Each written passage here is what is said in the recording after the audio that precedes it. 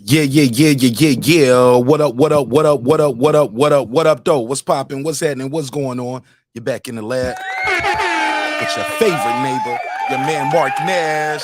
He is I am he. Oh man, it feels so good to be here for another great episode of Breaking Beats. Oh, I'm gonna have a good time with this one. This is gonna be so good. This is hilarious. Oh my God. I know some of y'all are swinging in the air, mad as hell. Oh yeah, I know you mad. I know you mad. I know you mad. I know you mad. Look, if I was you, I would be mad too. You get what I'm saying? You spend months and days and weeks and hours coming up with storylines and thumbnails, trying to get your narrative off, and God said, you a lie. God said, no, it is not going to happen that way. I know. Look, I'm trying to keep the profanity down very early in the show. They're very funny about the first couple minutes of the show being clean. So, oh my goodness, this is going to be funny as a mug. You know what I'm saying? Don't forget, David Avanish and Terrence Crawford is going down December the 10th. Not this Saturday, but next Saturday. Also, we got Chocolatito Gonzalez versus Estrada trilogy. Oh man, that's gonna be a major one. It's gonna be a major one. I am so excited about this show today, and I know I'm gonna make some people mad, but that's my job to make you mad. It's my job to make you mad. All right, so this is gonna be fun. Let me run. He said put the tray drop. Oh yeah, I need to make that one with them swinging in the air like Trey from Menace to Society. That's gonna be the next drop I need to add to the docket. But look, let me run this intro so we can have 5 minutes of clean stuff with clean cut. Gonna have a very responsible and very respectful show. Psych, I lied. I'm about to be mad disrespectful, and this is gonna be they mad. Terrence Crawford did an interview on Showtime Sports. Oh no. Put a case on it. I know y'all mad for me.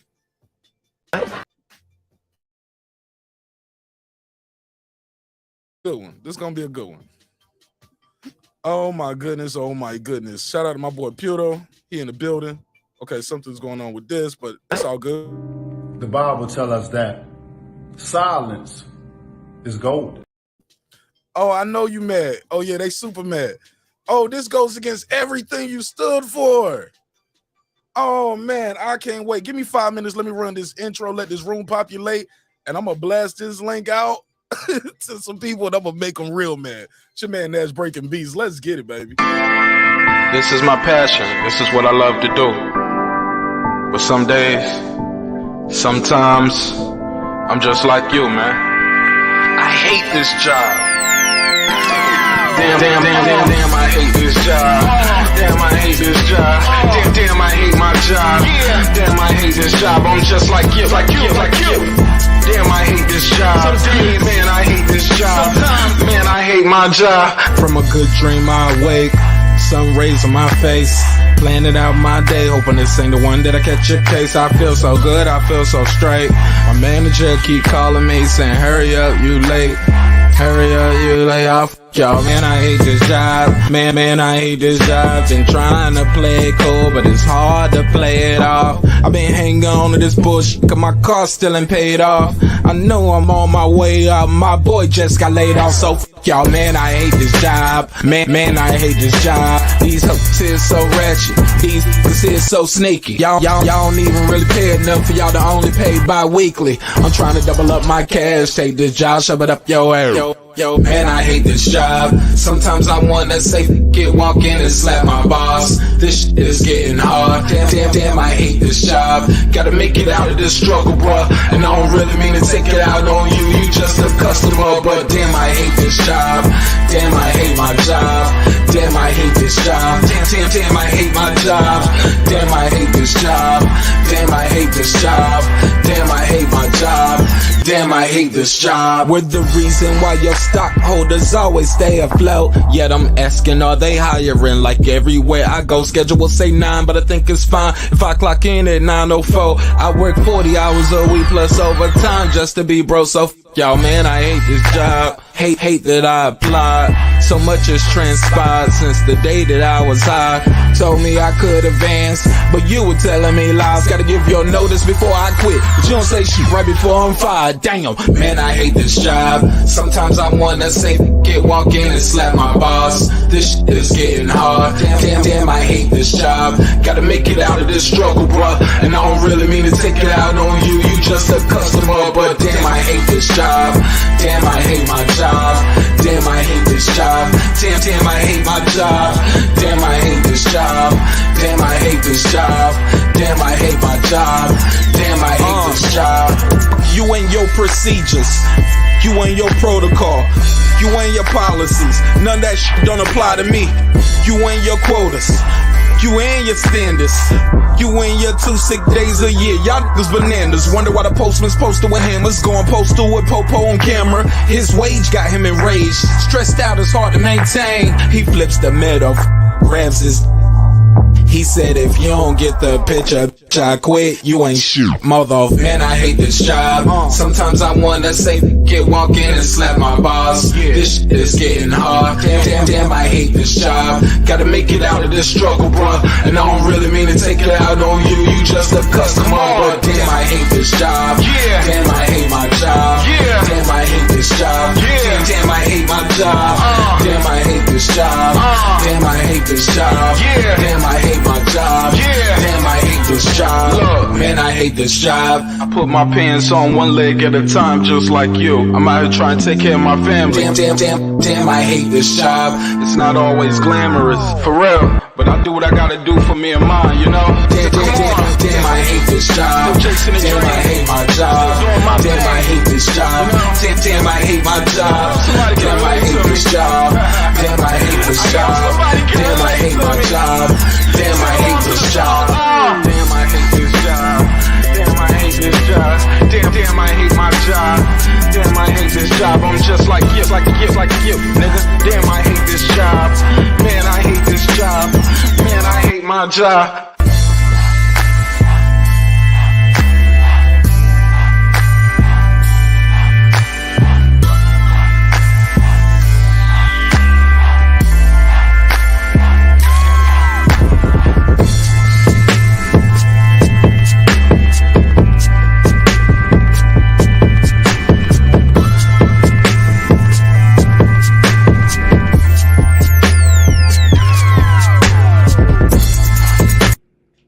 The views and opinions expressed in this program are those of the speakers, commentators, experts, and or the host.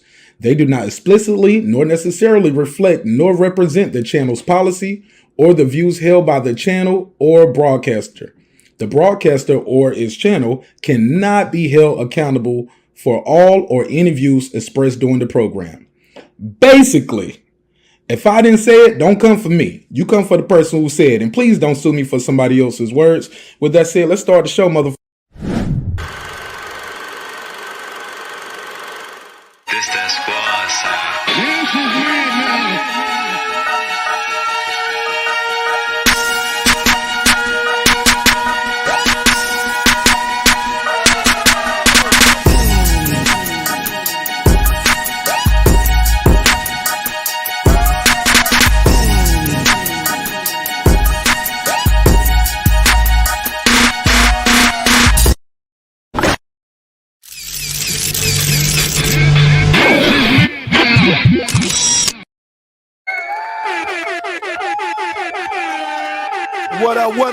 What up, though? Yeah, baby. What's popping with you? What's happening? What's going on? You back in the lab with your favorite neighbor, your man Mark Nash. He is I am he. Another great episode of Breaking These Damn Beats, man. Make some noise for yourself. Cyber Monday. It's Cyber Monday, baby. Hope y'all got y'all some new gear out there for your studio and for your podcast setup. Got all of that popping. It's Cyber Monday, so everything is probably like 40, 50% off. This was around the time when I was first starting to get all my plugins for Pro Tools, I was always Cyber Monday shopping, getting all the equipment I can. Especially like if you're going like trying to get those plugins from Waves, man, that Waves bundle might be like, I think it might have been like $10,000, man. Cyber Monday, you might can get it for like $2,000. You know what I'm saying? Something crazy like that. But let me do a neighbors only roll call, and we're gonna talk all about it. Got to talk about it. Also, man, I think I'm gonna do a neighbors only episode about this Balenciaga scandal. Y'all heard about that? What's going on with Balenciaga? Yeah, I might have to put that on neighbors only. Do an episode about that. But look, let me do a quick neighbors only roll call because we got to talk about it. Feel good, man. I haven't seen y'all since what, last week, right? What was it? Saturday. We did a reaction to the fight.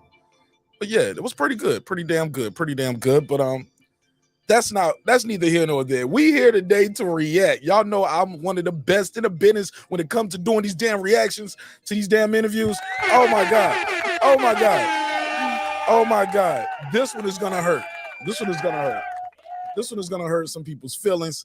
But I'm here to hurt your feelings. It's my job.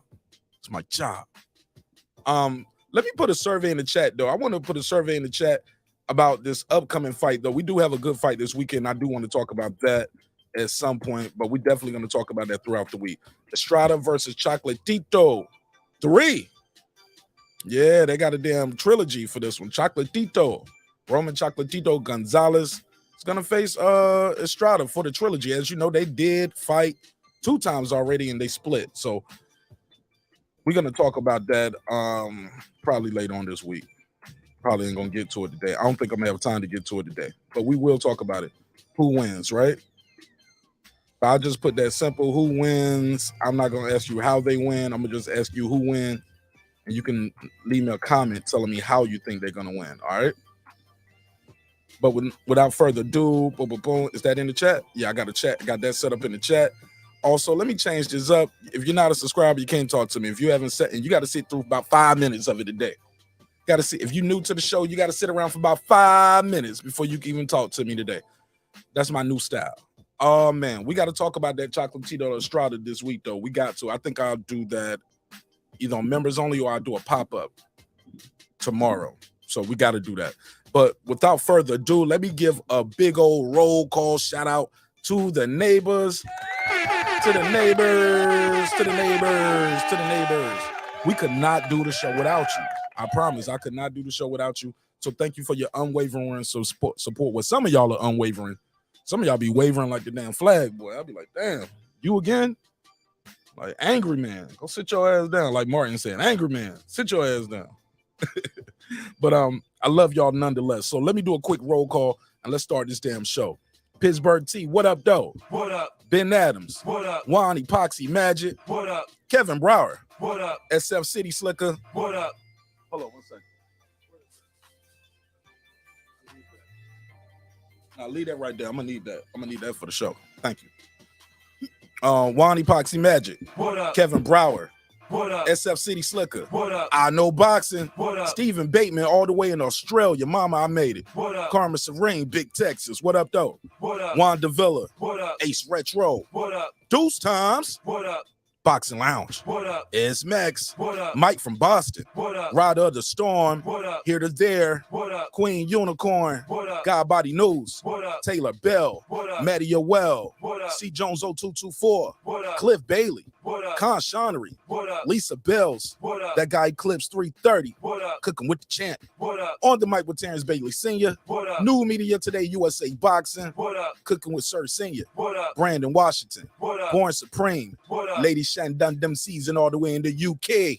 My London gal. What up, though? What up? Dub right side. What up? Here it up. What up? What up, fam? What up? D Belva the champ. What up? Rob G Films. What up? And of course, the big fish himself, my good brother Derek Lincoln. Make some noise for What yourself, up, man. gangsta? All right. Oh, yeah. Oh, yeah. Smoke them if you got them, baby. Smoke them if you got them. Let me put the graphic of Terrence Crawford on the screen so y'all can see some of his work. And then we're going to go through and break down this interview round for round, pound for pound, the way only your boy Martin Ash can do it. You know what I'm saying? A couple of dudes out there been trying to swagger jack. You know what I'm saying? It is what it is, man. It is what it is. It's going to be what it's going to be. But That's neither here nor there. We got to talk about this damn interview that happened on Brian Custer. Shout out to Lisa Bell's in the building. I see you. D Lucky, what up, though? Oh, man, this going to be a good one. This going to be a damn good one. Jules Gaming Lounge in the building. What up, Jules? Two Wheel Slim. My boy PJ, what up? All right. Big Blunts in the building. What up, fam? Shit, roll up one, Big Blunts. What's the trend for the night? Roll up one, because we about to get right into it. Shoot, let me unplug this up so y'all can hear it straight from the source. Yo, so let's get some of the basics out of the way. How does Terrence Crawford end up over here on BLK Prime?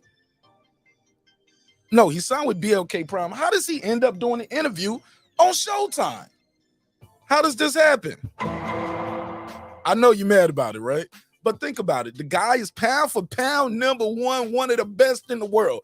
If he ain't number one, number two, however you want to go. You got number one, number two. Some people got number three. He ain't number 5, 6, 7, 8, 9, 10, 11, 12, 13, 14, 15. He's not. I'm sorry. You ain't got to like the guy, but you will respect this boxing. The guy is highly touted and just signed an 8-figure deal. Big bucks. Damn. 8 figures. Good Lord, that's a lot of money. Must be nice. All right. That's neither here nor there. Let me make sure I got the chat on the screen, because while I'm doing this, I'm going to be all over the place, and I might not be able to see the screen. I'm going to try to keep up with the comments in real time. Throw that Cash App on the screen right there. If you guys want to support the show, you can send a Cash App in, or you can donate through the Super Chat that's on the screen. But you can also donate Cash App. If you want to send me an email, you can send an email. If you want to call in and voice your opinion, I'll take some calls when I feel like it. But let's get to the smiggity smoke. Oh my goodness. Let me see. Where's my channel at? Bam. Gotta put my channel on the big screen so I can read y'all hating ass comments in the meantime. Because I know I'm gonna get them. I know I'm gonna get some hate in the comments. It's okay. You're supposed to be mad. You're supposed to be mad when you see, like, hold up, he turned down the Showtime deal. Why is he doing an interview on Showtime Sports? Because Showtime Sports know who the damn big dog is. They know who the big dog is. Okay, that was a weak ass dog, but y'all get the point. All right. So he's going off in this damn interview. And in this interview, he talks about Jermell Charlo, what happened with the Spence fight, talks about the BLK Prime situation. This is going to be entertaining. Let's take it from the tippy. All right, it is the last day now, Brian Custer. We bring you the biggest names. Roll them up if you got them. Y'all going to like this one. one. Today is one of the biggest. I mean, this man is the one of the biggest. You heard him. WBO welterweight champion of the world. Pound. See, you should have started. See, he ain't even do it right. He's supposed to say, this guy's a 3-division champion, 2-time lineal champion, former undisputed. Come on, man. Fighter of the year, ESPY award winner, fight of the year. Oh, yeah, the accolades go on and on when you're talking about Bud Crawford. You got to bring your lunch.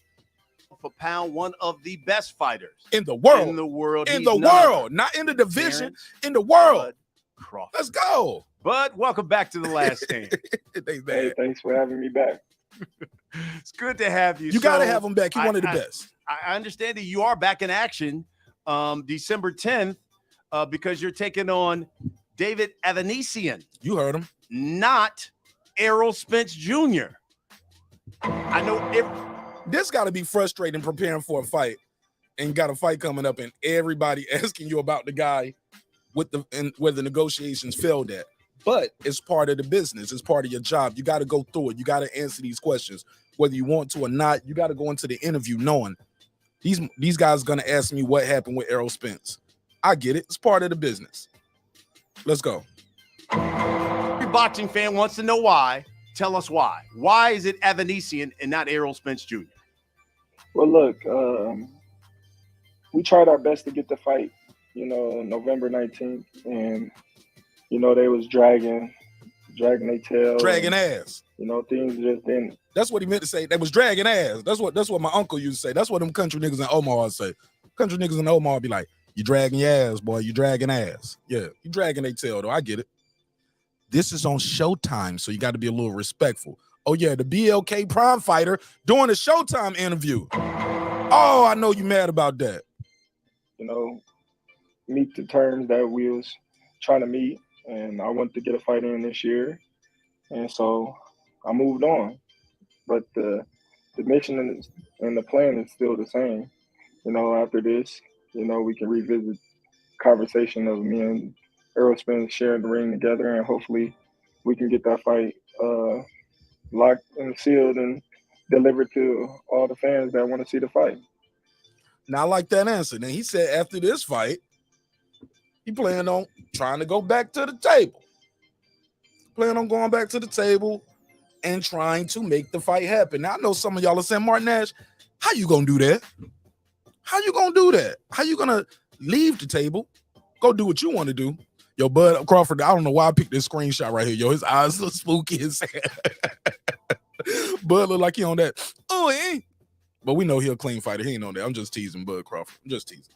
But yo, how do you lead? People are like, how you gonna lead this fight and come back to the table? It's happened several times in boxing where guys don't agree on something, then they come back to the table. Guys don't agree, they walk away, come back. Shit, how many times were we hearing about Manny Pacquiao and Floyd was about to fight, never fought, then finally, oh, they about to fight. And that's how it happens. Sometimes it'll be when you least expect it, and you just look up and you're like, hold on, they had a basketball game, and Floyd's walking over to him, and they trading numbers, and before you know it, it's fight time. All right. So stranger things have happened. So yeah, definitely still possible. I remember Mike Tyson was supposed to fight Lewis and Holyfield before he finally fought him. Like that was years prior to that. So anything is possible in this sport. So you're fighting Avanesian on a platform that's new to boxing. Y'all let me know if y'all want that volume of that interview louder too. Let me know if that interview is loud enough or the music too loud. Let me know so I can EQ it if need be. Okay, Prime. It's been reported, Bud, that they're paying you $10 million for this fight. Is that woo?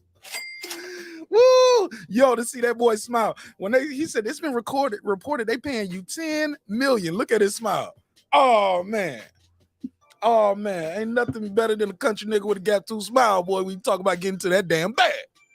Oh, that boy Crawford got to the bag. Let's hear that one more time.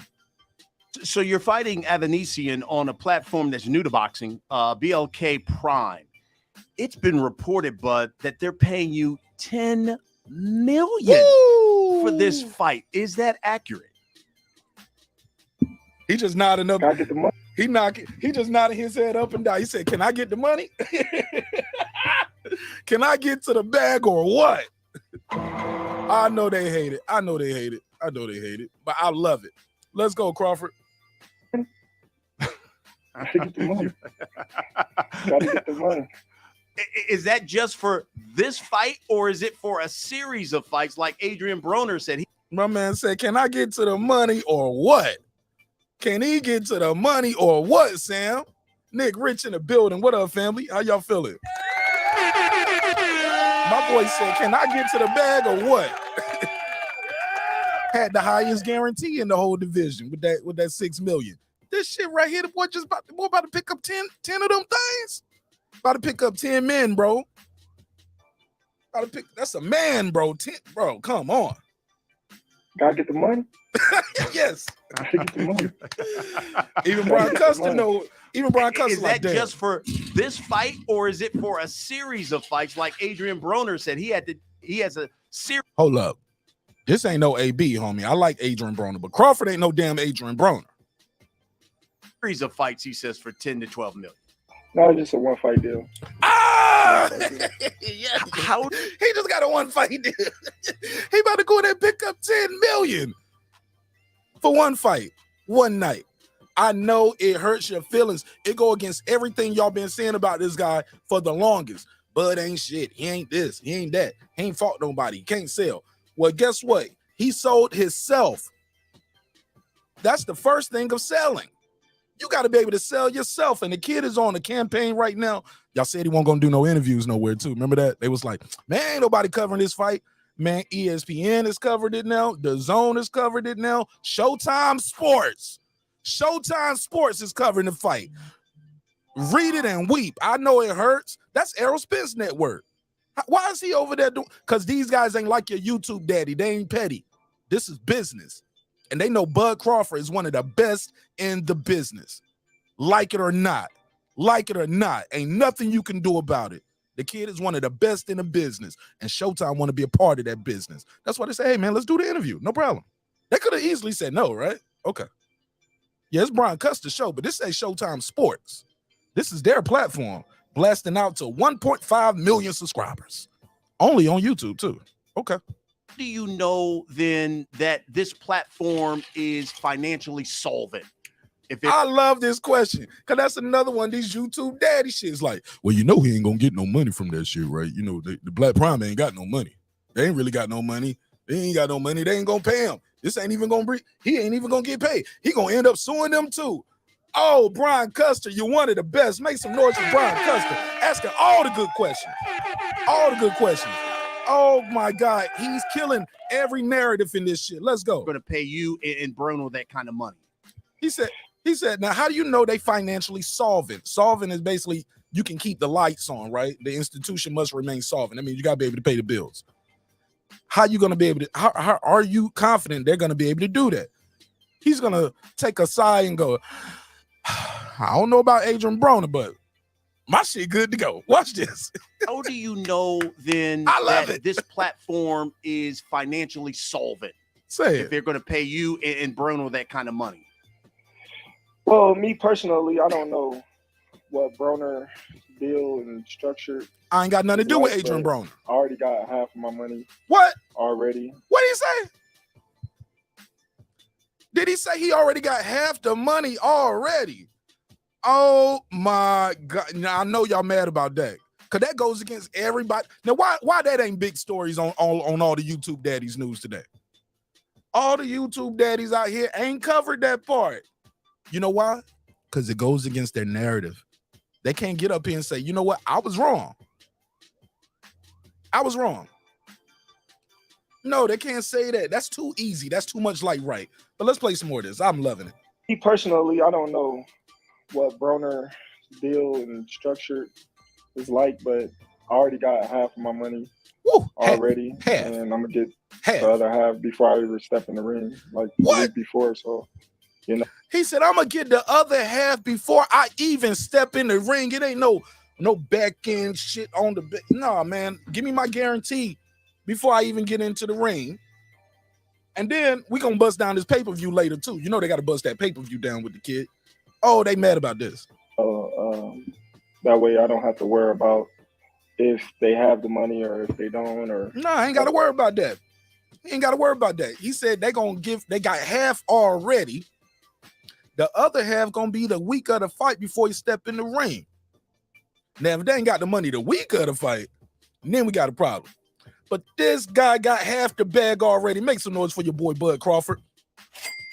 We're gonna call him Big Bags Bud. Oh my God. See, they always like to say Bud ain't got good business. Bud don't know business. Obviously so. Obviously so. Ain't none of your favorite fighters at welterweight walked in there and said, unless you Manny Pacquiao, of course, and said, yeah, I need 10 of them things up front. I need 10 of them things and before I walk out this damn office, you better have 5 of them in my bank account. And the week of the fight, I want the other half. Before I do the ring walk, you better cut my check, boy.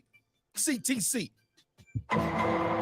Oh, I know y'all making your man. Now, I mean, maybe Floyd Mayweather, but other than Floyd, Manny Pacquiao, name some other welterweights that walk in there and say, yeah, I'm gonna need about 10 million for David Avanesian. I'm gonna need 5 up front, and I'm gonna need that other 5 before I even show up to the venue, homie. Yeah, I got 6 kids, 3 boys, 3 girls. I got 6 kids, homie. I got kids to feed. Yeah, this kid is out here doing it. Let's play some more of this. I'm loving this. I'm loving it. Hoops on getting paid. So my money is already secured. His money already secured. Hey, law-abiding citizen. And the legacy is secured. His legacy is there, law-abiding citizen. This ain't his first title. This ain't his first title. This is a 3-division champion. 2-time lineal. ESPY Award winner. Fighter of the year. Fight of the year. His legacy is his legacy. You can't take that away because none of those other guys ain't got that. I'm like Spence, but Spence ain't got that. None of that. unification. And it took him, what, 5 years to get unified. I like Errol Spence, but it took him 5 years to get unified. Yeah, it happened. I know it hurt. I know it hurt. We can't explain why it got his first title, what, 2017? And 2022, he finally got 2 more. I'm just saying, the kid got a long list of accomplishments. If his legacy was all he needed was Spence for his legacy, he could have fought Spence a long time ago. And that'll be it, right? And then he could just retire. Nah, bruh. I know it hurt. I know it. The truth hurts. This kid is accomplished. His legacy is solidified. With or without Spence, you can't take away undisputed. You can't take away the 3 division championships. You can't take away 2-time linear. You can't take away the SP award. You can't take away fight of the year. You can't take away fighter of the year. You can't do nothing about it. Where was this energy yet when Spence was fighting Ugas? Because Ugas was not the second best welterweight. Yeah, he had a belt, but Bud had a belt too. He could have fought Bud then. Get out of here. So then that must be then that you were negotiating then with BLK Prime. Now, I like this. Now. My money is already secured. Oh, my money's secured. So then that must be then that you were negotiating then with BLK Prime while negotiating with the PBC and Spence. Why, if you really wanted the Spence fight? Well, you always gotta have a. Now that's a good question. Now, Bud, were you negotiating in bad faith? Because that's one of them YouTube daddy things. Bud is out here negotiating in bad faith. Bud is negotiating in bad faith. He's not a good businessman. He's not fair. Nigga, please.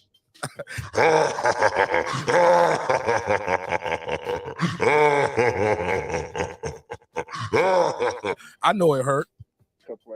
You know, I basically just kept them in the loop and let them know like I wasn't doing no business with them.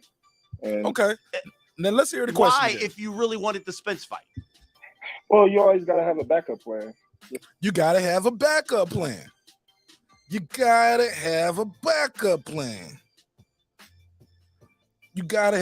Hey, look, he could have fought Spence, bro. Spence could have fought him instead of Ugas. I want to know where was that energy at? Where was that energy then? Bud was a free agent. Even before that, when Spence was fighting Mikey Garcia. Was Mikey #1 in the division? Law-abiding citizen? He wasn't. Was Danny Garcia #1 in the division? He wasn't.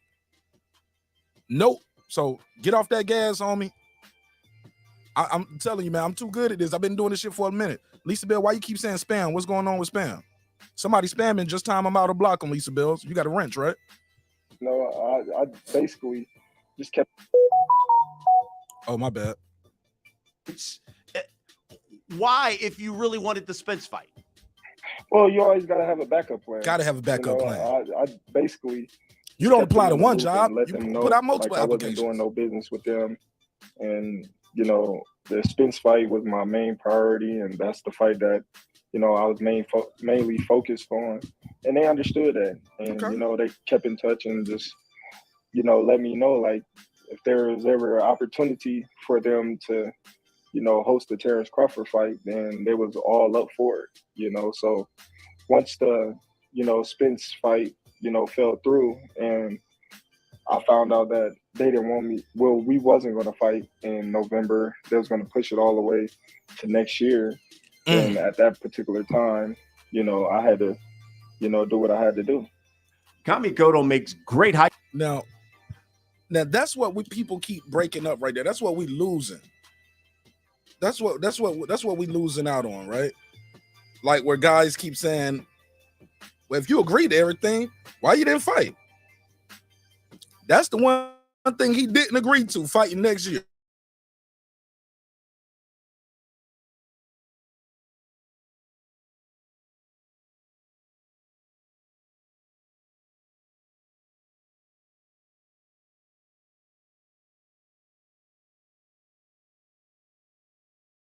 Talk about it. I think my boy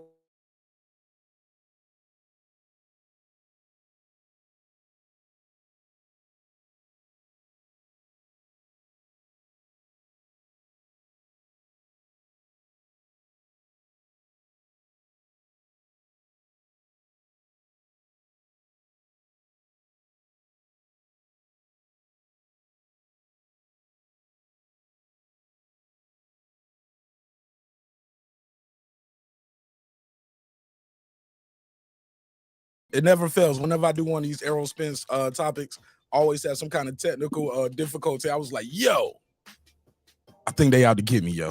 I think they out to get me. But look, this ain't even about Errol Spence. I ain't trying to disrespect Errol Spence tonight. Errol Spence is a hell of a fighter, hell of a competitor. I think that's the problem with a lot of these guys. These guys, like, especially the fans, it's so cult-like, right? It's so cult-like. Like, if you like Errol Spence, I gotta unsubscribe for you because I'm a Terrence Crawford guy. Or if you do Bud Crawford content, I gotta unsubscribe from you because I'm an Errol Spence guy. Bro, if y'all follow the show, I wear the Errol Spence hat, wear the Terrence Crawford hat. It is what it is.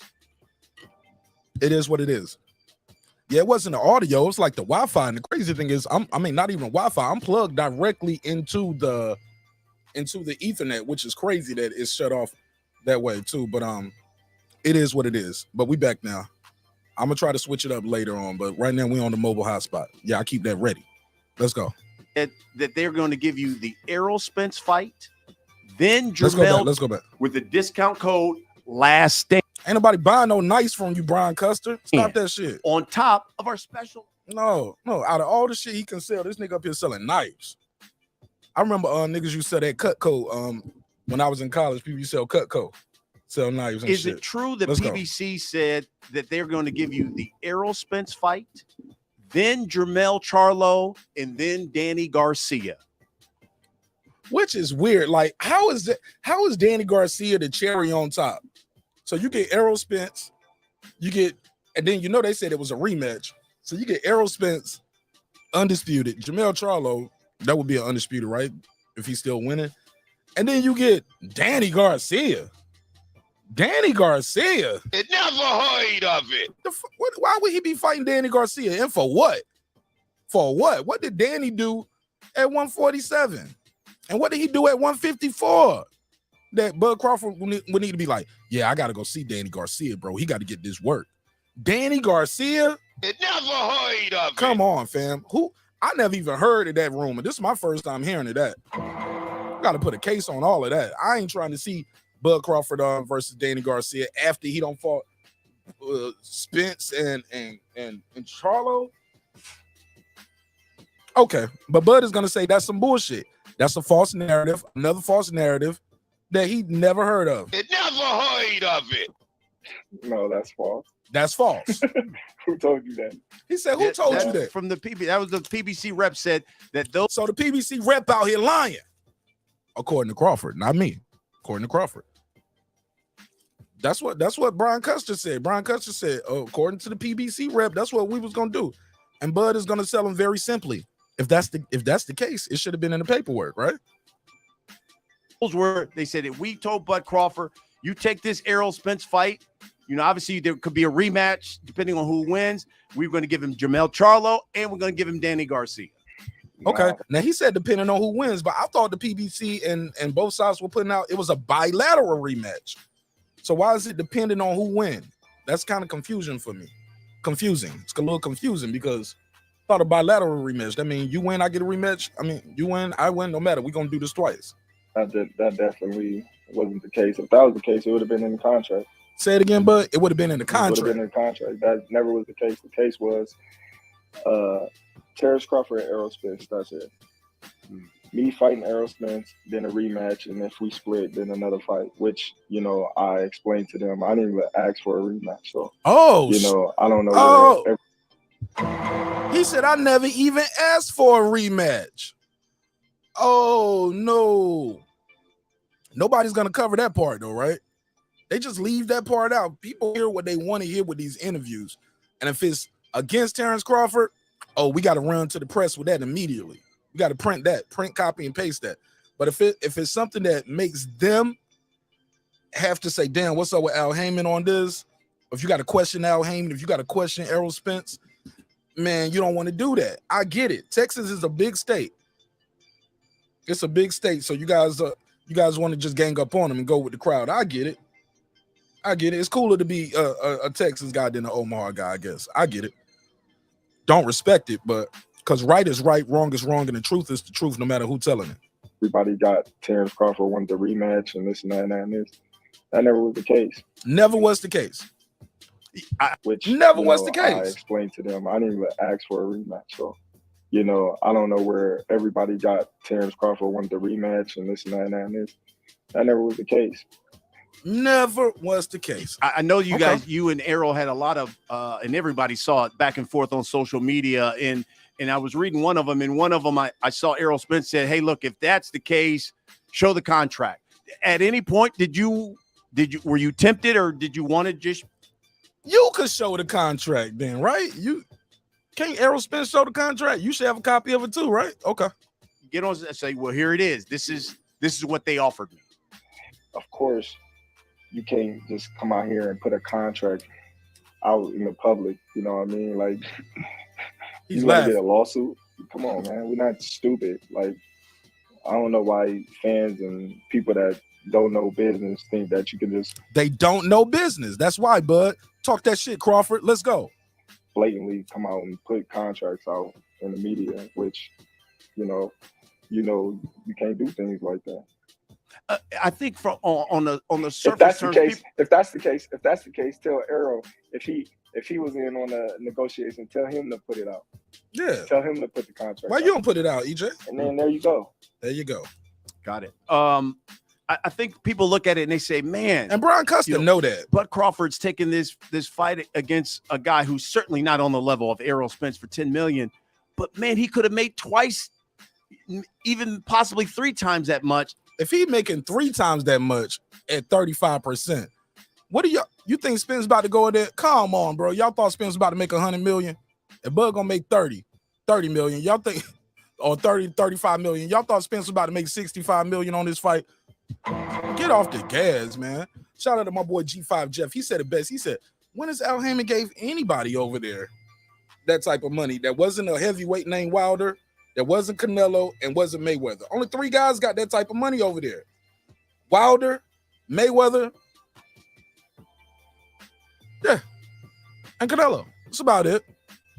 If he fought Errol Spence Jr., how do you respond to that? Well, everybody just speculating. Everybody got a mouth, so everybody feels like they're entitled to say what is what. We don't know what the fight was going to do. We all don't know know the fight was going to do numbers. But we don't know. All in all, we don't know what the fight was going to do. So, by me doing what I'm doing, it's on me. It's not on nobody else. Right. It's on you. You in charge of your own destiny now. You know how much you're gonna make. You with BLK Prime doing this fight. You know how much you're gonna make. Yeah, you doing your own thing. Like, forget it. Forget it. We're not going back and forth with y'all. And somebody over here offering. Look, I told y'all the guys was offering 25 million apiece. That's what he said. He said, okay, y'all want to do that? Boom. All right. I love this energy. I love it. I love the transparency. Keep cooking. If the fight shout out to President Jafar. What up? What's gonna happen? I just want to be fair. That's it. I want to be treated fairly. I want it to be, Oh, God forbid. Oh, I saw my boy the Reggie Owens did a video today. His first 30 seconds of the video, my boy Reg was like, Terrence Crawford out here talking about he want to be treated fairly and what it was. I was like, God forbid the man want a fair shake. The fight is gonna happen. I just want it to be fair. That's it. I want to be treated fairly. I want it to be, down the line, fair. That's it. God forbid the man want to do some fair business. God forbid. My man Reg was like, that's all I asked for. He's like, he want to be fair. What did you think when we had Jermell Charlo on the last stand and he said, quote, Bud Crawford needs to humble himself, recognize he's the B side, take less money, make sure there's a rematch, and then in the rematch, he can be the A side and he gets the majority split if he wins it. End quote. Yo, now Bud about to flame up your boy Charlo. He gonna flame him pretty much for the rest of the interview, I guess, too. Oh my God. He gonna clown him this one. Shout out to my boy Mike Gardner. What up, fam? Jermell Charlo gotta understand he's undisputed. He's there. Finally. He's done. It took him 2 times. It took him 2 tries to get it. It took him a loss, a draw, And then he finally got undisputed. Yeah, he lost first, then he got a draw, and then he back on the winning side of the things. He back on the Terrence Crawford side of life. For the boxing, but he's not on my level. Woo! Nor Errol Spence. Woo! He said he ain't on my level or Errol Spence level. Now I like that energy. See, he's showing Spence's giving Spence's props, showing him his propers, giving him respect. Boxing scientists in the building. What up? Dragon Leg, what up? Let's play some more of this. Jermell Charlo gotta understand he's undisputed. He did what he's done in the sport of boxing, but he's not on my level, nor Errol Spence level. Woo! Sister Nick Rich said, we talk about elevating, but when someone elevates, people find fault. Make it make sense. Come on. It doesn't make sense if you can't get an interview with him. If you don't do no interviews with you, you got to disrespect him. That's how that go. Or if he ain't from your state, like the guy he fighting is from your state, so you can't give him no props, right? You can't be respectful. And I think that makes him mad. I ain't from Omaha or Texas. Jealous because, he feels shit. I actually lived in Texas for a year. You know what I'm saying, in San Antonio. So if anything, I should be with the Texas people, right? No, I'm with the right. I'm on the right side of history on this. He's not on my level. He ain't on your level. Errol Spence level. And I think that makes him mad and, jealous because, he feel like he's supposed to be at the top of the echelon, but he's not. He's not. So many people were looking forward to this, especially after both of you guys said, yeah, let's do this fight. Do you feel like you and Errol let down the sport of boxing? I don't feel like I let down anything. He said, I ain't let down anything.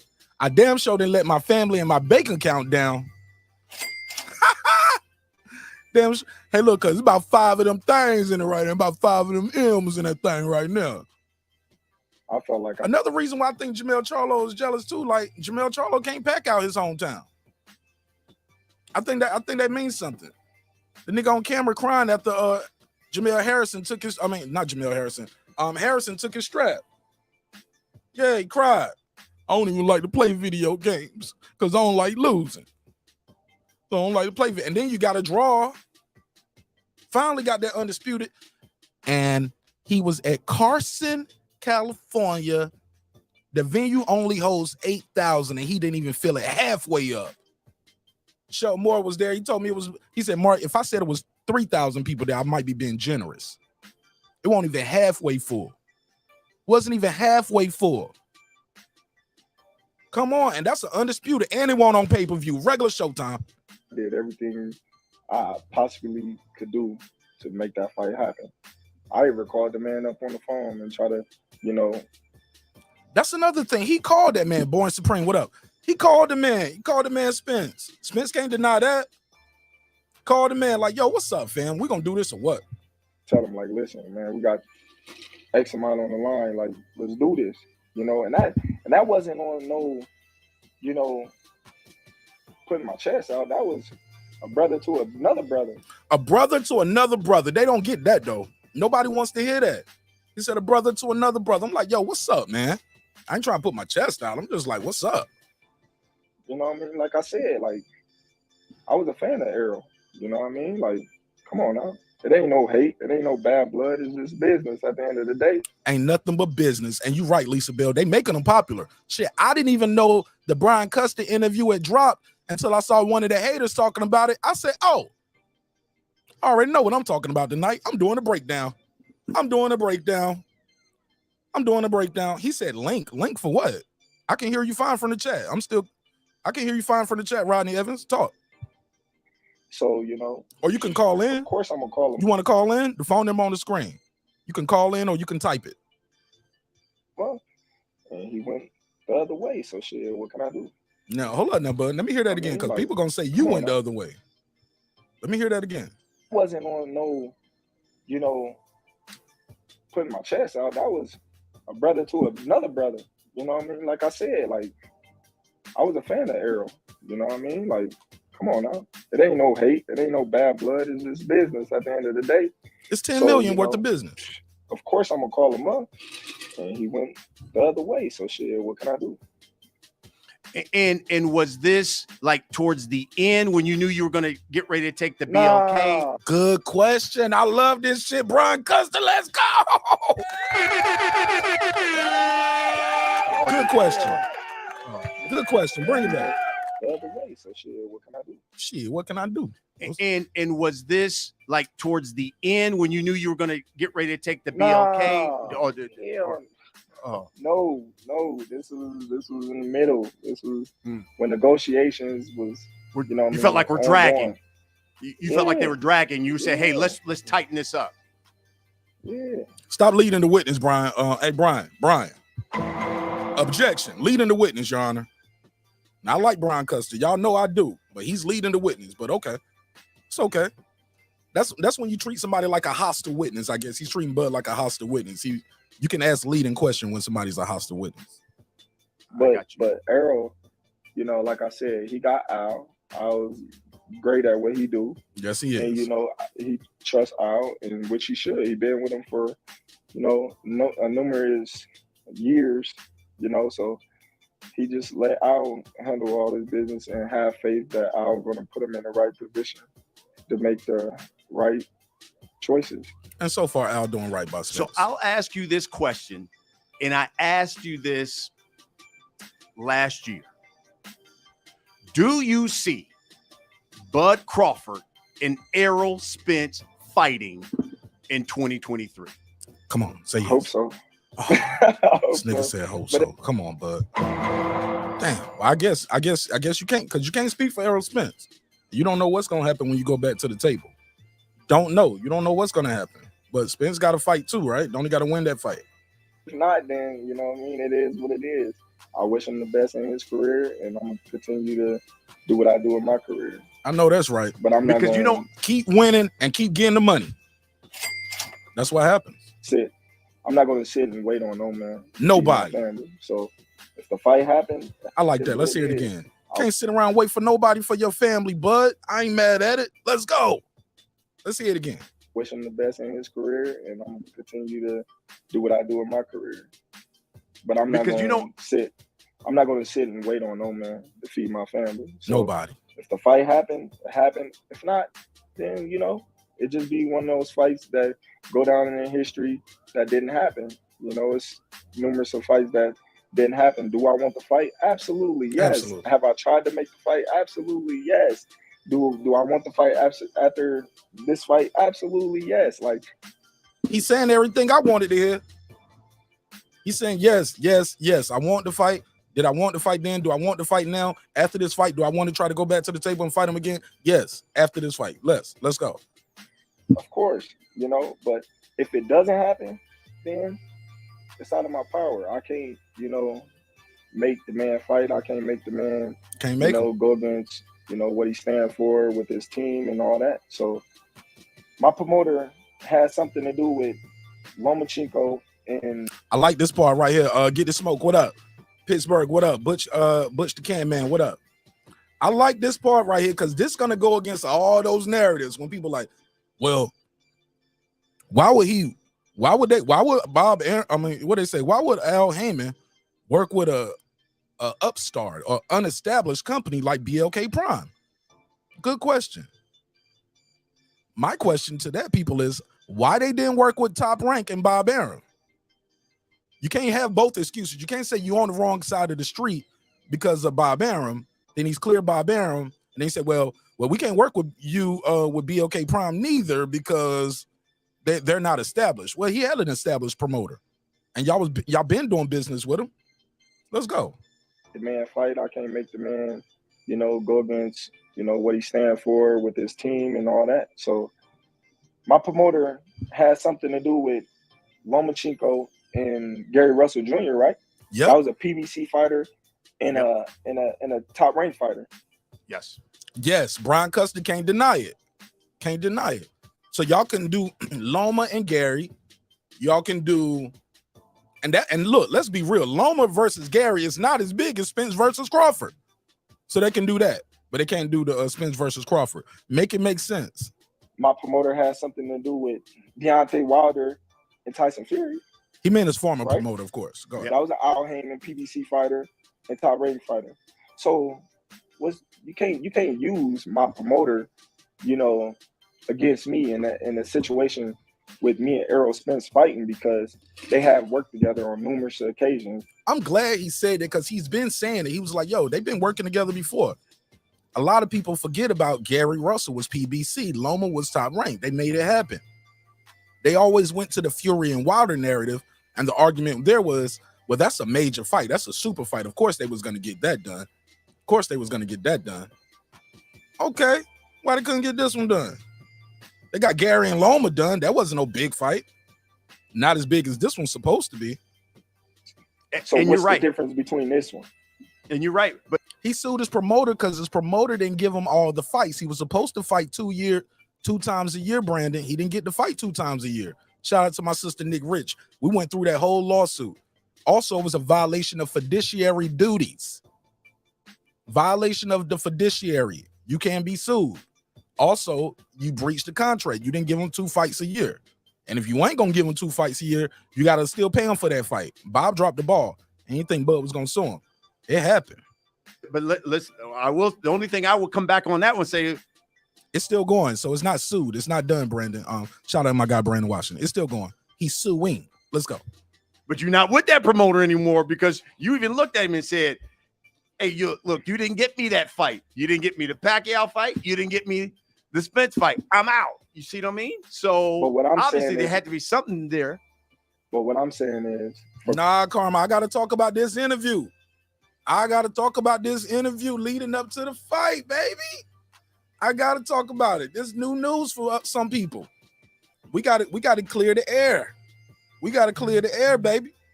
For people on the PBC side to use that as a defense on why the fight couldn't happen when I was with Top Rank, it's not valid. Brandon, I got the lawsuit and I got the we went through the whole paperwork over here. That's something that was said in the opening statement. Also, the racial stuff was named in the statement. But when you read the lines and what they're actually suing for to get the money amount, it's definitely not the EJ fight. It's about the money amount is for the fights that Bob did not provide him. It's on record. It's Googleable. I can send you the link, but that's not true. Because there's history of Al Heyman and Bob Arum doing business together. Yes, it is. But why couldn't they sit at the table and do business with a TERENCE Crawford and Errol Spence fight? That's the question. Answer that. Why not? You can do Loma versus Gary. You can do Tyson Fury versus Deontay Wilder. But we can't come to the table for Spence and Crawford? Okay. Can't come together then, and you can't come together with BLK Prime. So you don't want to use an established promoter, and you don't want to use a upstart. Al Heyman and Bob Arum doing business together. But why couldn't they sit at the table and do business with a TERENCE Crawford and Errol Spence fight? So you ask yourself that question. Or you go and ask, Al Heyman, like, what was the reason why you couldn't, do the Errol Spence fight with Top Rank years ago? What was the reason? And now that I'm not with Top Rank anymore, it's like, oh, he by himself, he out on the island. But then when President Jafar said, he said they even did it with Porter when his ass crossed the street, huh? It happened, yo. Nobody's making that make sense. Why pay step aside money to Stanley Jonas to fight Ugas? At that time, nobody was asking for Ugas. Let's stop the cat, man. Nobody was asking for Ugas. Ugas that just got the damn belt from Manny Pacquiao. We've been calling for this fight for years. they find out that I'm not on the island, let's play that back. And now that I'm not with Top Rank anymore, it's like, oh, he by himself, he out on the island. But then when they find out that I'm not on the island, they still try to, put the fix in. But at the same time, I don't think they believed that I was going to agree to everything that I agreed to. Yeah, nobody expected that. He said, they didn't think I was going to agree to everything I agreed to. That one thing that they knew he wanted, though, was to fight this year. And when they said, "Nah, we gonna fight sometime next year," hey, look, Errol Spence gonna make 8 figures without you. Take it or leave it. The nigga was like, "All right, I got something for you." Terrence gonna talk about his negotiation skills too, and he's gonna talk about Brian is gonna ask him like, "Well, shit, why you didn't, basically tell him?" And Terrence is gonna use the poker, like, he's gonna talk about it like almost like you playing poker and you bluffing, right? That was the thing. Do you see this fight at 147 or at 154? I really don't know. I hope rather sooner than later at 147 so I can get all the belts. Again. Did you hit it? See, Bud is slick, man. Bud a little sneaky guy too, man. You ain't hear that part right there? Hit him with that Clarissa Shields shit. Again. Again. And I did it again. Oh, I know that gotta hurt. I know it gotta hurt. See, he's been here before. This ain't his first rodeo. He's fought undefeated champions and took the belt from undefeated champions. Like Errol Spence, he ain't never did that. Never beat an undefeated champion, bro. Shit, he ain't beat none of these champions. He ain't even got no knockout power. Brooke, Ugas, Porter. No power, no power, no power. Sorry, I just gotta say it. The truth hurts. Ain't nobody ever saying, man, Sean Porter gonna knock him out tonight. Ugas gonna knock him out tonight. Last time I heard somebody say Kell Brook was gonna knock somebody out tonight, it was, of course, facing Amir Khan. I really don't know. Let's go back. I don't think they believed that I was going to agree to everything that I agreed to. That was the thing. Do you see this fight at 147 or at 154? I really don't know. I hope rather sooner than later at 147 so I can get all the belts. Again. When you look at Groundhog's this thing Day, and being objective, is there anything Terrence Crawford could have done differently? Is there anything he could have done differently? I love what he says about Shakur too when we get to that part of the interview. Y'all gonna love that. But is there anything you could have done differently? I'm gonna say one thing. I think Brian is gonna say what I thought. It was like, well, maybe you could have communicated with him and let Al Heyman know, like, hey, look, man, we got some other shit going on too. But that could come across as take it or leave it. It could come across as like a take it or leave it to them. And then they'll just say, well, go ahead then. And then the word would be Terrence Crawford duck, which is what they still did anyway. Not at all. I think I did everything that I. All right, let me take this one quick call. Let me interrupt this. Call from Will Slim. To Will Slim. Talk to me, man. Man, if I tell you I told you so, I told you so. I knew exactly that lame little move they tried to do on him. And if you remember, I called and said that same exact shit. He called a bluff. They really didn't think he would agree to all that shit because it was lowball. Everything was lowball. They were treating the dude like a used car salesman. You know what I mean? They was hurting him out. Treating him like Ugas. They treated him like he was 4 lost Ugas. Oh, worse than that. Because, he got some type of guaranteed money. So they was really treating him worse. But they didn't think that he would agree to all those lowball terms. But in Crawford's mind, he just wanted to smoke him. He wanted to smoke this dude. He feel like, I'm telling you, man, Crawford feel like that's the only money man they got. And he can bust their whole motherfucking operation, bro. They don't have nobody over there. And that's how Crawford looking at this. He's really upset about this, bro. If you listen to his interview, he's upset about that shit. He feels disrespected. He ain't gonna say it outwardly, but you can tell how he's holding that shit in. You know what I mean? And how he's speaking on that shit. I would be, it's about business. And I'm Errol Spence trusts Al Heyman, but Errol Spence got to be sitting back like, dude, you can't be smoking the money like that. Okay. I mean, Al Heyman's smoking the money. There's no way in the world why he couldn't just make that low man make that fight. He just played. He played a little gambling game. If you finish listening to the interview, Crawford even said, "Yeah, I ain't gonna let him know. I ain't gonna let them know I even know. I'm not gonna let them know I'm on to him." You know what I'm talking about? And it's kind of embarrassing, bro. I don't know if he wants 2 black fighters to fight. I don't know if it's that, because if he can make Lomachenko and all these other fighters, they not black. But what's the problem is not making this fight? And it's supposed to be a big fight. Everybody knows it's a big fight. This is a fight that everybody wants. Okay. So why not let's get this money? This money right here for the taking. Let's get it. Even if you're not gonna pay Crawford the money, guaranteed money, he got to a point where he felt like it's not even being fair. So early on, he was willing to take whatever it was, but they got the low ball and the hood and the mouth. You're like, man, they not even being fair with it now, man. I'm just, you know what? I'm gonna call this boy this one last time. I'm gonna call him, and people talking about, man, why he just didn't? And Brian Custer keep asking, what else you can do, man? The man called a man on the goddamn phone.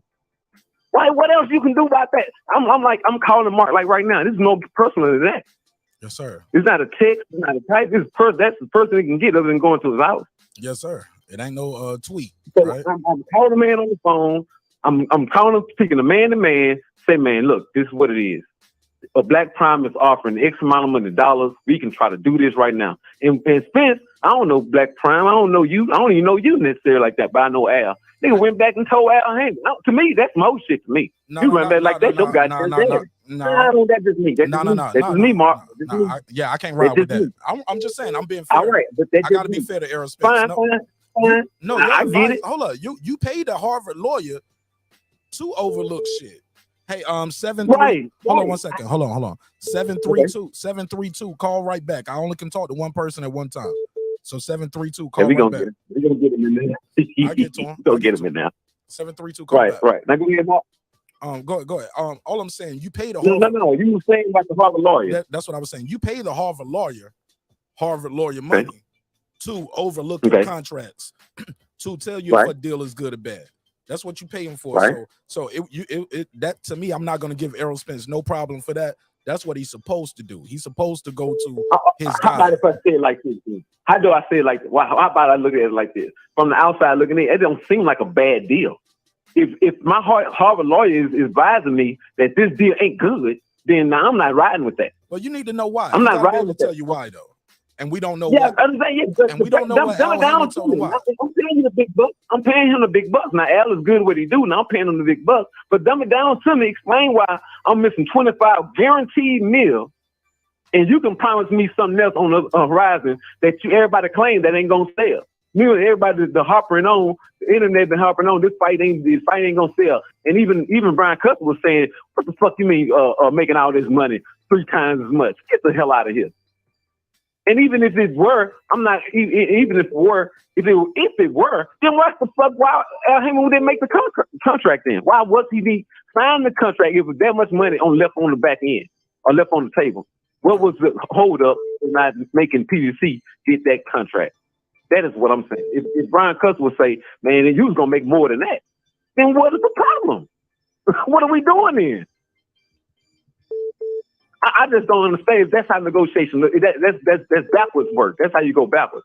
Okay. Well, I got. And that's why I was saying. Go ahead. Finish your call, and I got to get back to the show, and I got to get some more calls in too. But you go ahead, finish your call. Right. Last one. That's why I was saying when they go back to the table, he just made $10 free million whenever he fights this dude. I don't think he'll lose. Anything can happen.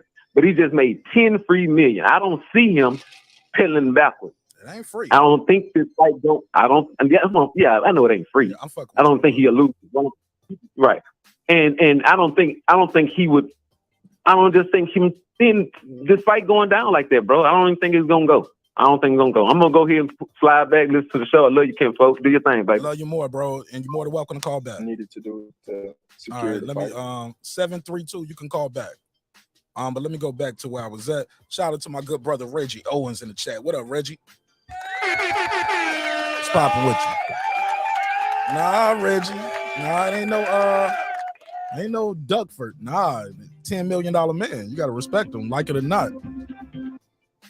Call from Frederick. Hey, Frederick, turn the YouTube down in the background, my brother. Yep. Frederick, where you from? From Jersey. Frederick from Jersey. Go ahead. 2 minutes on the clock, fam. We need to talk about Wilder's next fight. We need to talk about why the higher ups, the elites, in Eddie Hearn, Bob Arum, we need to talk about why the elites are interested in Joshua versus Wilder. There's only one thing, and this is to speak up a little bit. You starting, away. hey, Frederick, you're starting to sound muffled, bro. Speak up a little bit. Hey, you hear me good? There you go. Go ahead. Take it off We speaker. need to Take talk it about off Wilder speakerphone. Just hold the phone to your ear so we can hear you real good. Or turn off the Bluetooth, whatever that is. Because we're getting a lot of background noise. You hear me fine? Yes, sir. Yes, sir. Go ahead. We need to talk about why the elites want Wilder versus Joshua, Eddie Hearn, Bob Arum. This is to pull them away from the real money fight, which would be Wilder versus Usyk, and that's the fight which it gets all the bacon. It's gonna put all the people in their seats to, you know, see the jurisdiction of that, if you know what I mean. So I'm confused on why Hearn wants Joshua Wilder. Joshua is coming off a few losses, and you know the guy's no longer a top 10 heavyweight. So the jurisdiction in the book, the mantle is up to settle. But we need to figure out why the elites want this, and this is a configuration of something that's happening behind the scenes. Maybe some sort of backdrop that they're not revenue. Yep, for sure, enough money, and you know they need these huge stars. That's why you see they're pumping up Bermain Stavern and, you know, other fighters, and this is to lead them away from the real fight at handle. And you know, this is why. You said the real fight at handle. Wilder versus. Okay, so what fight do you want to see? Hey, Frederick, I gotta go back to the show. Oh, well, he hung up.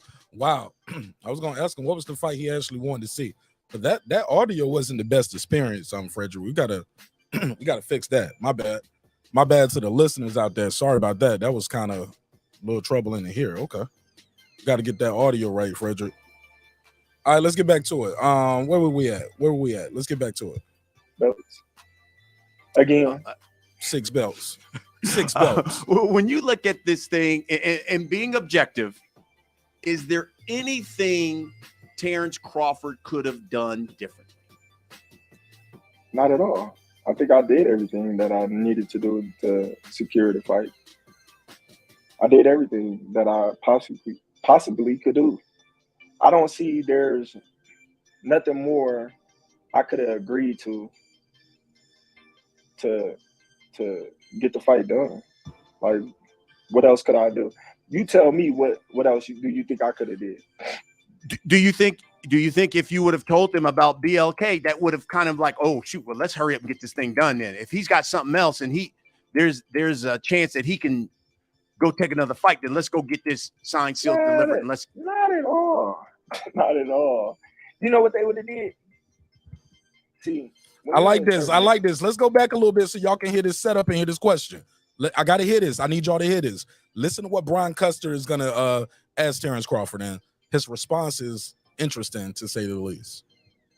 Do you think if you would have told him about BLK, that would have kind of like, oh shoot, well let's hurry up and get this thing done then. If he's got something else and there's a chance that he can go take another fight, then let's go get this signed, sealed, delivered, and let's. Not at all. Not at all. You know what they would have did? See, when you're in certain negotiations like that, you deep in negotiations, and y'all been going months and months and months to try to get this fight done, you know, it's kind of like you trying to bluff them. So basically, if I would have been like, hey, listen, I got this other company that I'm with that if you don't straighten up, then I'm going this way. Okay. So just think, if I didn't and I was just bluffing, okay, we're going to do your little thing. We're going to use that as a duck. We're going to say you didn't want the fight. Go on, because now you turned your back and now you didn't want the fight.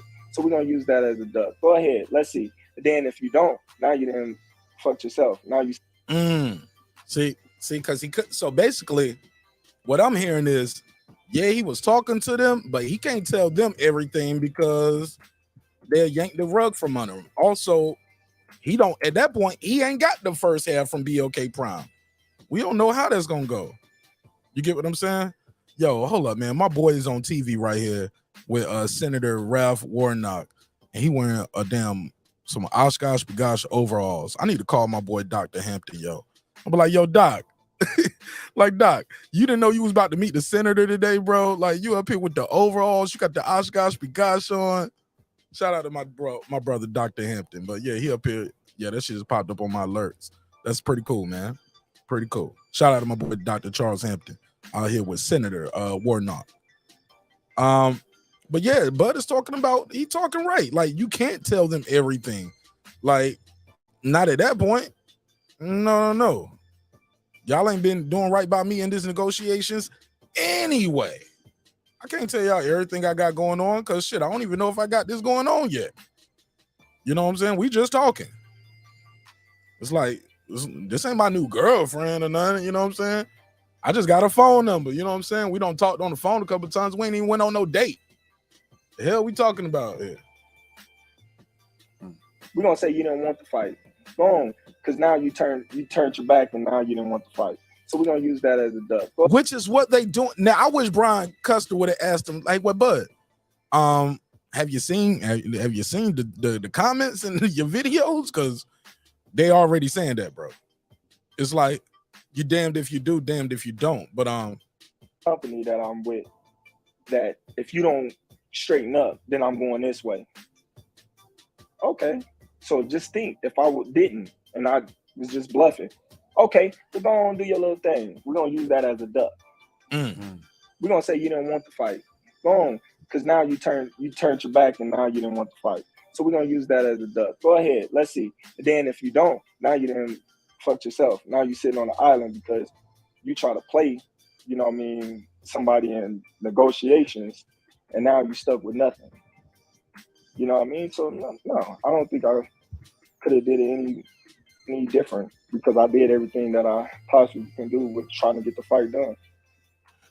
And lastly, on this topic, are there any hard feelings preventing this fight from happening in the future? Not at all. I don't got no hard feelings. It's business. Like I said, business is business. He said, I ain't got no hard feelings. It's business. This business. I love it. And I know y'all hate it, but it's the truth. See, the people who don't understand business are the ones who are saying, oh man, they never gonna come back to the table with Terence Crawford. Why would you come back to the table with a guy like Terence Crawford after this? Because it's business. It's not personal. That, by y'all logic, y'all wouldn't have him on Showtime Sports right here talking. That's why y'all really mad about this Brian Custer interview. I seen the comments up there. People are like, why would Showtime even put him on air? Why would they do this? Blah, blah, blah. I was like, because he's a fighter and he's pound for pound one of the best in the world at what he does. So it's good business for them to put him up here, and he's promoting a fight that's not on Showtime. Uh-oh. I know it hurts. I know it hurts because it goes against the narrative. It goes against the narrative. But it is what it is, and you can't change it. Ain't nothing y'all can do about it. The kid is who he is, and that's why they want to talk to him. That's why they want to do an interview with Terence Crawford. And that's why they did do the interview with Terence Crawford. Oh, yeah, it's beautiful.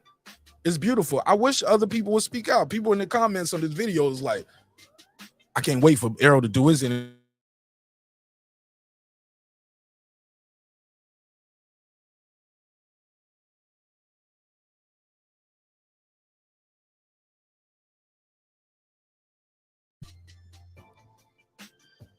He knows what's going on.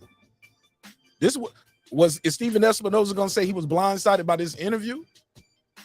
He's not blindsided by this interview. He knew this interview was happening. Because I did everything that I possibly can do with trying to get the fight done. And lastly, on this topic, are there any hard feelings preventing this fight from happening in the future? Not at all. I don't got no hard feelings. It's business. Like I said, business is business. I don't, care about, what happened in the negotiations because I already know. Like I said, Al Heyman is great at what he do, and his main priority is Errol Spence. Whether Facts. you know, Fact. That's a. Hey, say- look, that's a fact. Like, why are y'all even tripping about that? That is a fact. I remember hearing people do the shows. Some of your favorite YouTube daddies, they did their shows like it sounded like he wanted some free advice from Bud or from Al Heyman, and people like, yeah, Al Heyman ain't your guy. Of course, Al Heyman is like this when all the shit was coming out, right?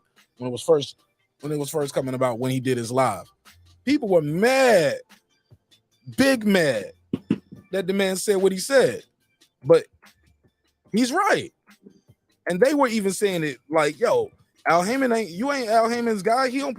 Of course, Errol Spence is supposed to get the better deal. Like he's supposed to make sure everything right for Errol. That's his guy. Now, when Bud said it's something wrong, if I say there's something wrong, it is what it is. That's his guy. We all know that, and he's doing right by his guy.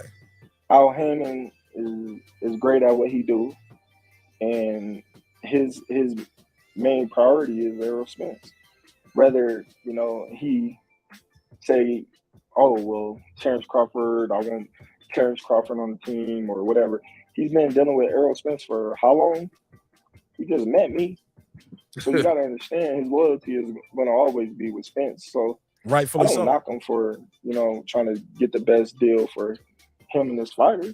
I don't knock him for that. That's business. But at the same time, it is what it is. When I'll be successful in my fight, if he got to fight and he be successful, and then we go back to the drawing board and we hash things out and let's get it together. Did you know? Okay. And that was interesting. I'm going to go through, read a couple of these comments before I get to this last segment of this interview and my breakdown. But I'm definitely enjoying this whole breakdown. Yo, this shit is revealing. And even like, I told you, man, like, I used to tell people, like, I don't like to debate, right?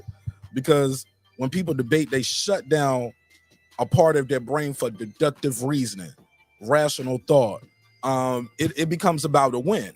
Like if you're a person that does debates and battles all the time, every conversation is about a win. You know what I mean? Or if you like one of those free smoke type guys, no disrespect to either of those like coaches in the space, because they're both needed. I get it. But fam, you got to be able to listen to some shit and be like, damn, that's a good question. Why we don't get no answer to that? It's deductive reasoning. It's deductive reasoning, man. Come on, B. Like, this shit is right there. Like, nobody can answer some of those questions. And when I ask those questions, they be like, well, we passed that. I was like, man, I've been on this shit. Check the channel. I was on that. Like, why he can't fight? Why they paying step aside for Ugas? Sustain the owners to get to fight Ugas. Why not fight Crawford now? Why not? If it's all about the best fighting the best at the right time, like, why not? Like, why was he fighting Danny? Why was he fighting Mikey? Okay, it was the cross the street shit. Okay, they made Gary versus Loma. This fight is bigger than Gary versus Loma. Why we didn't get Gary? Why we couldn't get Bud and Spence? We got Gary versus Loma. And this is a bigger fight. Nobody can make it make sense for me. Nobody wants to answer those questions. They just want to be, it's so easy to say, man, whatever, Bud's a duck. Like, no. Answer that question, though. Answer that question. If it was about the guarantee money, one guy wanted guarantee, one guy wanted back in, use the Ward Kovalev model. I'm sure with all his business acumen, Al Heyman knows how to do it. You get, okay, you want a guarantee? Here's your guarantee. And you right here, you'll get your percentage of the gate and the pay-per-view splits. You get the upside. You don't get paid until we recoup that from your side. Like, it's a way to do it. It's been done in boxing before. Nobody can answer those questions. Like I said, it's just so easy to say, well, Buzz a duck, Buzz a duck, Buzz a duck. I was like, all right, well, what? Well, man, y'all want to play that game? What y'all want? You put up the damn yellow beezy kissing picture all night too? Like, I'm trying to have a real conversation. Get to the real answers. But nobody can answer those questions. Why not? What is the reason why we can get Loma versus Gary, top rank? Because look, Wilder versus Fury is a no-brainer. I ain't even got to ask about that one. That's a no-brainer. And those are just two. It's been others. I just pick one with a black guy to make you guys happy. I'm serious though. I'm joking, but I'm serious, man. Why y'all can't make that? Nobody can explain that. And I get it. It is what it is. And it's going to be what it's going to be. Like, nobody can make that shit make sense. They just, it is what it is. It is what it is. Like, even my boy Reggie, more insults. More insults. No answers to the question. Is it going to be an answer in the chat somewhere? Or is it just going to be, Mark, you're a nerd. Mark, you caping. Mark, you capping. Mark, stop taking up for him. Mark, you're doing this. Mark, like, no, answer the question. I'm waiting for an answer. I'll read that one. Put that shit on the screen. Why could we get Gary versus Loma? Why is that fight able to be a cross promotion, but we can't get a cross promotion with Spence and Crawford? We've been wanting that fight. Why can we can do a cross? We can do, look, it won't even a cross promotion. Let that shit go to purse bid. Sean Porter, go make as much money you want to make. Go ahead. Sean Porter got his biggest bad fighting Terrence Crawford on Top Rank. It happened. His biggest guarantee. It happened. The answer is Bud Duck. Simple as that. See, no real answers, Reggie. That's what we call checkmate. When you can't answer a question and all it got is more insults, it's an open, direct question. That shit won't last in court. Can't just Call from they can't handle the world. boxing scientist. Here we go. To accept. Boxing scientist, what's up, man? You got an answer for my question? Yes, I do. Talk to me. 2 I minutes on actually the clock. do, Mark. All right, so you're asking why Loma and Gary Russell. It's very simple. They were not asking for a ton of money. Why? Neither of them were champions at the time. Sir, they were fighting. Sorry, real quick. They were fighting for no, hold up, real quick. They never made an offer. It was never an offer made or sent. It was just, no, you're on the wrong side of the street. It was never a conversation. You're on the wrong side of the street. They didn't need a conversation. They just wanted to prove they were the best in their division. And with Spence and Crawford, they both got belts. And Crawford, he feels like he's the number one pound for pound fighter, and he got a belt. And Spence got 3 belts, so they feel like they have leverage in negotiations, and so they're both asking for more than what's there for them. So that's why the fight hasn't happened, because maybe they deserve 15, 20 million, because that's the fight that boxing needs. But it's just the unfortunate thing is they don't have a huge fan base like a Canelo, like a Pacquiao, where they can demand that kind of money. And that's why the fight's not happening. I'm not going to play sides. I'm not going to say, oh, it's Spence's fault or Bud's fault. I'm a fan of both boxers, and I'm not here to pick sides. At the end of the day, it's a business. Mm-hmm. And from the outside looking in, that's what it looks like. Like, they're just asking for more than what's actually there. Does that make sense? I appreciate you calling in. You kind of didn't answer the question the way I presented it, because Spence didn't get that 3rd belt until after Bud was a free agent. It was a time where they could have fought. Spence didn't have 3 belts. Spence didn't even have 2 belts at a time, and we could have got that fight. When Spence had 2 belts, we could have got the fight. It was the time Spence was fighting Danny Garcia and Mikey Garcia. We could have got that fight. Yeah, but hold on. Okay. I gave you 2 minutes, bro. Like, that's really technically it's the end of your call.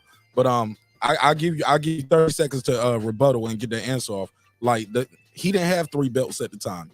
Why they couldn't get the fight done back then? Why not? When we was all asking for the fight. Right. You're right about that. And correct me if I'm wrong, Mark, but at the time, I believe Crawford was still under Top Rank. Am I right? Okay. Now we going in a circle.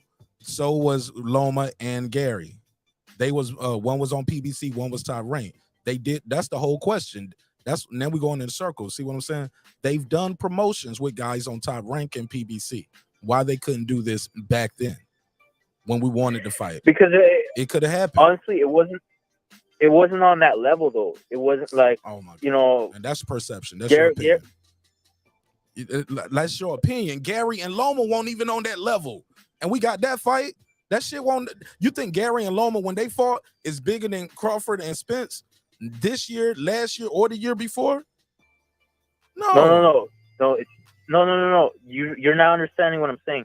No. Gary and Loma were not on that level, maybe skill wise, but I'm saying when I say I think you don't understand what I'm trying to say. I get it. They were not on the level of magnitude as far as like a mega fight. You know what I'm saying? Because they were both still trying to prove who was the best at the division, and there was others in the mix. That was for a vacant title, if I remember.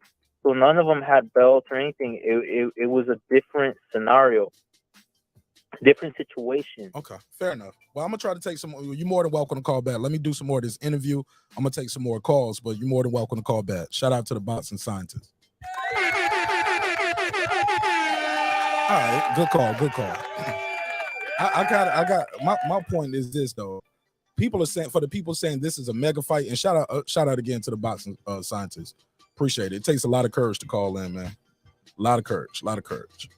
What up? Appreciate you. What up, gangsta? I'm gonna say this. A lot of people, when they talk about this being a mega fight, I still don't hear people saying like, yo, this shit was gonna do 1 million buys. I never heard nobody say this shit was gonna do 1 million buys or 500,000 buys. Eddie Hearn on camera, he knows his business. He said about 350 to 400. 350, maybe 400. That's what he said. That's what Eddie Hearn said, right? And y'all, yeah, he knows his business. You ain't gotta like him, but he knows his business. That's what he do. Even in that interview, he said, well, shoot, Al Heyman knows his business like me. And he didn't believe in the fight. He didn't believe in the fight. So he didn't want to put the money up. Okay. Let's play some more of this interview. And the phone number is scrolling at the bottom if you want to call in. I'll give you 2 minutes on the clock. Let's go. Idols.com. Last stand for an additional. All right, let's go. Let's talk about some fights in the future, because you do have the fight with Abyssinian, and then after that, there's a guy named Keith Thurman who's been on the Last Stand and said he is fiending to get his paws on Terrence Bud Crawford. This Terrence Crawford. Yo, did you hear Terrence smack his mouth? He was like, that wasn't me. That was Terrence. Terrence smacked his mouth like, man, come on, Keith. Keith who? Keith who? Never heard of it. Never heard of it. Laughing at Keith like a small hat. Small hat. You know it. Small hat. Small hat. Yeah, Keith Thurman up here capping, bro. Small hat. Talking about some he's fiending to get his hands on. I remember Keith Thurman. Do I still got the tweet? I remember Keith Thurman was like, I'm ready and I'm willing to fight Terrence Crawford 8 months after my next in 8 months. Call from right side. The right side. What up, fam? What up? You got an answer to the question for me? You got an answer to the question? You got an answer to the question I put out there for the callers? Trying to get an answer. I got an answer to the question, man. I need the answer. I got 2 minutes on the clock. Question, man. 2 minutes on the clock. Fix your audio. I want to make sure I say this correctly. Fix your audio. You got to fix your audio. You sound like you're on speakerphone or something, or you got like the Bluetooth on or something. It's not clear and concise. I know it don't sound how it sounds. Check 1 2. Let me call back. All right, yeah, it sounds like you're in the bathroom or something on speaker. All right. Yeah, I need an answer to the question, baby. I need somebody to answer the question. Maybe you can, maybe you can't, but nobody can answer the question to me because you don't know. Nobody knows. And I'm gonna be honest. Oh, let me put this question in the chat too. How many pay-per-view sales makes it a mega fight? Because I keep hearing people saying this was a mega fight, but I don't hear nobody saying it's gonna do 1 million or 500,000 or 700, 600. What is the amount of pay-per-view sales do you need to make it a mega fight? Right? What is the because you don't know until after the fight, right? But what is the prediction? You know, what are you guys forecasting for? Like when you say, "Hey man, this is a mega fight," that means it's gonna do about this many. Because I had Pluto over here. Pluto told me Tank versus Ryan might do 1 million pay-per-view buys. Nah. I mean, yeah, I laughed too. I was like, 1 million. We don't believe you. You need more people. I'm like, damn, man. Shit, you're gonna need 1 million people. Shit, you're gonna need at least about 500,000. But how many pay-per-view sales make something a mega fight? Makes a mega fight. Let me copy and paste that, and I'm gonna save that, and I'll put that up as a banner. I'm curious what you guys think of that. How many pay-per-view sales make something a quote-unquote mega fight? So there you go. Let me get more back into this interview, and we'll react to it from there. Definitely, but that's a question I want to know what y'all think. Sinian, and then after that, there's a guy named Keith Thurman who's been on The Last Stand and said he is fiending. Keith Thurman fiending. I want to hear that. Keith Thurman is fiending. You can't smoke weed. Period. Oh my God, Keith Thurman. Man, Keith Thurman, you don't get off that gas. Listen to Bud Crawford as Brian Custer talking. He come back, man, what? To get his paws on Terrence Bud Crawford. Does Terrence Crawford want to fight Keith Thurman? Listen, man. Everybody know Keith Thurman is just talking. You know, you got to understand. Keith Thurman was the same guy that said that I'm not a real welterweight. Keith Thurman is the same guy that said I haven't really proven myself at welterweight. Keith Thurman is the same guy that expressed himself of, you know, not being interested in fighting Terence Crawford. So now, all of a sudden, out of the blue, he's fiending to fight Terence Crawford. Okay. He said, okay. Okay. Small hats. Terence Crawford was like, He lied. Y'all niggas worship him. don't nobody believe that shit. We don't believe you. You need more people. Nobody. Yo, I'm gonna keep it a buck though. Shout out to my brother all the way in Australia. What up? We made it, mama. We all the way in Australia.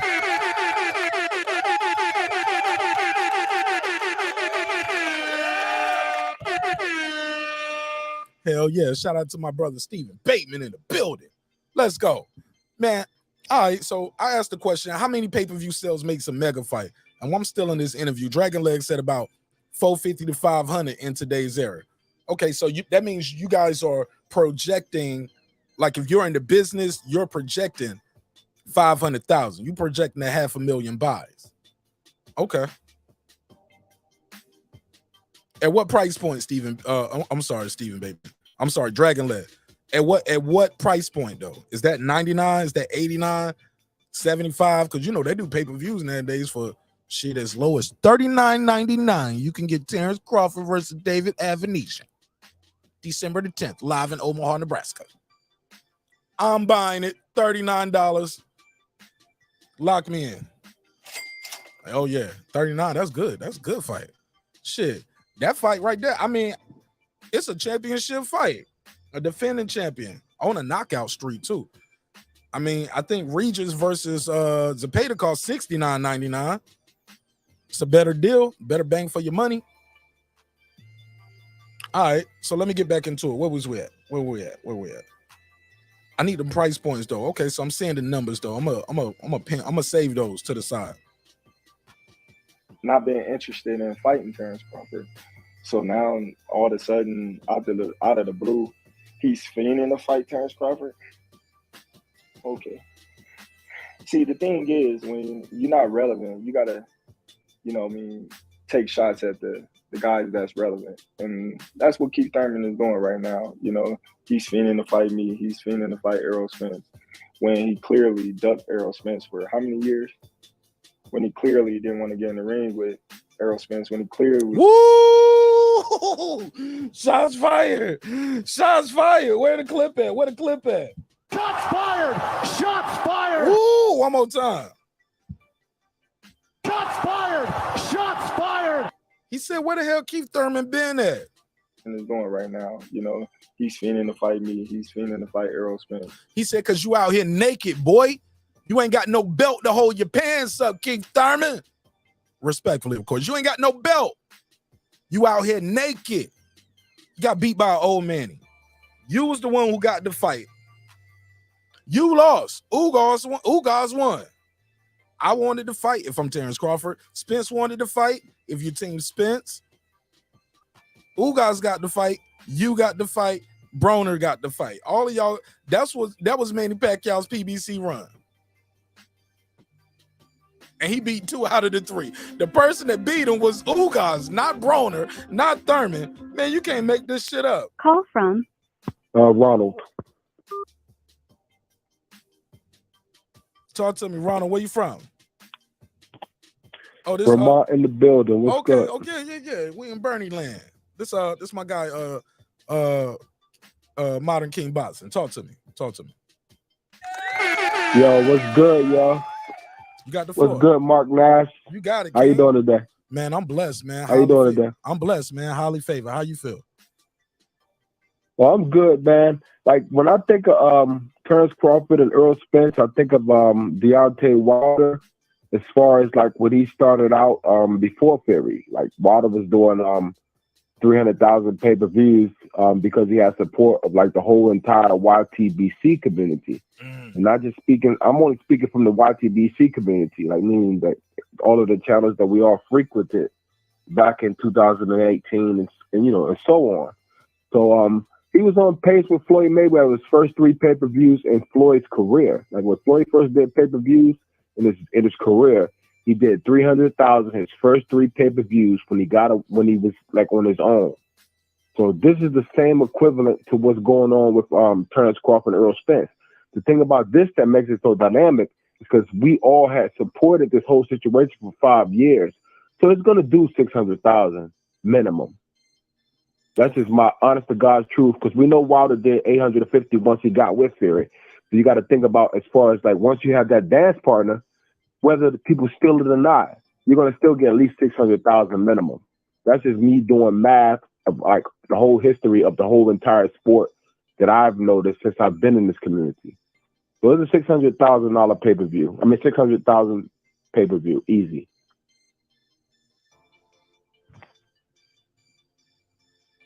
I'm listening. Go ahead. Still there, brother? Oh yeah, you got the floor.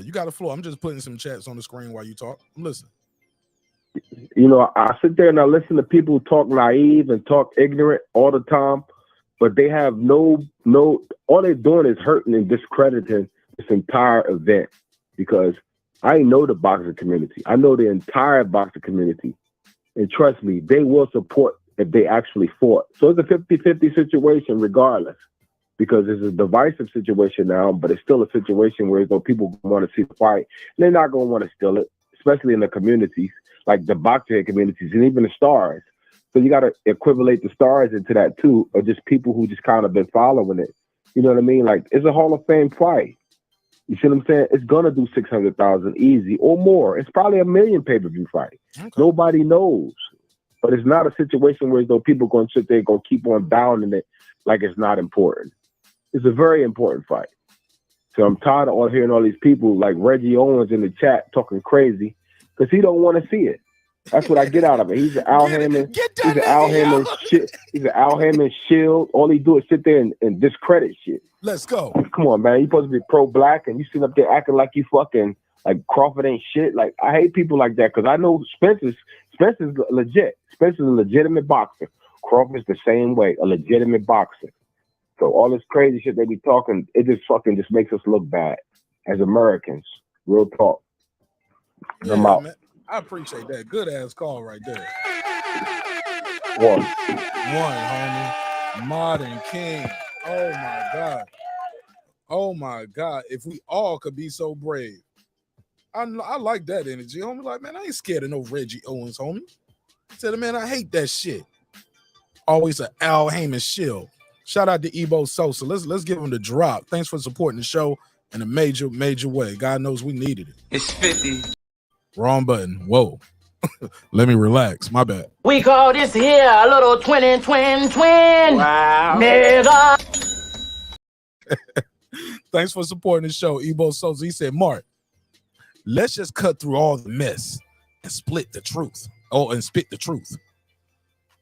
Okay. Which is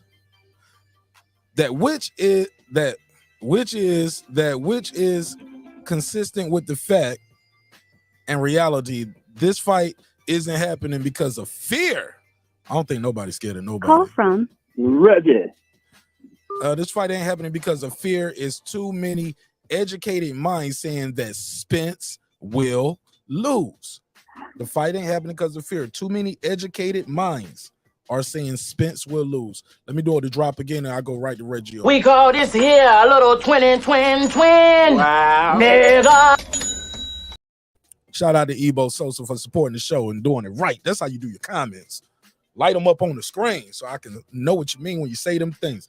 Reggie Owens joins the show.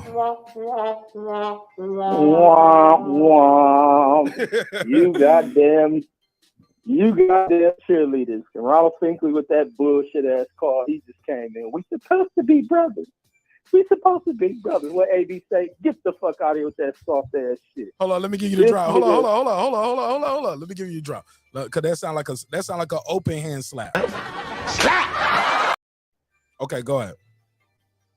Yeah, we supposed to be brothers. Yeah, get out of here with that bullshit. This nigga ducked.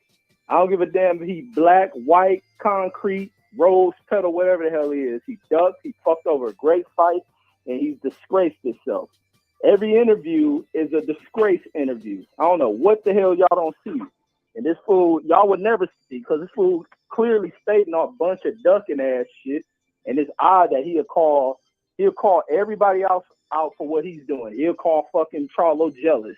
No, you're fucking jealous. He'll call fucking Keith Thurman a duck. You're the same fucking thing. None of this shit he's talking about makes sense. Well, we can come back to, nigga, ain't nobody going back to the table with your stupid ass. You're difficult to deal with. That's your name out there in the industry. That's what they're projecting in the industry, and you're showcasing it.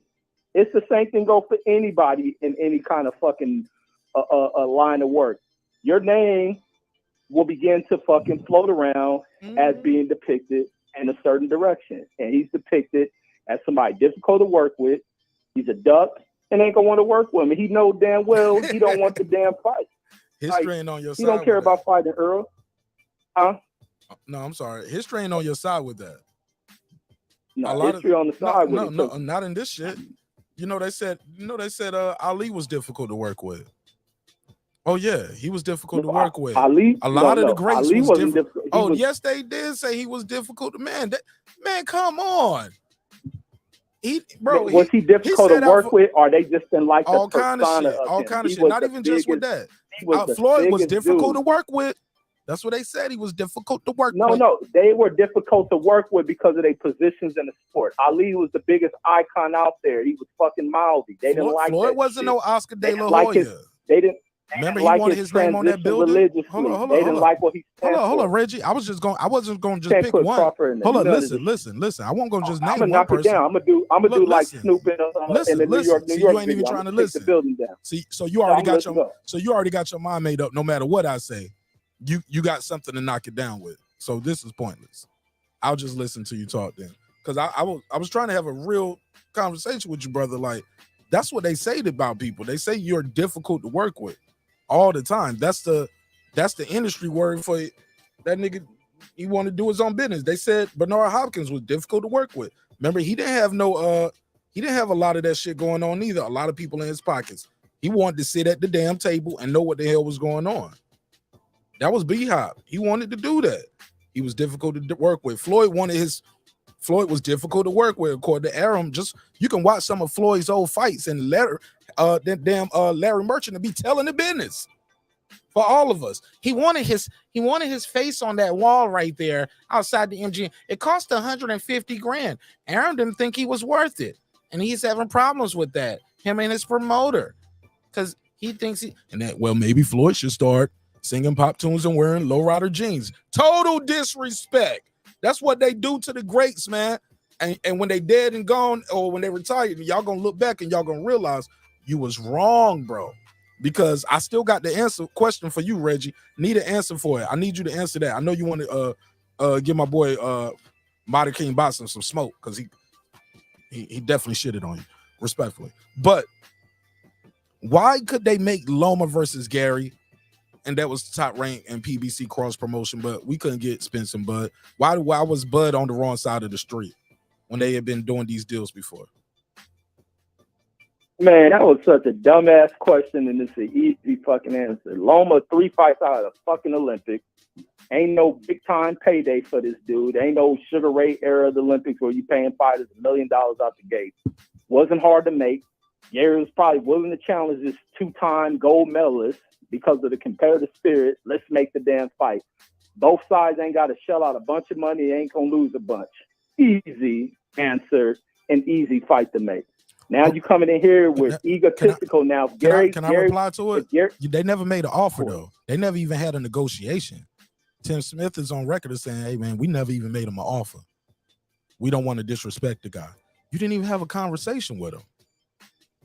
How do you know what he's gonna say no to? Like they never made that to who? Are you talking about Terrence? Or are you still on the Gary and Loma? No. I'm just saying like PBC.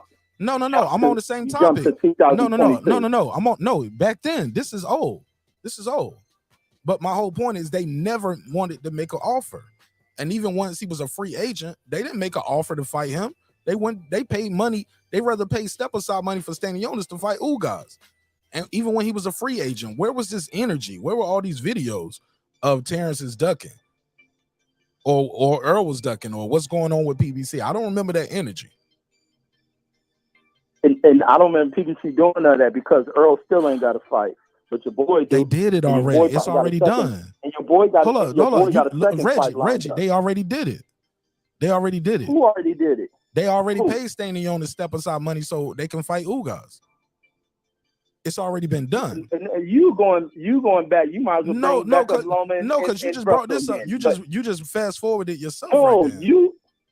No, man, Mark, you can't pull that shit. You pull that shit on the rest of these. Let's slow down. Let's start from scratch. Let's start from scratch. How about this? Let's start from scratch. That fight won't no big mega fight, right? You don't know how. You talking about which fight? Okay, I'm starting from scratch. Loma, they was able to make Loma and Gary. They was able to make Tyson Fury and Wilder, right? You get it, right? They've worked together before.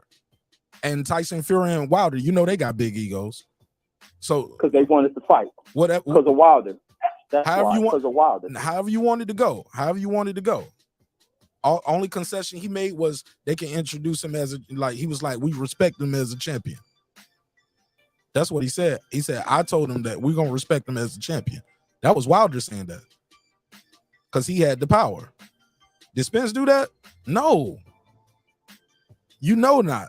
But let's move forward. So that was a big fight. This was a small fight. We can all agree this fight right here is bigger than Gary versus Loma. Probably not as big as Wilder versus Fury. Do you agree to that or no? Yeah. Okay. So this fight is right in the middle. Those two were cross promotions. We can't say where these guys got egos if nobody ever said, hey, let's try to make this fight and see what happens.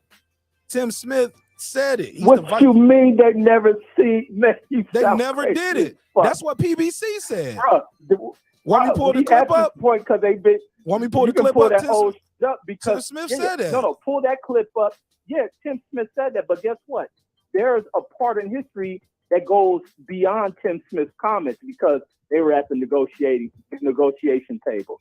So you can try to freeze time. No. You can try to do the back to the future. Hold on. No. I'm trying to add it all together. Hold on. Listen, we everything. No.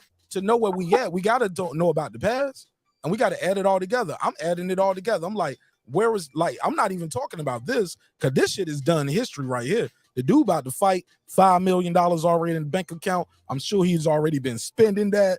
You know what I'm saying? Got another half. Like that shit is dead. How did we get here?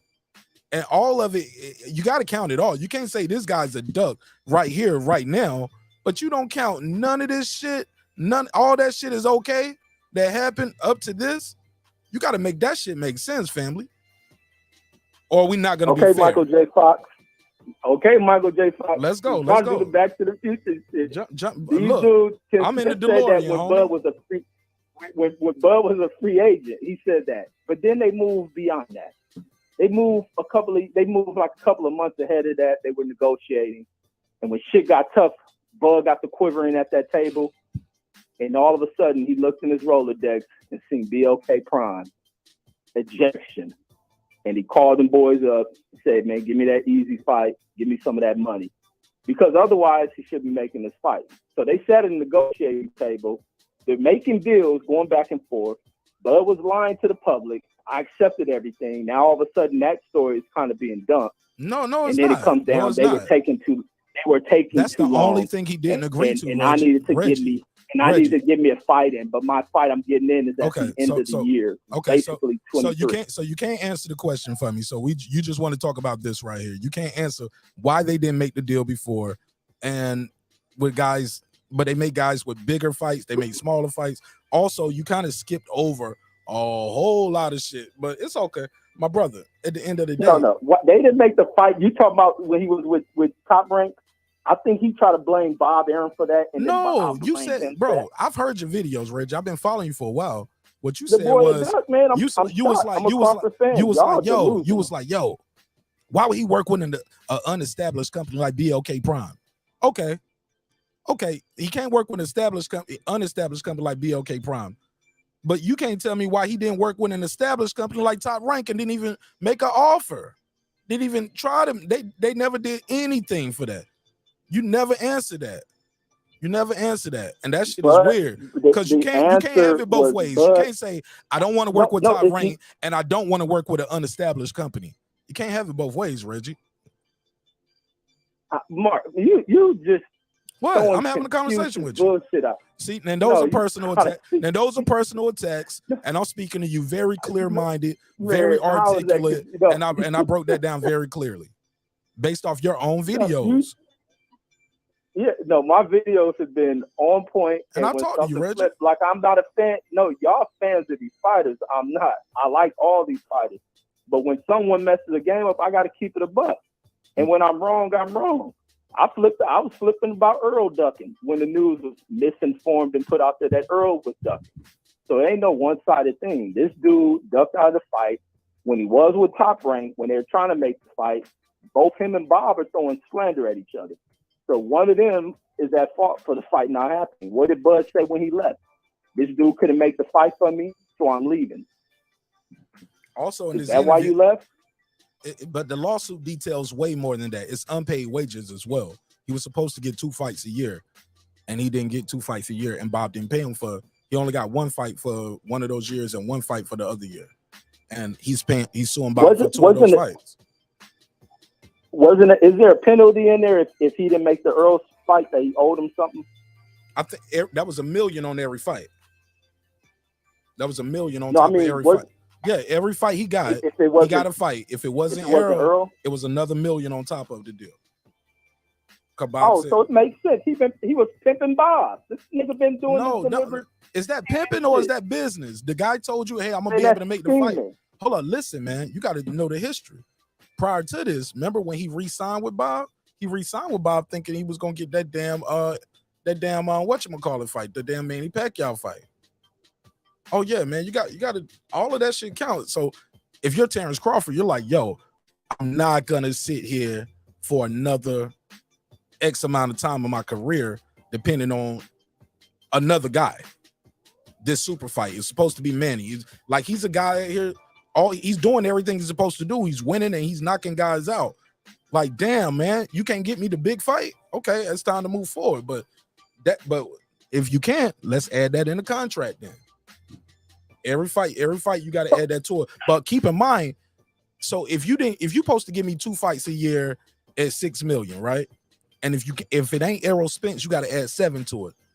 One of those fights didn't happen that year, so that's a $7 million job. Another fight didn't happen. You get what I'm saying?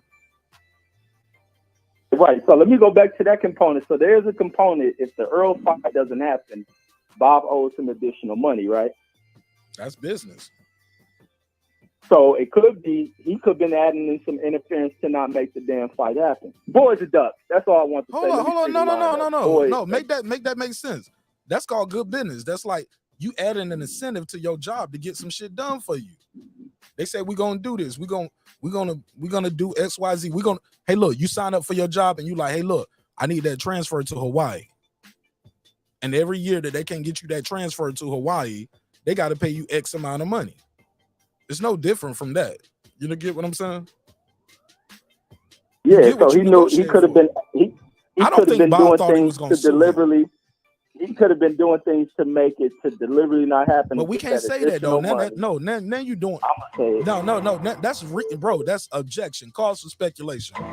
There's nothing in the evidence to say that. Nothing. Objection. Objection, Your Honor.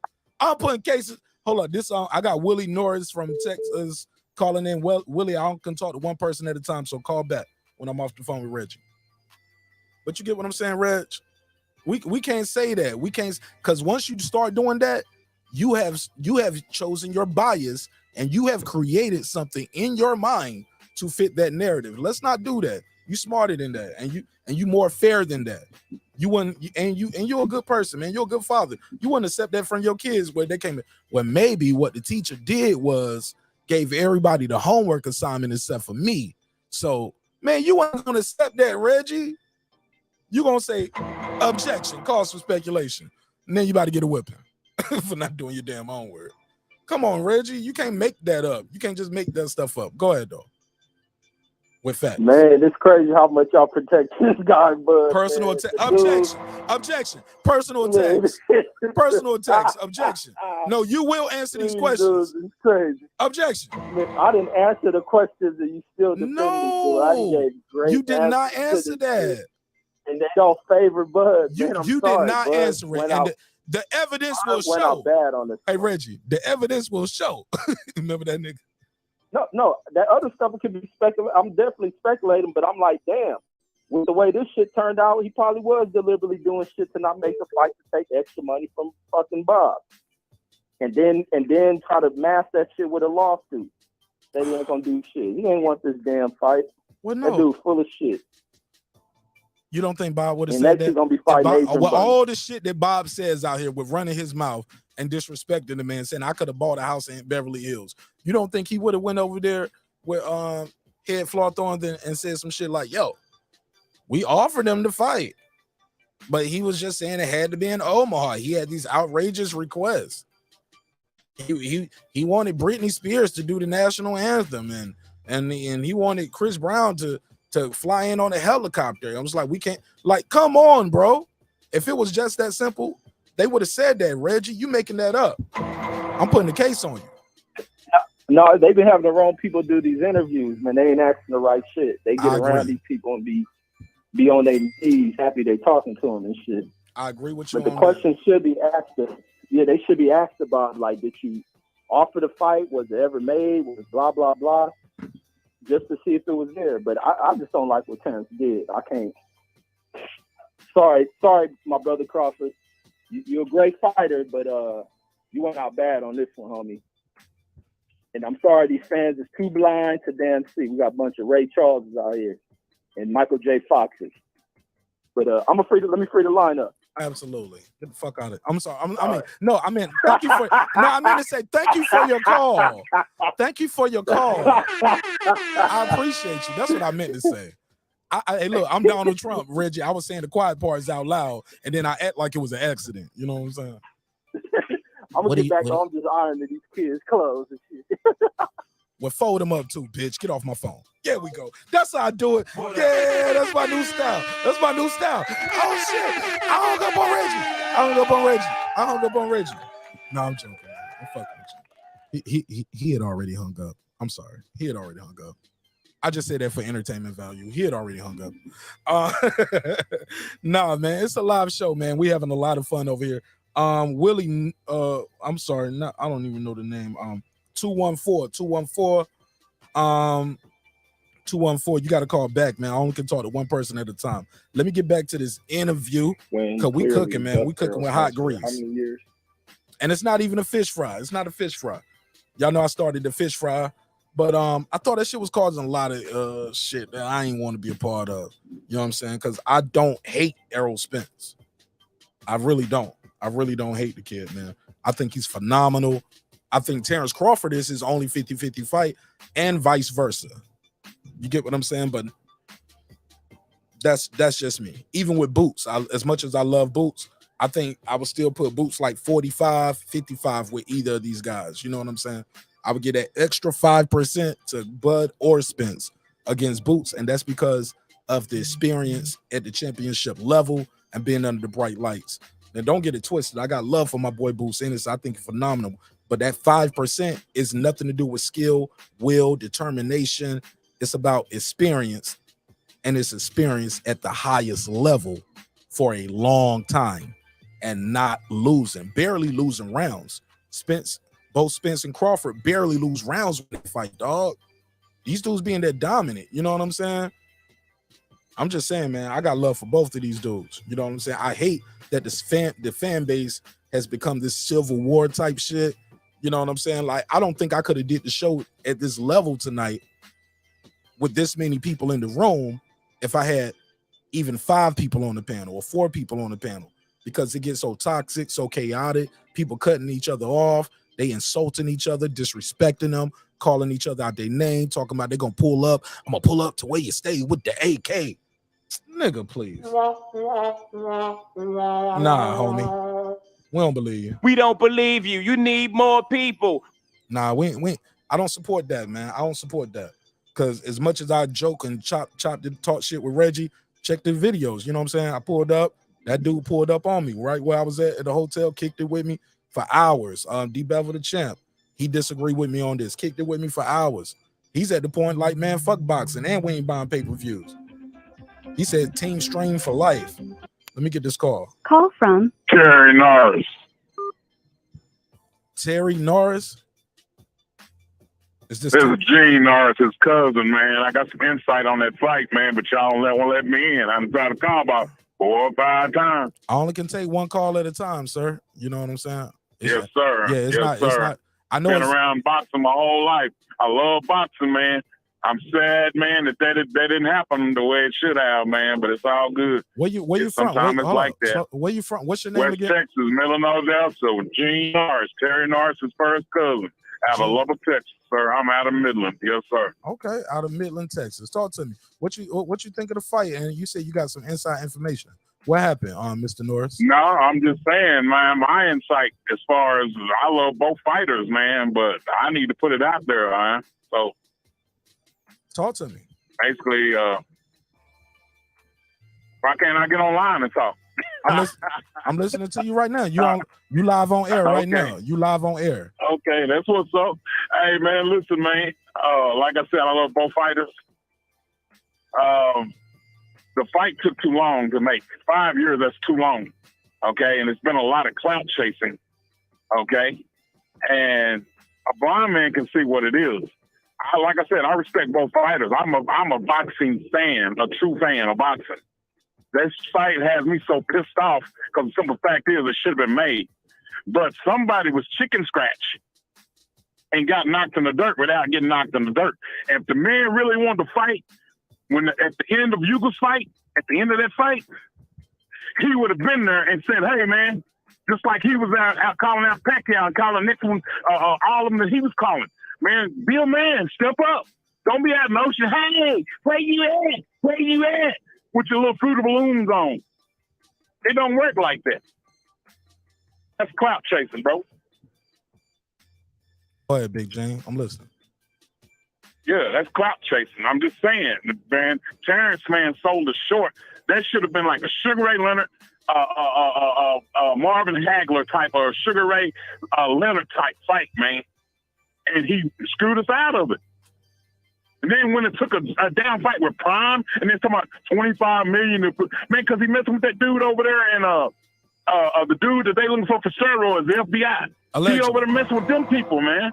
Allegedly, but you come on, man. I gotta put a case on you. Hold on. Come on, man. Objection. Hey, come objection. on, man. Objection. Cause for speculation. Cause for speculation. I'm putting a case on you. We ain't putting no cases on nobody. I hear you. Hold on now. I hear you. Hey, the fight should have happened, man. Somebody out in the ocean perpetrating fake as hell. I love the dude. I love to watch him fight, but he cherry picked.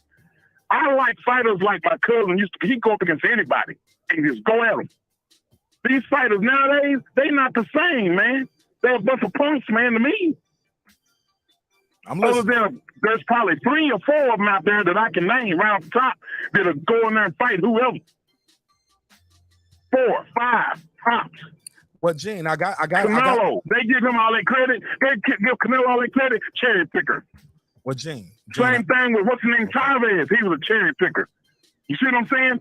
There's cherry pickers out there, and that's what your boy is doing, Bud. He's cherry picking. He don't take on the hard fights. He's picking up scraps. I'm sitting there looking at it, man, with an open mind, because like I said, I like both fighters. But since what he's been doing over the last 5 years in that cloud chasing, it changed my whole demeanor about him. I'm like, he ain't no real, and he always smiling, that little sneaky little smirk.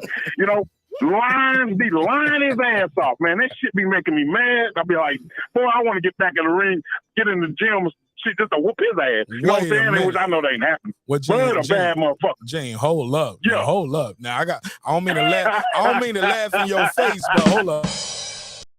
I mean, Jane, I don't even know you. But right. Jane, you sound back in the day I was a scrappy motherfucker. I was scrappy. Jane, that's back in the day. I'm too old for that now. That's what I was about to say. Jane, you sound like you on the Dr. Mark side of the game. Subscribe. I don't care how many subscribers he has. Support him. Oh. Yeah, you on Dr. Mark side of the game. Hey, look, no, that's support for who? Me. What do you say? That's for people to support me. But it's a clip of Dr. Mark. Shout out to my brother, Dr. Mark. Oh, this first time I seen your podcast today. You knew. And I'm like, I'll be there. Yeah, I'm like, this is the first time I've seen it. I'm like, they sitting there talking about Bud pumping him up. Bud ain't doing nothing, man, but cloud chasing. That's real, bro. Okay, I'm listening. Ain't no reason to lie about it. Now we ain't got a lie to kick it. A blind man can see that. Mr. Norris. Now, when you call some in, of y'all Bud fans don't understand that. I see, like I said, I like both guys. But Bud done turned me against him because of what he done done. Oh, yeah. That fight should have went down. I'm so disappointed, man, because I watch fights. I mean, I sit there and watch old videos every day about it. Just like motocross. You watch motocross. Certain stuff that's in my blood is just there, man. The dogs, back in the day, the bullies, the American Pit, you know what I mean? I'm that dude, man. My cousin still got damn chickens and dogs in his backyard. You know what I'm saying? I outgrew that. But, man, it's just that competitive edge. I'm a competitor, dog. Well, Mr. Norris, I don't mean to cut you off, sir, but this is a live show. Yeah. I do want to say this to you. Oh. Now for the record, you said you are related to the late great Terry Norris. Terry Norland, yeah. Terry Norland or Norland or Norris? Norris. Okay. Terrible Terry Norris out of Lubbock, Texas. Orland, which fought a cruiserweight. Those are my first cousins. Now, how old are you, Mr. Gene? If you don't mind I'm 58. Mr. Gene. Now, you know I got love and respect for your family name, and I would never do this in real life, but for comedic purposes only, I'm gonna tell you something. Right. Okay. All right, hold on. Terrence Crawford gonna beat the shit out of you, man. You better leave him alone, Mr. J. I don't think you can take Terrence Crawford at 58. Man, I ain't worried about Crawford. I get my cousin out of retirement and take him out. Man, hey, look, hold on. Hey, I got a bully. Hey, I got a bully over here. I say, get him. And shit, Terrence have to go get a gun or go the other way. And she trained to attack. See, that's all right, girl. Right, and my bad, man, because. And my bad, and shout out to Terry Norris, because I almost said late great. You know what I'm saying? Terry is alive and well. Terry's still alive and well. Yeah, Terry's alive and well. He's in California. Yeah, my bad. No disrespect. I almost misspoke, but I just want to catch myself. He's 40, about 40. No, he's 51, something like that. 50 something, 51. No, he should be about 55, 56. He should be about 55. No, he's younger than me. You my brother 58. Is 5 years. 53. He's probably 54 because my brother's 53. Okay, I got it on YouTube right here. Yeah, something like that. He is and then Orland and me and Orland almost the same age. He's born in 1967. Okay, I said 54. I was guessing. Yeah, I was guessing. You did good. I ain't looked it up. I'm just talking about kicking my first cousin. I know who he is. And Orland is 57. There you go. Yeah.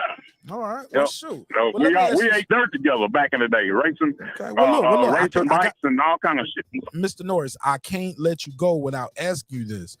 People ask you when you pulled up, Mr. Norris, you said, "I got some inside information." Huh? You said you had inside information. It's a joke. No, you said, "Hey, look, man." Already. Can you hear my voice? I don't know how they work. On talking. Yeah, I don't know how they work on the phone. Can you hear the voice change on the phone too, or the audience here? Yes. Okay, entertainment, man. It's entertainment. Hey, look, but you said you got some inside information about why the fight didn't happen. What was that inside information that you might have, Mr. Norris, that you can share with me and the audience? I didn't say inside information. I said it's basically what I've seen and what most people like. I like both fighters.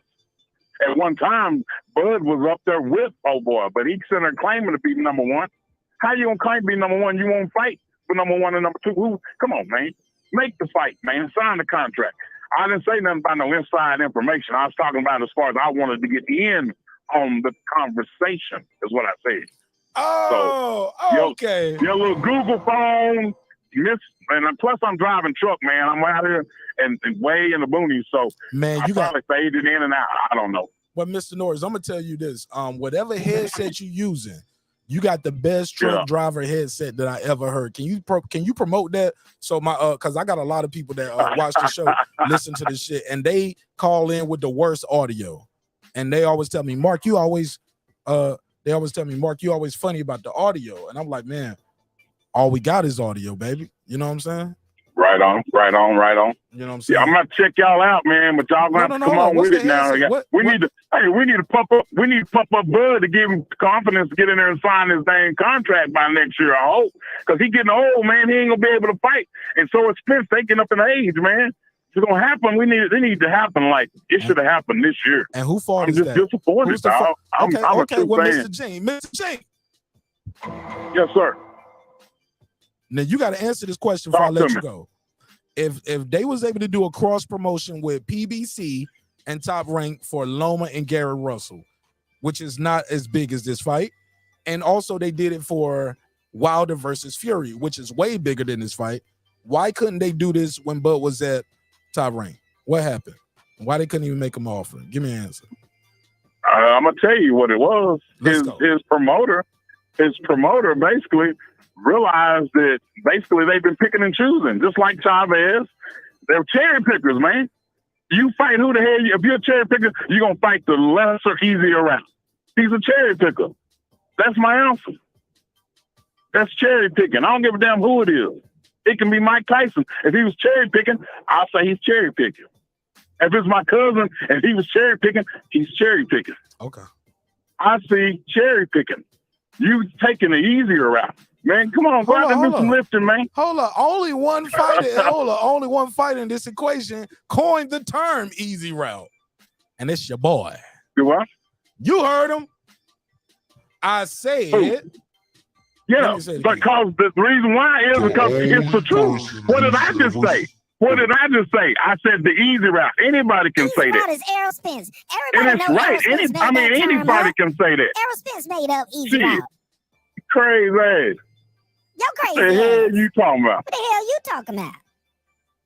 Shit, I'm the man. I know about facts. I'm the little man. You just a Bud fan boy. That's what that is.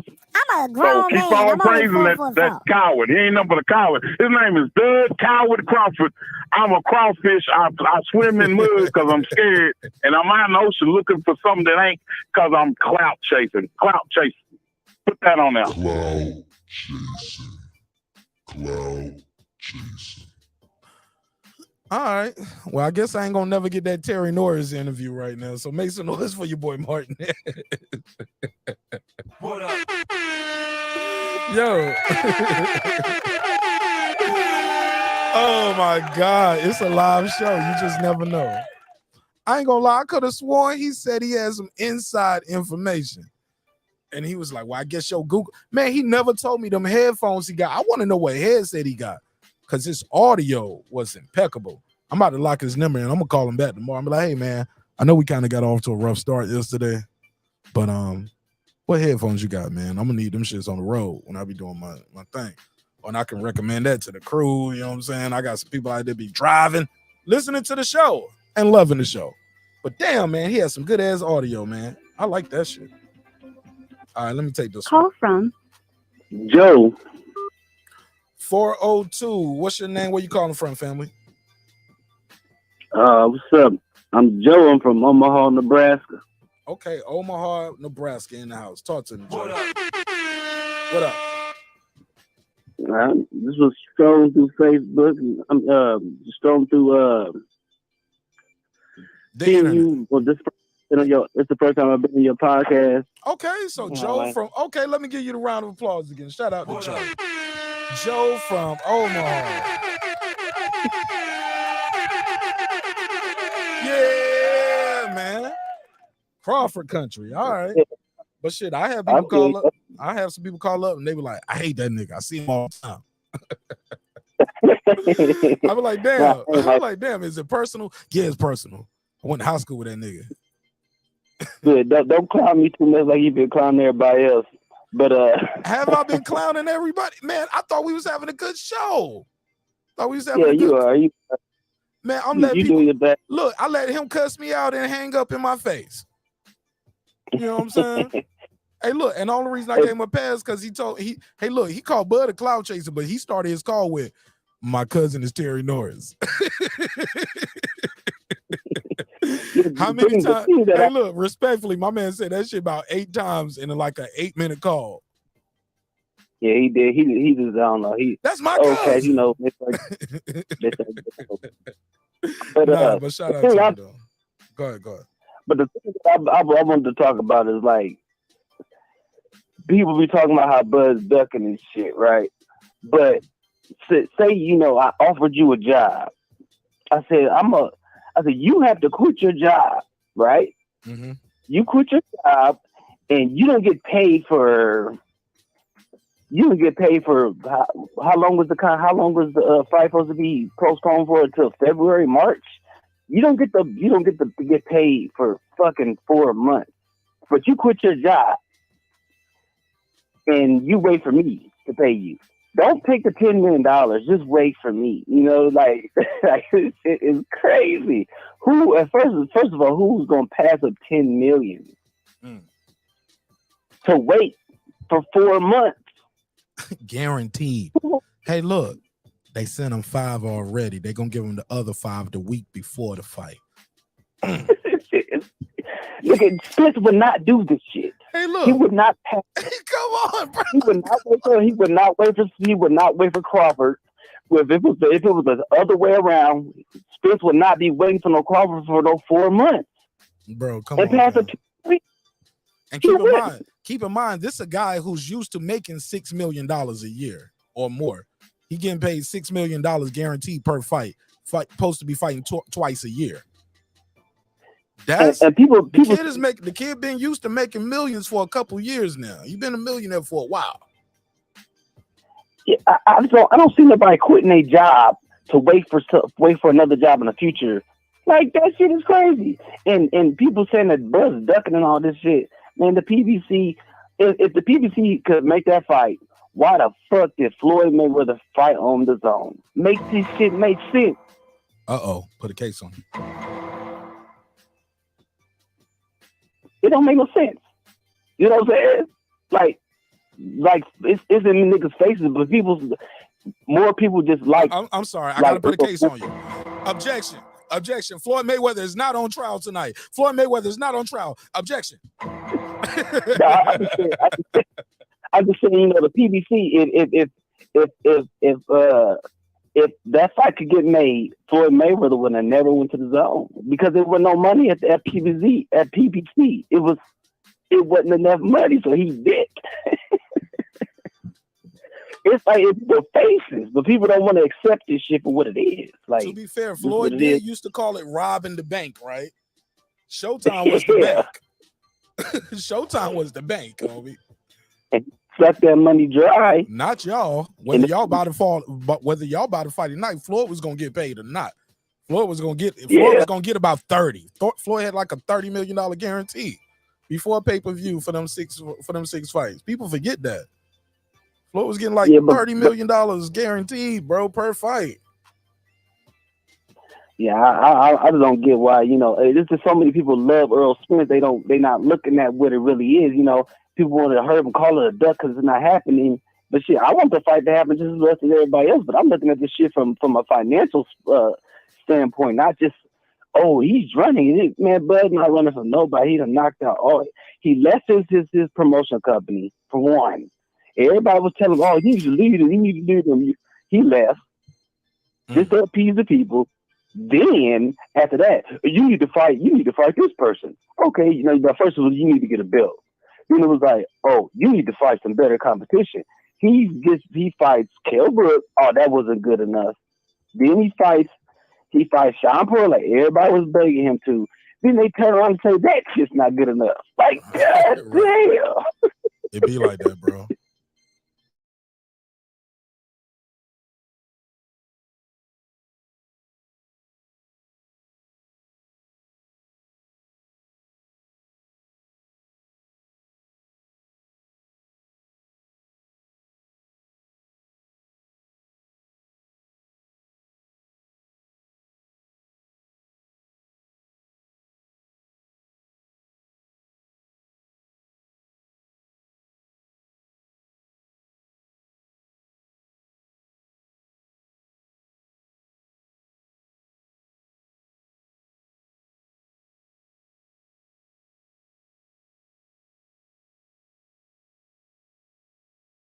Like they did, just like they did with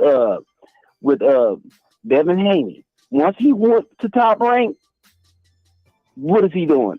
He's fighting everybody. He better fight everybody. Errol Spence is the same thing, but Errol Spence wants that money. Simple. I ain't mad at him though. That's what you in it for, right? Yeah, that's what you're in it for, but but at the same time, you can't get mad at Bud because he wants the money too. Now it's favoritism now. Since Bud wants the money, it's you can't have the money. You're supposed to be trying to be undisputed and all this. Man, you want the money too. You know what I mean? You giving me 35%. Why can't I make a $10 million when I'm waiting for 4 months? It is ridiculous. Okay. But whatever, man. But good. Thanks for answering my call, though, man. Shout out to Georgia. Yeah, man. You know what I mean? Appreciate you, man. Thanks for supporting the show in a major way. All right, thanks. My man.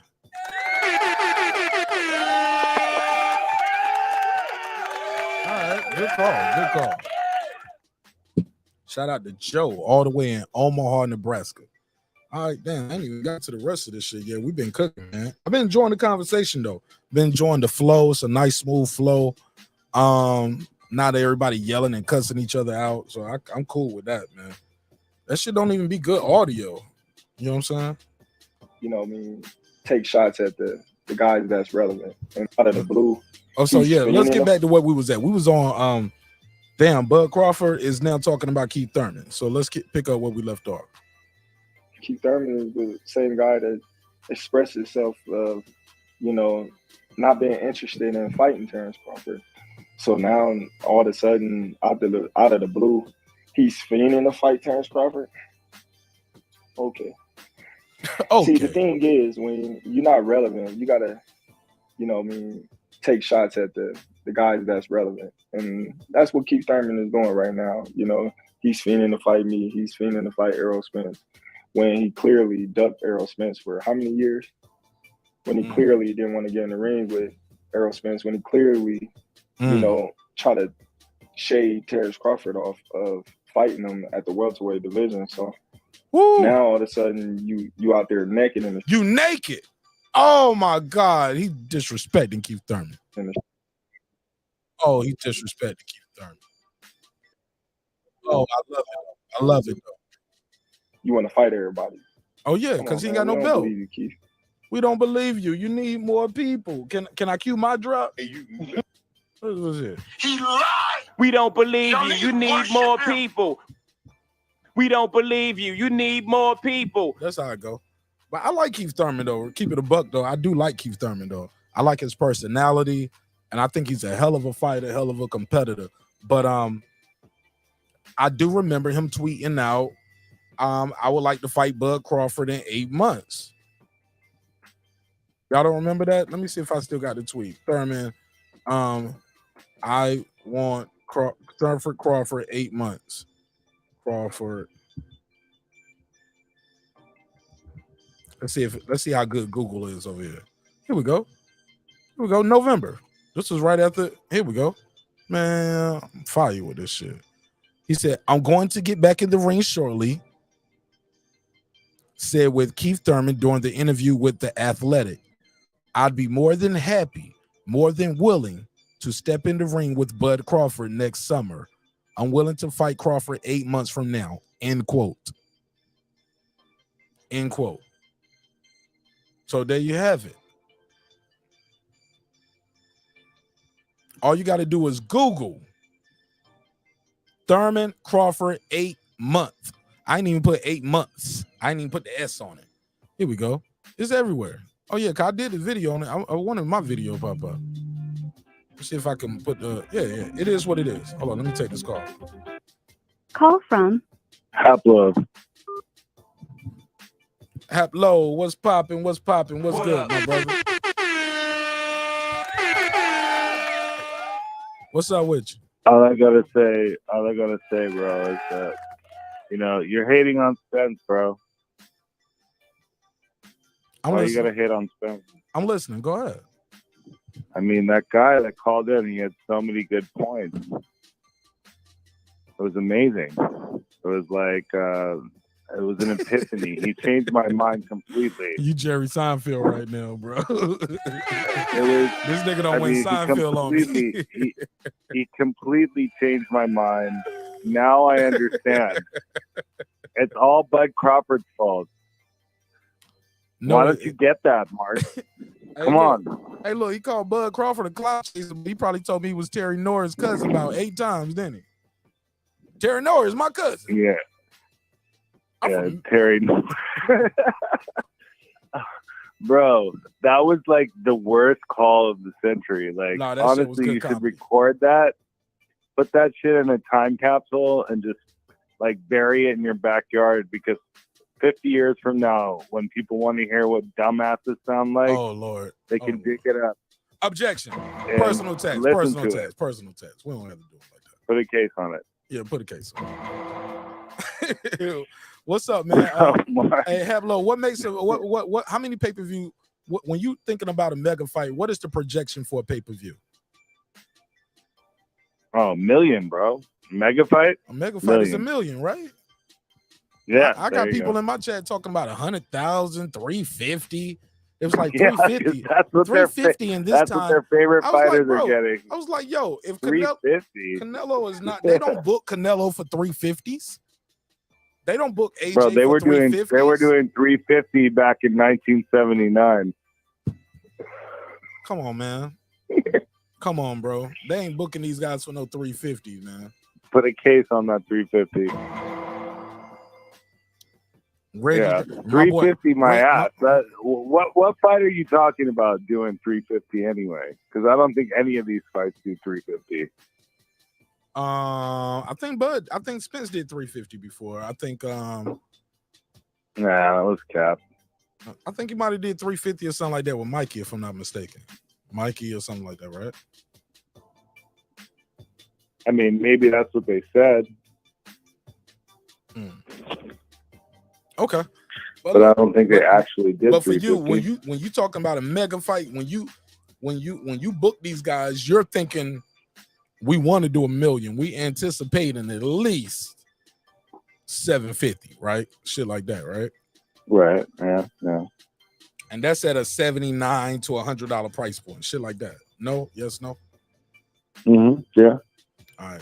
79. Yeah, that's about right. right. So I got a question for you. I've been asking people all night. Now, can't really get too many answers. If the PBC can do a crossover promotion with Top Rank for, because Bud brought this up in the interview when Reggie was like, "Why are you bringing up the past?" I was like, "Bro, the interview. I'm breaking down the interview. He just asked the question, And I was like, that's a good question. We never get an answer to that. Why so? They can do it with Loma and Gary Russell. They can do it with Tyson Fury and Wilder. Tyson Fury, Wilder, no brainer. Two guys from different parts of the world, heavyweights. Not just those guys, but others. Knockout. Yeah, right. It's others too. I just don't have my list. I need to make a list. You're picking out the biggest. You're giving the biggest examples. There's Right. also I'm doing the Mayweather biggest. and Look, Pacquiao. everybody that Boots fought ain't been no damn PBC guy. And they love Boot Sinners. I love Boot Sinners too. How But about Tyson and Lewis? Tyson and Lewis. That was a cross promotion. But that wasn't like PBC at the time. But that was two networks. That was No, it HBO. was worse. That was HBO Showtime. HBO Even Showtime. worse. Even Yeah. worse. Don King and there you go. Yeah, Bob Arum. Yeah. So why do you think they couldn't make this fight with Crawford and Spence? Why not even make these guys an offer? Well, you can't make a fight with someone who doesn't want to fight. It's just that simple. When you start hearing about, oh, it's the splits or the promoters or anything like that, you know, one out of the two guys does not want to fucking fight. And in this case, all evidence seems to lead to Spence not wanting to fight, considering that Bud and what you were talking about with that fanboy before went up to him and said, hey, I want to fight you. And the guy said, okay, no, what I'm going to do is clean up my side of the street. First time I ever heard that term. I've been watching boxing for, 30 years. I'm going to clean up my side of the street and fight Danny Garcia, Sean Porter, and Keith Thurman. And that's exactly what the plan was the whole time. And they all knew that. And the whole plan was to fight Thurman. And that's what they're doing. They're fighting Thurman. So maybe after that, maybe we have a chance of getting the fight. But we never had a chance up until that. It was all about, being a coward and staying on your side of the street and trying to self-aggrandize and not really taking on any challenges. And the guy has talent, but whatever. No, he got talent. He's gonna lose. He's but he'll lose. But has more talent. Bro, he's gonna lose bad too. He's gonna lose bad. Yeah, it's gonna be embarrassing. And they know that. I'm starting to think the longer it goes now, the worse it is for Spence. Maybe you might be right about that. You might be right about that. And I think the excuses is already there. He out there tweeting, it ain't easy to make this weight. Like, bro, you just got afterwards they're gonna be like, well, he flew through a windshield. He flew through a windshield and landed on his face. Excuses he would have beat him. Yeah, excuses are already there, even with him. Whose fault is that? Right, come on, bro, running away from an imaginary motherfucker chasing you, and you fly through your own windshield, bro. No one was even anywhere around when he had that accident. Who was he running from? If you look at that video on the other side of that shit right there, it is somebody else there. It looked like he might have drove into oncoming traffic. Yeah, some bum on the side of the road. Yeah, the motherfuckers, they was driving fast. Who's chasing him in a fucking Ferrari? Well, he never said that, but I don't want to get into the YouTube street gossip. I'm not trying to get into it either. Objection. Like, I never heard of anyone flipping a car. Facts not in evidence. Objection. I'm putting a case on. All right, fine. Facts not in evidence. We got to be sustained, Mark. Right, sustained. Thank you, sir. All right. Well, you got anything else, man? I'm gonna try to take some more calls. You're more than welcome to call back. Because I'm gonna play some more of this interview. I ain't even finished the interview yet, but I wish I was on when that guy was on, because I would have liked to serve. You can talk now. All right, you can talk now. I like this better, so y'all ain't. No, I would have liked to serve him. Yeah, but he can hear you. Yeah, I like it better this way, where y'all ain't over talking and cussing each other out. I like this better. Let me send a message to this guy. Let's go, bro. You are fucking caught up, motherfucker. you don't even realize why you love Spence so much. The whole reason why Spence has this much love is because Floyd used him as a duck shield against Thurman way back in the day. And that's what anointed Spence to who he is today. However, Spence, has shown a consistent lack of ability to take on Bud Crawford for the last, 4 years. He's had the opportunities, all the opportunities he wants. He doesn't do it. And, for you to be sucking off Spence for this long, you gotta be certainly, somewhat gay. Whoa. So if you want some smoke on this, you just come on and call out Haplo. I'll be in the chat, and Mark will put up a link, and I'll be happy to come on and correct you. All right. Thank you, Mark. My man.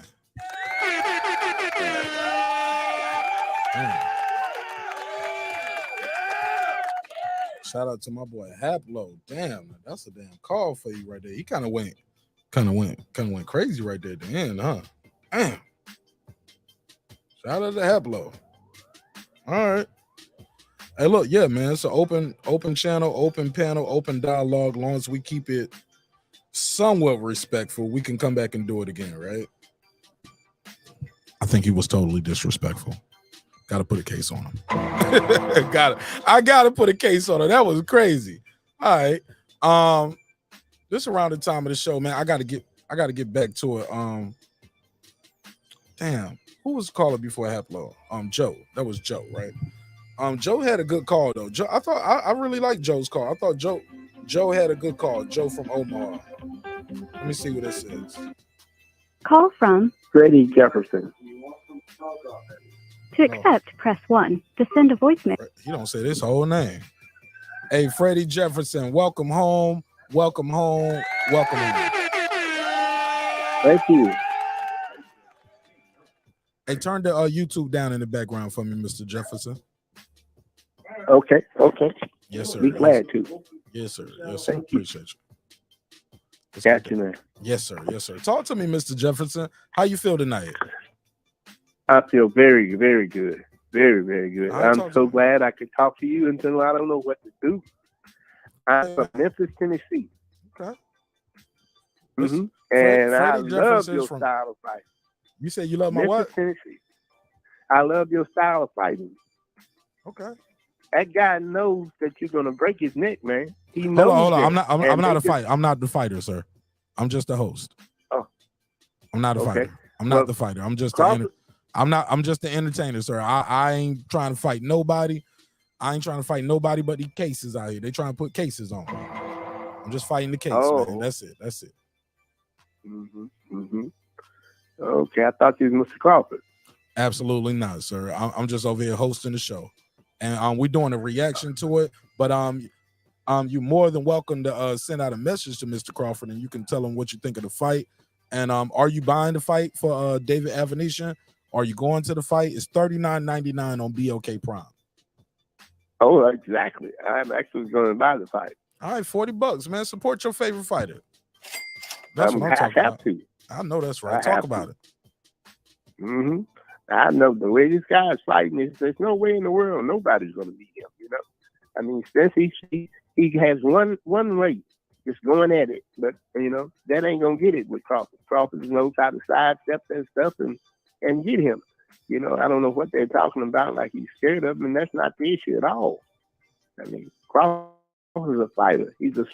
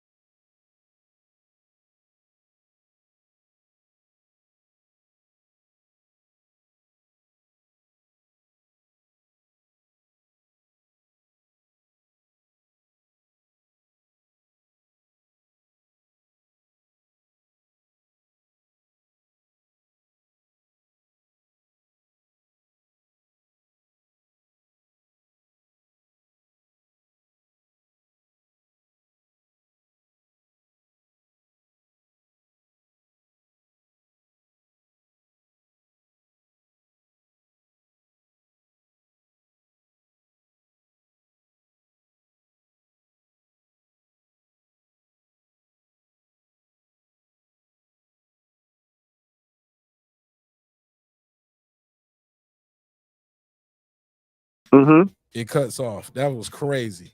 So wow, that whole thing just cut off right there. Yeah, that's crazy. Okay, so but you're back now. That was crazy. All right. But I can hear you, they can hear you, and which is the weird thing, because like I was telling people, I'm plugged directly into the Ethernet, so I need to call them and tell them, hey, we need to fix this because this is bad. Well, we just cutting off in the middle. All right, so you're back now. Now you said you basically said you got Terrence Crawford beating Errol Spence easy, right? Easily. You say you say he gonna stop him in 4 rounds. It's gonna look like Kell Brook. Exactly, because see, the thing about it is the man is not going to be ready for what he's doing. He's coming at him with his head down, swinging, and coming, and Crawford's going to sidestep him, and one of those bitches is going to hurt him. And when he hurt him, it's not going to. I don't think it'll even go 4 rounds. It'll be a big upset for him to do that. The guy Crawford's coach told him the truth. The best thing he could do is stay away from Terrence Crawford, and that's true. Okay. Yeah. It's all screwed up. I hate it so bad until they can't get the fight to going. They lying on the man and all that. It's just not true. None of it at all. I mean, I'm 63 years old. I've been watching boxing for a long time. I used to watch Sugar Ray Leonard, everything, all that kind of stuff. But Crawford is another Thomas Hearns. Trust me. And this guy is going to knock out anybody that he chooses. If you fight him, he knows how to adjust to get it. You know, he's going to beat you. Simple as that. Okay. Well, I appreciate you calling. I appreciate you calling in, Mr. Freddie Jefferson. How did you find the show tonight? You found it on Facebook, Twitter, YouTube? Where did you find it? YouTube. What'd you type in, or how did it pop up? I called the number that they got on the box. Yeah, how did you find it though? Like, what video was you watching? You just cut on YouTube and it popped right up? Yeah, one of them came up and I clicked onto it. Hey, one of the first ones. Look at me, Mama, I made it, huh? Yeah, I made it. Hey, look, make sure you click that subscribe button, man. We do this every week, about 3, 4, maybe 5 times a week. So make sure you click that subscribe button, and you're more than welcome to call in anytime. All right.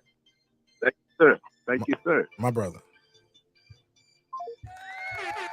Shout out to Mr. Freddie Jefferson, Memphis, Tennessee. Put his phone number, area code. He put his email out there. He do haircuts on the weekend, on the back porch. Get you a slice of cake, chocolate cake, you know what I'm saying? Or you'll get a little cup, a little red solo cup with a half a scoop of peach cobbler. You get 2 scoops if you pay extra. All right, I'm just joking. But shout out to Mr. Freddie Jefferson. All right, let's get back into this interview. Loving the calls, though. Loving the calls. Loving the calls. Loving the calls. Jermell, how about Jermell Charlo? Woo! Hey, look, can we talk about that real quick? Bud said Jermell is an easier fight for him than Spence. He thinks Spence is the tougher guy and the better opponent. What say you? I'm gonna put a survey. I ain't got to do a survey. Y'all can just put it in the chat. Which guy is you think will be easier or difficult? Spence or Charlo? Who beats Bud? Who can beat Bud? Right? Who do you think is the tougher guy for Bud to beat? A for Spence, B for Charlo. If you think both, shit, you can put AB. You know what I'm saying? Or you can just type in neither, I guess. Man, that sounds like I need a survey, huh? I need to make a quick survey. All right. Of course, let me do that. Let's make a survey right now. Keith Thurman is the same guy. Let me make a survey. Matter of fact, I'm gonna rewind a little bit, let this Keith Thurman part play, and I'm gonna make a new survey just so I can see what you guys think about this. And said he is fiending to get his paws on Terrence Bud Crawford. Does Terrence Crawford want to fight Keith Thurman? Listen, man. Everybody know Keith Thurman is just talking. You know, you got to understand. Keith Thurman was the same guy that said that I'm not a real welterweight. Keith Thurman is the same guy that said I haven't really proven myself at welterweight. Keith Thurman is the same guy that expressed himself of, you know, not being interested in fighting Terence Crawford. So now, all of a sudden, out of the blue, he's fiending to fight Terence Crawford. Okay. See, the thing is, when you're not relevant, you gotta, you know, take shots at the guys that's relevant, and that's what Keith Thurman is doing right now. You know, he's fiending to fight me. He's fiending to fight Errol Spence, when he clearly ducked Errol Spence for how many years? When he clearly didn't want to get in the ring with Errol Spence, when he clearly, you know, try to shade Terence Crawford off of fighting him at the welterweight division. So now all of a sudden you out there naked in the streets. Now you want to fight everybody. Come on, man. We don't believe you, Keith. I don't believe you. Jermell, how about Jermell Charlo? Of course, I'll beat his ass any day. Woo! Oh my God. So look, I got a survey in the chat. I'm putting it now. Okay. Crawford versus Charlo and Spence. Let's do that. Crawford beats Charlo, not Spence. Crawford beats Spence and Charlo. Crawford loses to both. Crawford beats both. All right.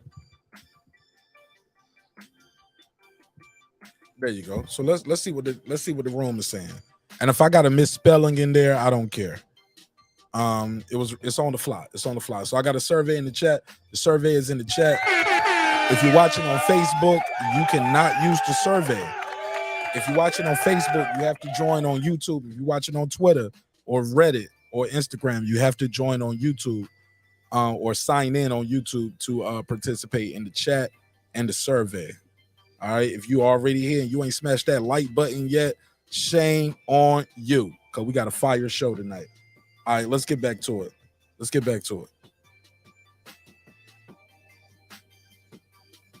He just said, "Come on, man, we don't believe you, Keith." So my man Errol, my man Bud Crawford out here saying, "I'll beat Charlo ass." Say he'll beat Jermell Charlo. Now, is this wishful thinking? Can he do it? Will he do it? Because he later on he talks about like, yo, Charlo out here, man, he's signing fights way down the line. And I know, look, those in the know. Like, why did he sign that Tim Tszyu deal so early? For way next year? Like, damn, it ain't like his last shit was a barn burner where he got like packed out the arena, because we know he didn't pack out the arena. We on pay-per-view. It's regular Showtime. But he signed that Tim Tszyu deal pretty quick. All right. Got that fight lined up. Wonder why. I don't know. We'll talk about it, I'm sure. But I got a survey in the chat. Definitely want to know what y'all think about that survey. But he definitely pretty much said, yo, I'll beat his ass any day of the week. Jermell, how about Jermell Charlo?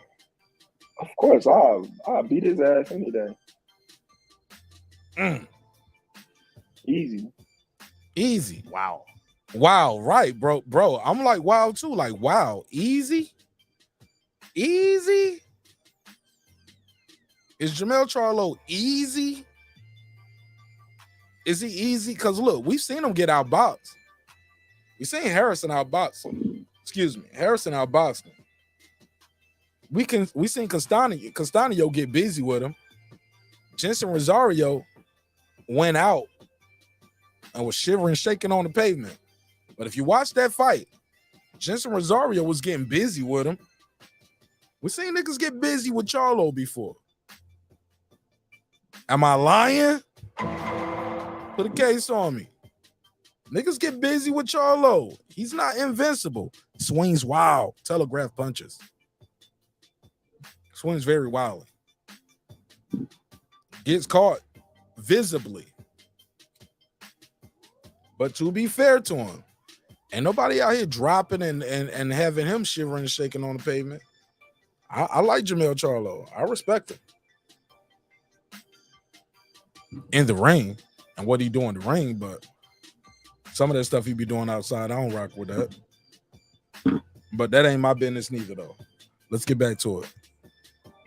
So that means Bud Crawford at 154 and taking on the undisputed. He said, yeah. I love this energy because he's putting it to a place where, like, even now, like, when he get to 54 and Charlo leave, they're going to be saying the same thing. Oh, Charlo should have moved up to 50. He should have moved up to 60. Stayed at 154 too long. Yeah. I see it already, bro. I see it already. They're going to try to boo-boo Andre the Kid out the game, but long as he winning and don't drop no belts, nah, man. Don't drop no belt. Don't boo-boo yourself out the game. I like boo-boo Andre, but I don't like what he did as far as dropping the belt and not having another title. Nah, man. If you dropping that belt, you better be fighting for another title in your very next fight because that's your leverage, being a champion. Somebody got to see you. Somebody got to see you. Just keep winning and stay champion. Somebody got to see you. Go to Purse Biz. Somebody going to see you.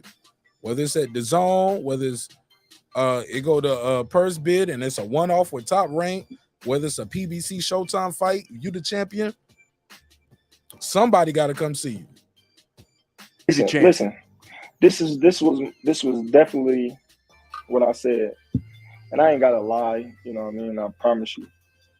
I said if I can't get the Errol Spence fight, I want to go right in to Jamel Charlo. You know what I mean?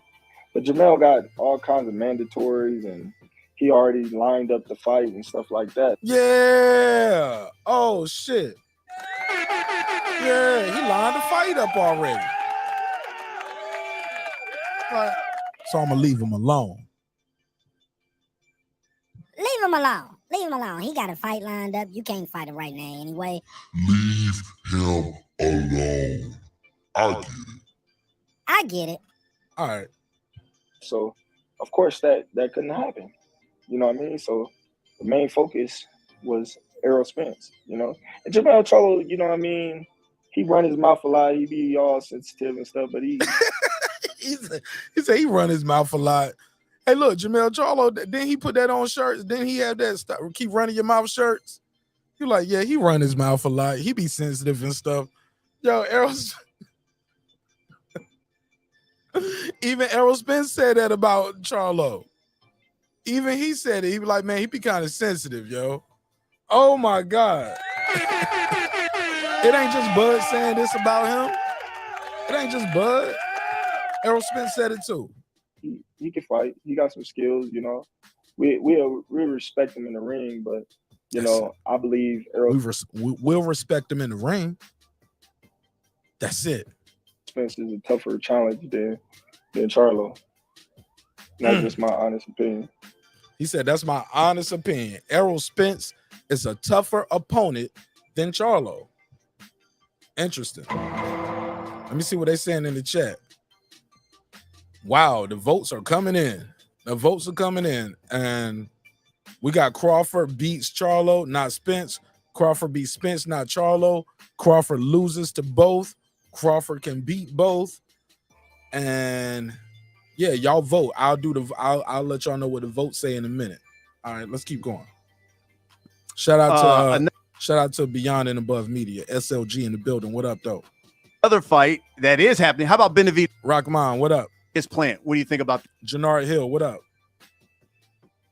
Tougher challenge than Charlo. That's just my honest opinion. Another fight that is happening. How about Benavidez? Me too. I think he can beat Charlo, bro. I think he'll beat Charlo. People like the power. I'm like, man, you got to have more than power to beat a guy like Bud Crawford, dog. Power ain't gonna just get it, bro. You got to have more than power. You got to have more than power, bro. You got to have a nice array of weapons in your arsenal. And I just think Bud just got too many tools in the toolbox. That's just me. I think Errol Spence, though, is more precise with his punches. He doesn't wind up as much as Charlo. Charlo be missing big.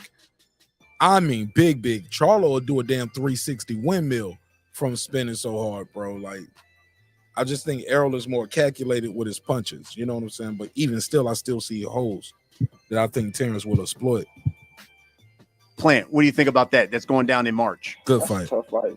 That's a tough fight. You got a great boxer and Plant, and then you got a tough, rugged fighter and Benavidez that got skills. You know, he might keep his hands down and stuff like that, but he's very quick, very elusive, and you know, he punched pretty hard. So it's gonna be a good fight. I always hear this about you, but people always say, "What the thing about Terrence Crawford is he just doesn't like the media." And I always see like, I like Bud. I think Bud is engaging. Why do they say that? Because I don't like the media that twists up my words. He don't like these YouTube daddies. That's what it is. And I don't like you neither, nigga. Brother, my brother. I don't like you neither. Nah, and I ain't mad at him. He's like, yo, why would I interview with you? You're gonna twist my words. Why would I sit down and talk to somebody who talk bad about me? Like, who does that? I ain't the president. I don't owe you no interview. Like, come on, bro. Even Donald Trump didn't sit down and interview with everybody all the time. Like, whether you like them or not, people gonna interview with the people that they think gonna give them a fair shake. You know what I mean? So you can't be in the media trying to bash me and, you know, talk down on me and put out lies just to get, you know, clickbait and then turn around and then ask me for an interview. I don't like that. Or I don't like, never heard of it. I don't like the fake me down on me and put out lies just to get, you know, clickbait and then turn around and then ask me for an interview. Right. I don't like that. Or I don't like, you know, I don't like the fake media. I don't like that. Just me. If you don't like me, then why ask me for an interview? Got it. What do you think about the? If you don't like me, why ask me for an interview? He's 1,000% right. Never heard of it. Never heard of it. Like, the thing is, they really like the guy. They know the kid is a beast. They know this kid is everything he said he was when he stepped in that damn boxing ring. The problem is they have loyalties to their YouTube daddy. Their YouTube daddy tell them what to think. Their YouTube daddy controls so much of their mind and their thoughts and their process that what they do is they go to my comment section. They go to other channels and they'll spew the same nicknames for the fighter. Like that's how, bro, that's how small-minded motherfuckers are. You know what I'm saying? What up, gangsta? No, you're not. We don't believe you. We don't believe you, bro. We don't believe you. You need more people. They're not even creative enough with their own nicknames for the guy. They use other people's nicknames to the point where you can identify what channel they come from based off the nicknames that they call the fighter. Did you hear what I said? You know what channels they watch based off the nicknames they use for the fighters. They're not even original. They're not even original with their thoughts. They're not original with their insults. They're not original with videos as their source of their information. Yeah, man, I saw it on such and such. Oh yeah, such and such said it. Such and such said it. Why not just tell us the truth? Just say how you really want to say it. My daddy told me. My YouTube daddy told me Bud got bad business. My YouTube daddy told me that he ducking. That's what my YouTube daddy told me. My YouTube daddy told me Bud was asking for 25 million. Nigga, please. Nah, man, that's what it is.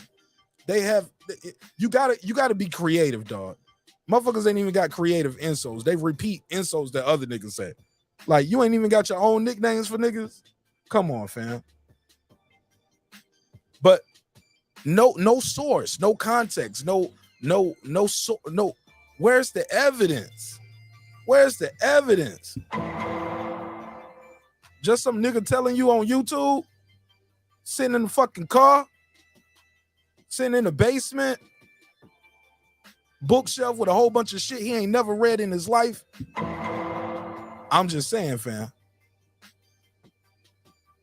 I ain't trusting them with the inside scoop. I'll go check out my boy Ellie Setback. I mean, I see Ellie out here moving and shaking for over a decade. Some of these dudes, man, I ain't never heard of these dudes. Never heard of it. So now I can't trust you on that shit. He was asking for 25 million. Where you get it from? I got it from this guy. That nigga? These niggas was telling you the Spence Crawford fight was, I'm sorry, the Spence Ugas was gonna be on free TV. They said, how you gonna boycott a free fight, nigga? Shit won't free. They was wrong. But these niggas got all the answers. Okay, respectfully. I digress.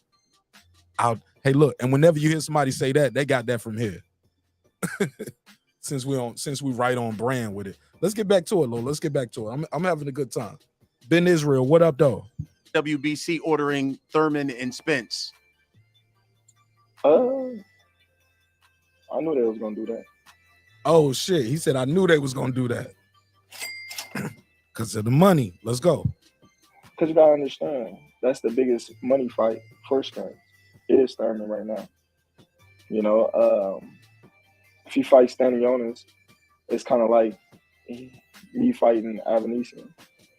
If he fight Boots, it's high risk, low reward. You know what I mean? So that's the biggest money fight for Spence right now. But it's crazy how they gave Stanionis two-step aside money and still, you know what I mean, basically say, all right, well, he's going to fight this guy, so you still got to wait. So. Oh, that hurts, don't it? Man, he's unveiling false narratives. This guy standing on us keep getting step aside money. Why? Who's telling him to take it? Why you got to do that? Why does he want to do that? It's kind of like it ain't no money there. It ain't no money there. See, Bud was like, nah, nigga, I ain't taking no step aside money, nigga. I'm fighting my guys, and I ain't giving out no. Me fighting. You know what I'm saying? He was like, he gotta fight Thurman because if you fight Stanionis, it's gonna be like me fighting Avanesian. He knows the bro. Bud got his ear to the street. He hearing this shit. Turn around and then ask me for an interview. I don't like that. And I think the part of why he indulges this shit, like I said in my opening, you can't run from it. You can't run from it. You know, every interview while you're promoting this fight, they're gonna ask you, well, what happened? For the people saying, oh, Bud don't know how to promote, Bud been doing a hell of a job promoting this shit because even the haters are talking about this shit. I'm telling y'all, I didn't know he had the Brian Custer interview until I saw somebody who was hating on him drop the video. And I was like, shit. Oh, Brian Custer interview dropped? Oh, let me check it out. I was like, oh, shit, man, you left this part out. You left this part out. You pick and choose what part. You didn't. People don't even talk about the fact that the shit is on Showtime. It's on Showtime. Why is Showtime Sports doing this, promoting Terrence Crawford versus David Avanesian? Why is that? Because they know they're going to ask the questions. They know he's going to answer the questions. They know he's going to promote his fight, and he's going to come back to the table. They expect him to win. See, a lot of you guys, y'all make this shit so personal. For y'all, it's like some them against us, like some Crips and Blood type shit. Shit blows my mind, bro. It's not that serious. They know he's Terrence Crawford. They know what he means to the sport. They know what he means to the division. And they know he's the other piece of this puzzle. It's not personal for them. It's business. Promote his fight. Let's do something we didn't do before. Let's try to do this differently. These guys are thinking business. People on YouTube and in the chat, you guys are making everything personal. Like, you know, I don't like the fake media. I don't like that. It's me. If you don't like me, then. And to be fair, PBC could have long time came out and said, "Hey, this, that, or third." They could have confirmed or denied anything. They could have stopped the false narrative of Bud is ducking or Spence is ducking or whatever. They could have came out and did something, right? I mean, if the PBC can be in my live chat and they can leave comments on my videos, they could have did something regarding this. They have a Twitter, they have an Instagram, they have Facebook, they got everything. They could have did something, but no, it keeps the talk going. They know what they're doing. It keeps the buzz going. They can't come out and just give us a statement right now in the midst of this shit. It might just end all the conversation. They might be like, Case Coles, PBC said this. Like, no, they like this shit, man. Told you they be in the chats. They been in my chat. They left comments on the videos.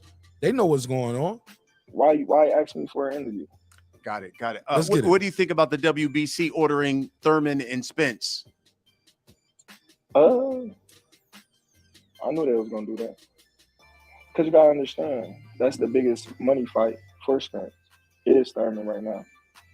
You know, if he fights Stanionis, it's kind of like me fighting Avanesian. If you fight Boots, it's high risk, low reward. You know what I mean? So that's the biggest money fight for Spence right now. But it's crazy how they gave Stanionis two-step aside money and still, you know what I mean, basically say, all right, well, he's going to fight this guy, so you still got to wait. So it sucks to be a fighter in his shoes right now. And Terrence Crawford don't want to be that guy in his shoes. He don't want to be like Stanionis, like, well, you just got to do this. Yeah, that's crazy. Yeah, it does. You think Spence wins that fight against Thurman? Yeah, I think Thurman. He said, yeah, Spence gonna beat his ass. See, Bud is being a realist. I'm not one of those people out here where I'm just saying Thurman's gonna beat Spence just because I think Spence is not gonna beat Crawford, or I'm trying to just spew Errol Spence hate. I'm not on it like that, fam. Never been on it like that. I like Keith Thurman. Earlier, I thought the fight would have been competitive. Now, after that Barrios fight, yeah, man, I got Spence stopping him to the body. Spence gonna stop him to the body. Keith Thurman, I'm calling that one. He ain't gonna let him off the hook. He ain't gonna let him off the hook with the body. Low blows and all.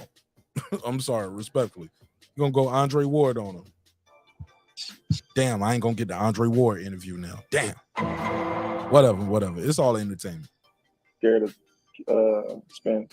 He said Thurman, he believes Thurman is scared of Spence. Did y'all hear that? Let's hear it again. Yeah, it does.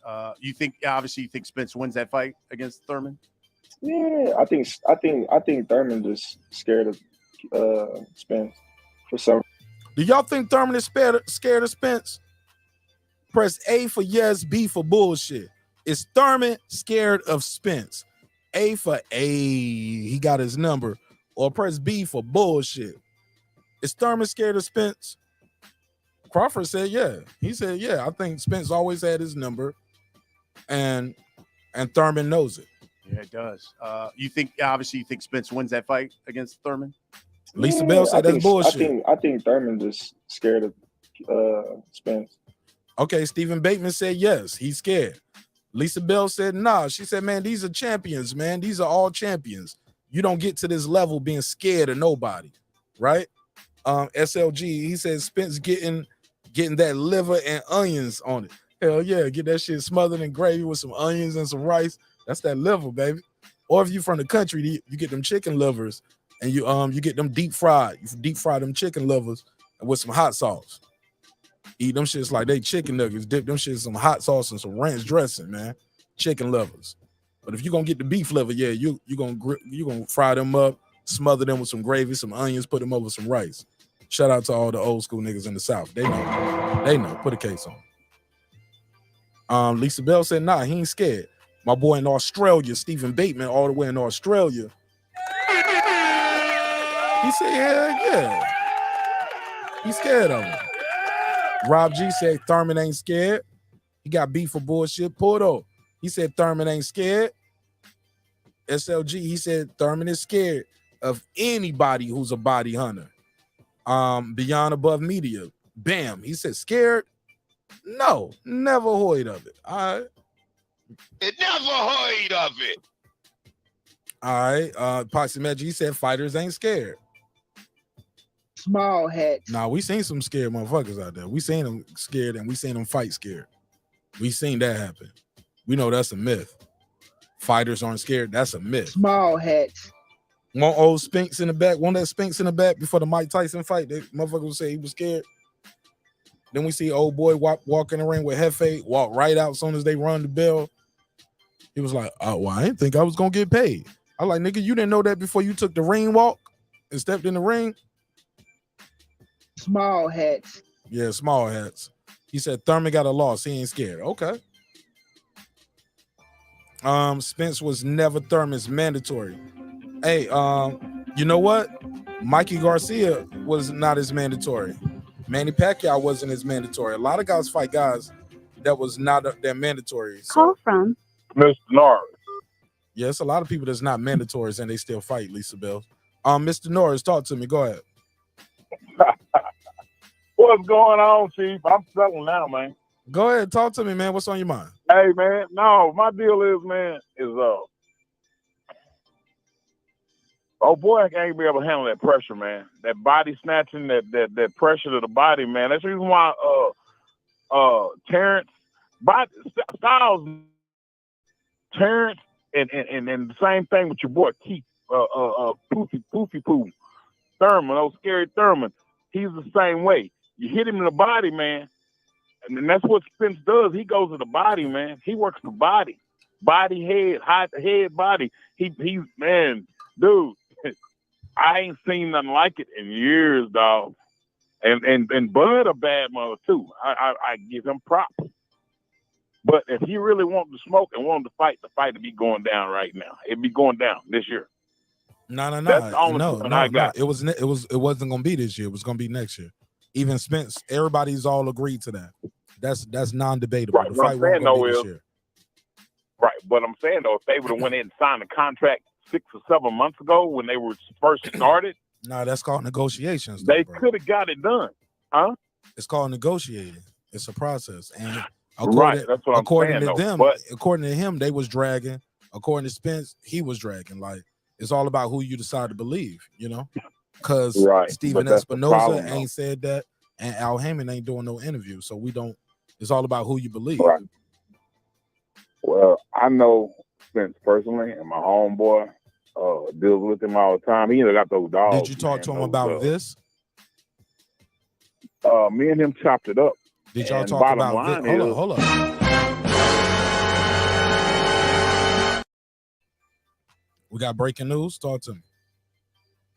Bottom line is that, oh boy, your boy, Mr. Bud, he basically drug his feet because he had the Plan B side. I mean, it was just for looks, just for clout. Did man. you even I'm hear the telling you, interview man. that we played tonight? Like when we got to that part, because we What interview? discussed that. The interview that we doing the whole breakdown to, the whole episode. That's what we've been doing. He discussed that part. He said, yo, yeah, they came to me and they was like, boom, boom, boom. He said, I let them know I'm trying to get this Spence fight. He even tried to get it with Spence. He was like, yo, he said, Who was that, Bud? yeah, he said, yo, I called him.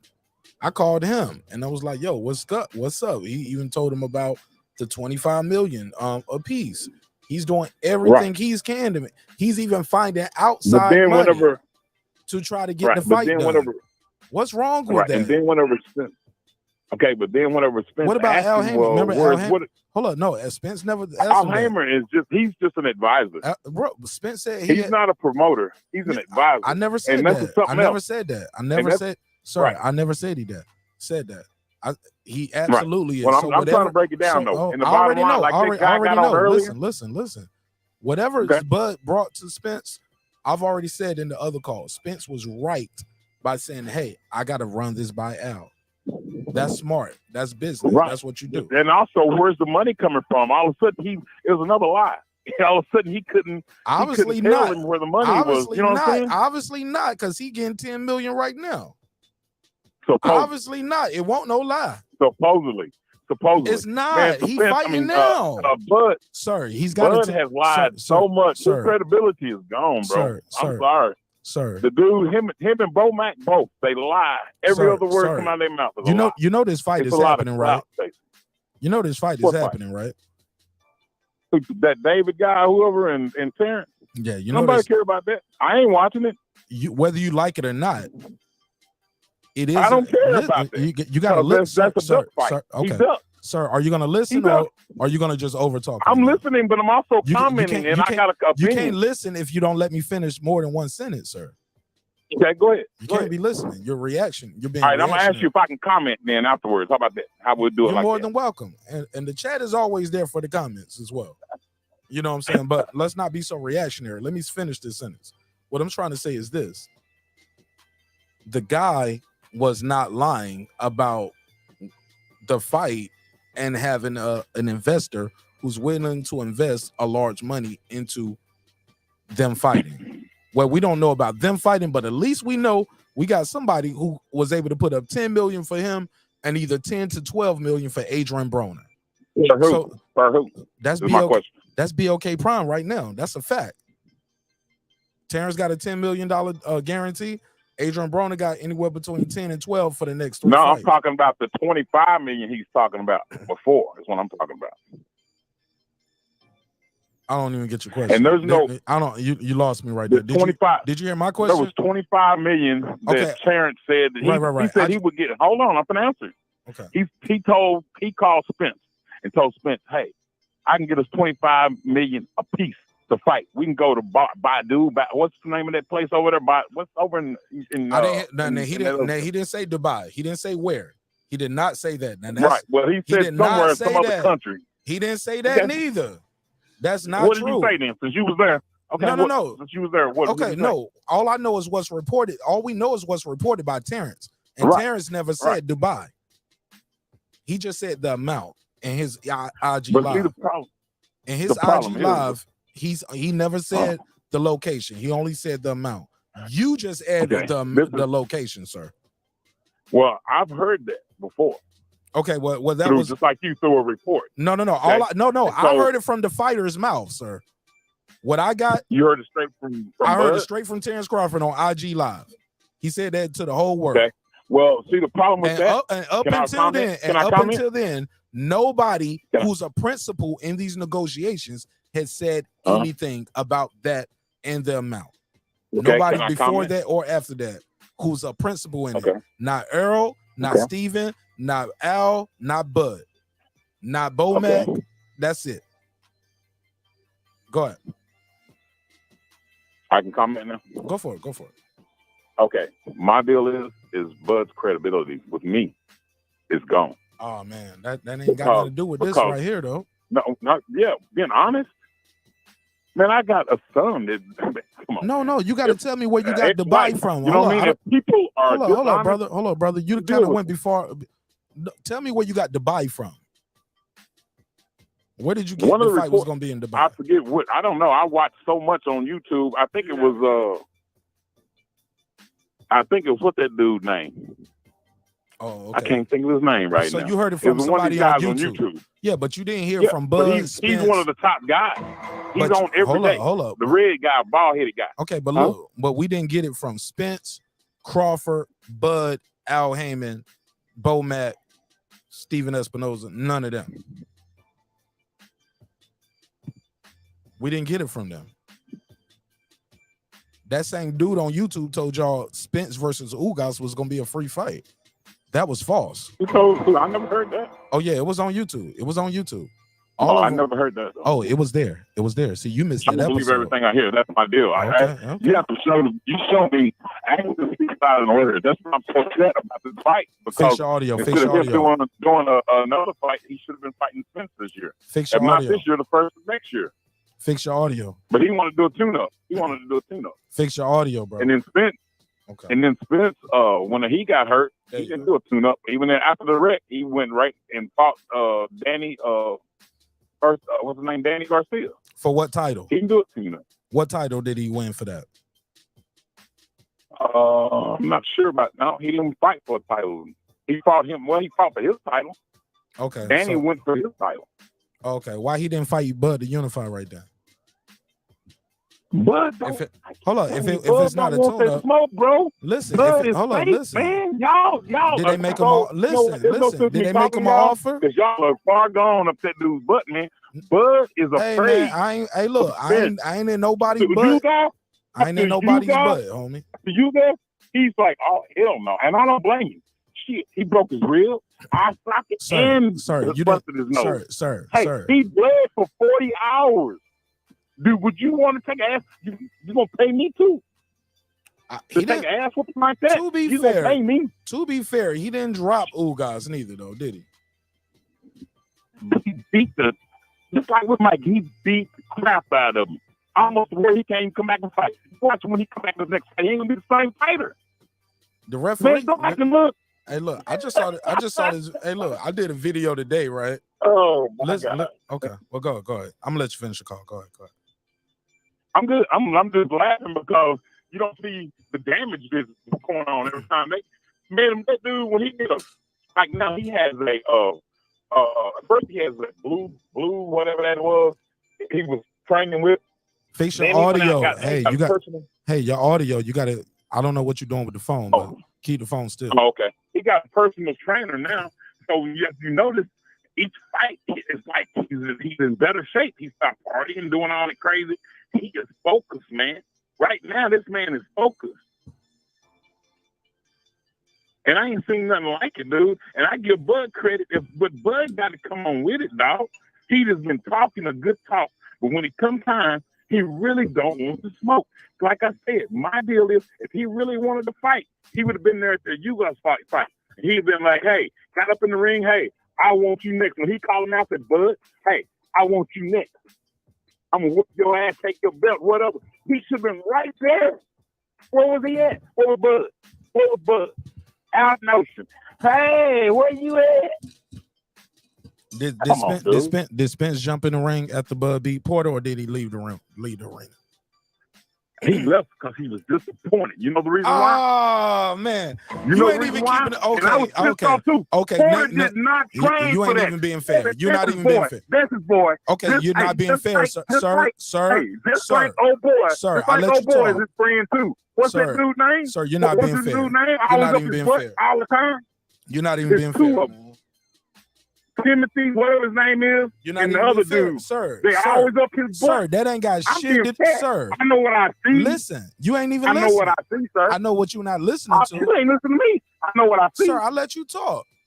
And go ahead. Sir, at the end of the day. I know what I see, though, bro. Okay, you can't change my mind. I got eyes just like you got eyes. Okay. And I got good sense. So it is what it is. If the fight was going to go down, it went down. He could have went down 5 years ago. Whenever he stepped up from 140, he could come on and challenge. Oh shit! Well, your boy. No, who did he take? Who did he take on? Because they told him to get a belt first. The WBO. Because they told him to get a belt first. They did tell him to get a belt first.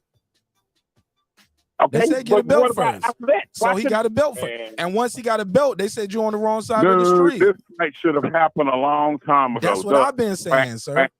Right. That's what I've been saying. Right. Cherry picker. Okay. Quack. Okay, now we good. Cherry picker. All right. Well, I appreciate your call, bro. Well, I appreciate your call. All right, much love, bro. All right. My man, 58 years old, and in the middle of the conversation, while we having a conversation, he starts saying quack, quack, quack. Like we can't even have a conversation. Got to put a case on Mr. Norris right there. Mr. Norris is old enough to be my father. And in the middle of a conversation where we're trying to have a serious, respectful conversation, he starts saying quack, quack, quack, quack, duck, duck, cherry pick, cherry. I can't do that, bro. I ain't got time for it. I'll listen to it, but we can have a conversation. But once we start doing that, we ain't even having a conversation. And he evaded so many questions. I asked him what belt did he beat Danny Garcia for. He said, I don't know. It was no belt, bro.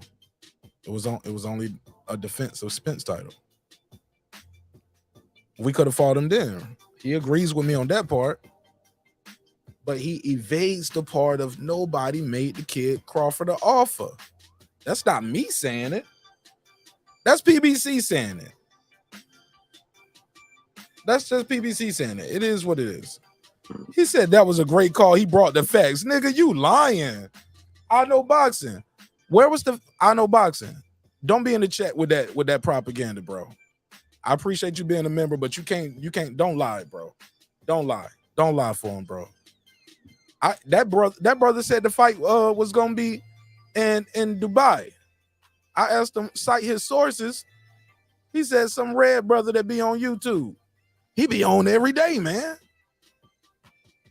So he got to be telling the truth. He on every day. Niggas on every day because he an old retired nigga, or he work from home. I ain't got no job, or ain't got no kids, or a YouTube daddy. All his kids online. But just because the nigga online every day does not mean he's quote unquote credible, homie. Does not mean you credible just because you're on YouTube every day. Get out of here, homie. You got to give me something more than that. Got to give me something more than that. You got to give me something more than that. I'm just trying to get the facts, Karma. I'm just trying to get the facts. My man said the fight was gonna be in Dubai. Where did he get that from? Some nigga on YouTube. Oh my God. You never heard of it. Small hat. Nah, man, y'all know we don't play that. You got to give me something better than that. You can't just say, "Oh, I heard it from a nigga on YouTube." Man, I'm a nigga on YouTube. I just got more integrity than that. I didn't come out here and telling y'all fake shit like, yo, I heard Errol Spence was asking for $50 million. Like, bro, at this rate and this pace, if I didn't have integrity on this channel, I could be out here spreading all kind of bullshit because I know the reach. I know the reach of the channel. I know how many people we're gonna reach. I'm not doing that, bro. Silence. Nah, man, that ain't even my style, B. That's go gadget arms. Niggas are reaching, homie. I can't do it. I got too much integrity, and we didn't build this platform off of doing sucker shit like that. Just coming out here with some fake ass sources say shit. Like, that's crazy, bro. And then people, like I said, I told y'all doing it earlier in this show, you're gonna get people in the comments, gonna get people in the chat, they're gonna call in, and they're gonna tell you what their YouTube daddy said. No evidence. Yeah, man, go to Martin Edge, man. Go check the link in the description. Go get you one of those run and tell your YouTube daddy shirts, hoodies. We got coffee mugs. Run and tell your YouTube daddy. I said it. Oh my God. No evidence. Now, granted, my evidence is I wasn't in the boardroom. Like I was telling homie, I wasn't in the boardroom. But at least I got Terrence Crawford right here on camera saying something. He's on camera saying it. He's a principal in the negotiations. He's a party to the negotiations. He's the only one that told me about the damn money that he was bringing to the table. And y'all know how it go. Y'all ever play that game in school where you whisper something in somebody's ear, then you whisper it in the next person's ear, and by the time you go around the whole classroom, the story has changed? That's what it is. That's how I look at this shit. Terrence Crawford was bringing $25 million to the table, and by the time they get to the YouTube daddy, the YouTube daddy is out here telling people, well, I heard from a source. I'm not going to reveal my sources. My sources are my sources. I'm not going to tell my sources. My sources told me Terrence Crawford was asking for $25 million. Nigga, y'all making this shit up as y'all go. I'm playing the interview and reacting. I'm not making this shit up as I go. Yeah, I think Thurman just. Let's get back to it. So it sucks to be a fighter in his shoes right now. Yeah, it does. You think Spence wins that fight against Thurman? Yeah, I think Thurman just scared of Spence for some reason. I don't know what it is, but I think Spence been having his number since day one. Hey, what's up, everybody? I'm Brian. Yo, shout out to Brian Custer. My man in the chat, good question. He said, Mark, if this, what did he say? He said, Mark Nash, if this Bud fight flops, do you believe Bud will have negotiation power? It's all about what you define as power. What he has to negotiate with I Know Boxing is a title. That's all he got to negotiate with is a title, bro. Of your health and pickup. He's a champion. He's a champion at the welterweight division, and somebody got to see him. It's going to be the next person in line, the next person in line, and all those guys have promotional companies. The WBO is going to mandate somebody. Somebody got to see him. And if not, y'all going to have to look at them and be like, damn, you don't want to be no champion? Or you're going to look at the promotional company funny like, damn, why we can't get no fight? Everybody? No, it's not going to be everybody. It's not going to be everybody. Watch when Virgil name come up again. Golden Boy going to slide him in there. If it ain't him, it's going to, well, shit, Conor Ben don't fuck this stuff out of the game, so it won't be the zone for Conor Ben, but it's just going to flow in line. So to answer your question, the power is not with Bud Crawford and his name, I Know Boxing. It's not even in his selling power. It's not in him being a marketable guy. The power that he has. Shout out to Bernard Hopkins. He said it best in that Jim Gray interview. Because I am the champion, you're going to have to talk to me. Simple as that. Because I am the champion, you have to talk to me. And he's going to get that microphone. He's going to get that platform. I'm telling you, man, like, we ain't got to like it. You ain't got to like it. Nobody ain't got to like it. But you got to respect it. That dude is a fucking champion. An undefeated champion. 6-time champion. 2-time lineal. Fighter of the year. Fight of the year. I'm just saying, you got to see him. You got to see him. Somebody going to have to see him. So if it's not going to be him, if it's not going to be, I think 1, 2, and 3 right now is Virgil, Boots, or Thurman. Depending on what's happening with them, I don't see any of them taking no fight between now and April. If so, it's going to be a light touch.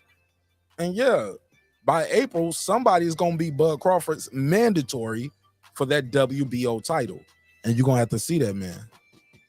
We ain't got to like it, but it is what it is. And if not, it's going to go to purse bid. Somebody going to pick the fight up, and Bud going to go in there and fight. See, that's the problem. People were talking about freezing them out before. He was like, yeah, we can freeze them out. I remember talking to, I told this story several times on air, where I remember being on the panel, and people were like, yo, he ain't got nowhere to go. He ain't going to be able to fight Mel. Ain't going to let him fight Mel. You think they're going to let him fight Thurman? Are you going to feed Boots to him? Why would you feed Boots to him? I was like, feed Boots to him? Shit, I thought this would be a big fight for Boots.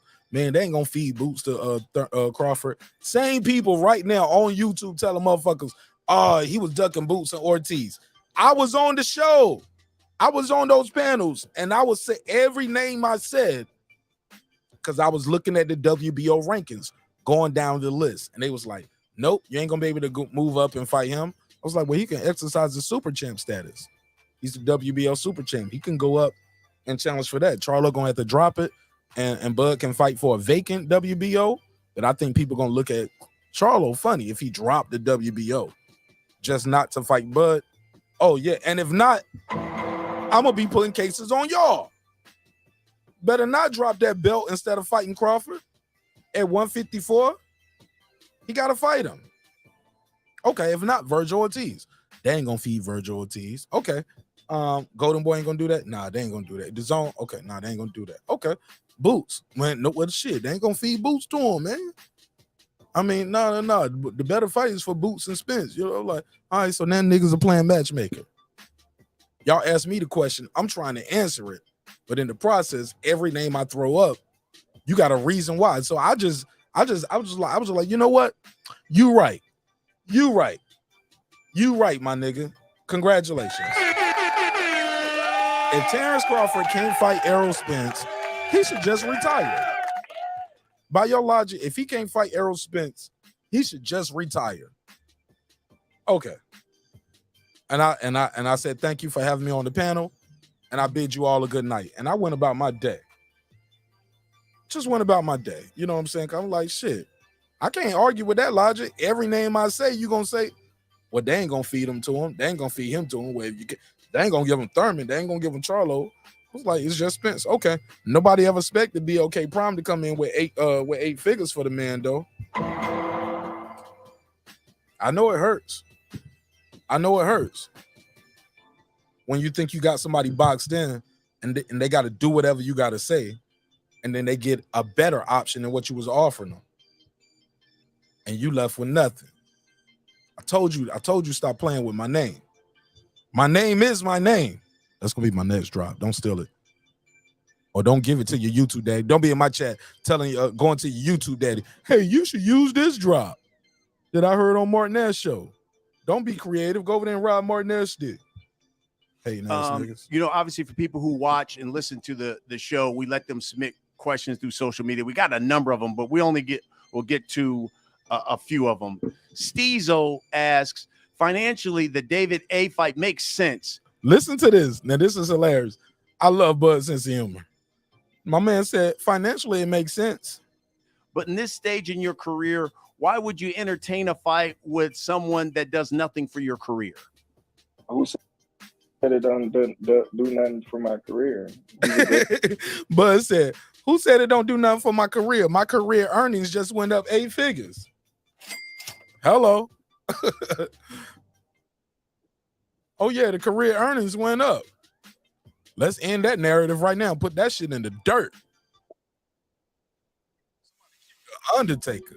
Come on, man. I know it hurts. I know it hurts. It's not fair, right? He's supposed to take the disrespect. Like my boy Reggie saying. Reggie was like, man, he up here talking about be fair and his treatment. I was like, God forbid they treat him fair and do good business by him. God forbid, Reggie. Well, yeah, my man said, who's to say this ain't helping my career? I got a fight on my record. I'm active. A lot of these dudes ain't get to fight this year. I ain't fought at all this year. I ain't fought since last year. Shit, to be fair, your boy Jamal Charlo in the news for everything except fighting. He ain't fought since last year in June. Terrence Crawford ain't fought last year since the fall winter when he fought Sean Porter, right? Oh yeah, this is doing something for his career, and it's $10 million for the family. Fighter, you know, he's been in a stage in your career. Why would you entertain a fight with someone that does nothing for your career? Who said it don't do nothing for my career? He's a great fighter. You know, he's been in the ring with, you know, some great fighters, Hall of Fame fighter in Shane Mosley. You know, and it's a good fight. Oh, they hate that. They hate that. I know it hurts. I know it hurts. Yeah, David Avenesian beat Shane Mosley, but people like, well, it was an old Shane Mosley. Manny Pacquiao arguably beat an old Oscar De La Hoya, right? Hello? Hello? Is this thing going? Joe Smith beat an old Bernard Hopkins. Ain't nobody say shit about that, right? Won't that an old Bernard Hopkins Joe Smith beat? Knocked him out the ring, made him a meme, put him in the dirt. Oh, it happened, right? Y'all can say me that shit about somebody was old when you beat him. Joe Calzaghe beat an old Roy Jones, right? Oh, don't nobody hear me. I know it hurts. I told you. Some of y'all gonna get banned from the server tonight. Not by me doing it. You're gonna do it to yourself. You're gonna be like, I don't like this nigga Martinez. Too many facts. Oh yeah, I'm laughing at you all the way to the bank, homie. I mean, it happened. Yeah, some of your favorite fighters lost to a David F. Hey, look, what's the boy Saddam Ali beat Cotto, didn't he? Yep, it happened. It happened. Mr. Norris, Mr. Norris, you got to call back. I'm in my flow right now. I'll open the lines back up in a second. All right, so let me get to some more of this. And then I'll open it back up. For me, and it does well for my pockets as well. Oh, did he say? great fighters, Hall of Fame fighter Shane Mosley, you know, and it's a good fight for me, and it does well for my pockets as well. It's a good fight for me. Oh yeah, cause old boy on a knockout streak. Ugas won on a knockout streak. Danny Garcia won on a knockout streak. Okay. Next one from Twitter ad. Oh yeah, it do something for his pockets. 10 million. 10 million. 10 million. 10 million. Gotta love it. Fighters, Hall of Fame fighter Shane Mosley, you know, and it's a good fight for me, and it does well for my pockets as well. People hate that. People look. Floyd Mayweather told y'all. He said, "Look, I'm a prize fighter. The prize is the money is the prize, dummy. The belt leads to the bigger prize. Duh. Terrence Crawford needs that belt, man. He needs a belt. Errol Spence needs a belt. These guys need a belt to be popping. When they don't got no belt, they ain't popping. And look, and then you got guys like out there like Andre, much as I love him and think he's a hell of a fighter, he won't out here popping because he ain't accomplished as much. Can't demand those big paydays. Charlo, I like Charlo. Both of them. They ain't popping like that, bro. They ain't popping. They ain't popping. Let me play some more of this. Shout out to my guy HLD with a super chat. He said, matter of fact, let me give him a drop first. Let's give him a drop. And leave it on the screen. A 10, a 10, a 10, a fucking 10. He said, let me read HLD's chat. Crawford has lost more fans and has lost so much respect in the boxing community for his buffoonery. Robbing the fans. Sorry. I'm sorry, HLD. I ain't gonna disrespect him like that. But he was like, I'm gonna try to read in the HLD voice. Yo, my man. Crawford has robbed the fans of so much. No, he said Crawford has lost more fans and has lost so much respect in the box community for his buffoonery, robbing the fans of Undisputed. He's had to turn his hardcore fans into fanagers to excuse his BS. Let's give him the drop. A 10, a 10, a 10, a fucking 10. All right. I think that's debatable. Definitely debatable, but it's not buffoonery when you walk away and you get 8 figures. Oh, man. 10 million. Go and send me my first half right now. And before I do the ring walk, I need that other 5, nigga. Before we even fly in, before y'all even start selling popcorn and what else they have in Omaha, like the great Kool-Aid and the chicken fried steak and all of that shit. Before you do any of that, I'm gonna need that other half for you, brother. Nah, man, he ain't lose no fans. He gained some fans, man. People are respecting this dude. They respect this dude for this shit. A lot of people respect this dude for this shit, yo. Some people are looking at the other side kind of funny, like, damn, y'all turned down 50 million up, 25 apiece. Why? I've heard fighters who are in the business say, hey, look, ain't nobody gonna tell me to turn down no 25 million. My advisor works for me. You know what I'm saying? Oh man, I got that HOD too. Shout out HOD. Let me see if I can go to Twitter and pull that up. HOD sent me something that Charlo had put on Twitter. Shout out to my good brother HOD. Let me see if I can call him. Let me see if I can call HOD. That's my new style. Y'all know that's my new style. I like to call people now too. I flip the script. You don't call me, I call you. Huh? Silence.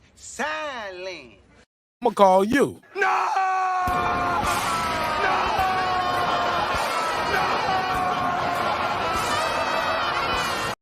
Let me see if I get HLD on the line. Let me call him. Let me see if I can get it to work. Oh, I'm gonna do it this way. I'm gonna call him from right here. I'm calling from the phone. That's my new style. They hate when I do that. Let me see if I can fuck with them. Make them mad real quick. But this gonna give y'all Errol Spence fans a boost though, because like I said, I even hate that term, like, oh, you're a Crawford fan or a Spence fan. I hate that, yo.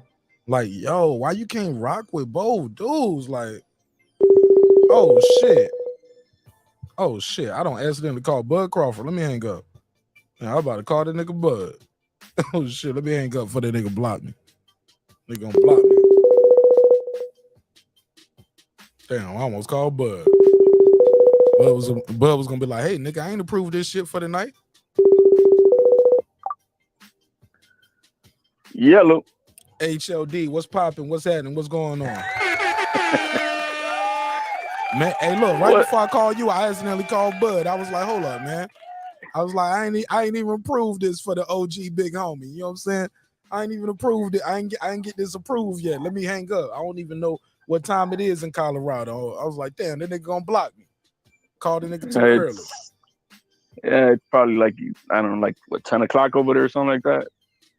Yeah, man. My bad, man. My bad, bud. Go and get your rest. I know you got to get up early, do them miles. But talk to me, HLD. What's on your mind? Not much, man. I see you still on damage control, man. That's what you call this? Damage control? It's all damage control, man. Ain't nobody respecting Bud but his own hardcore fans.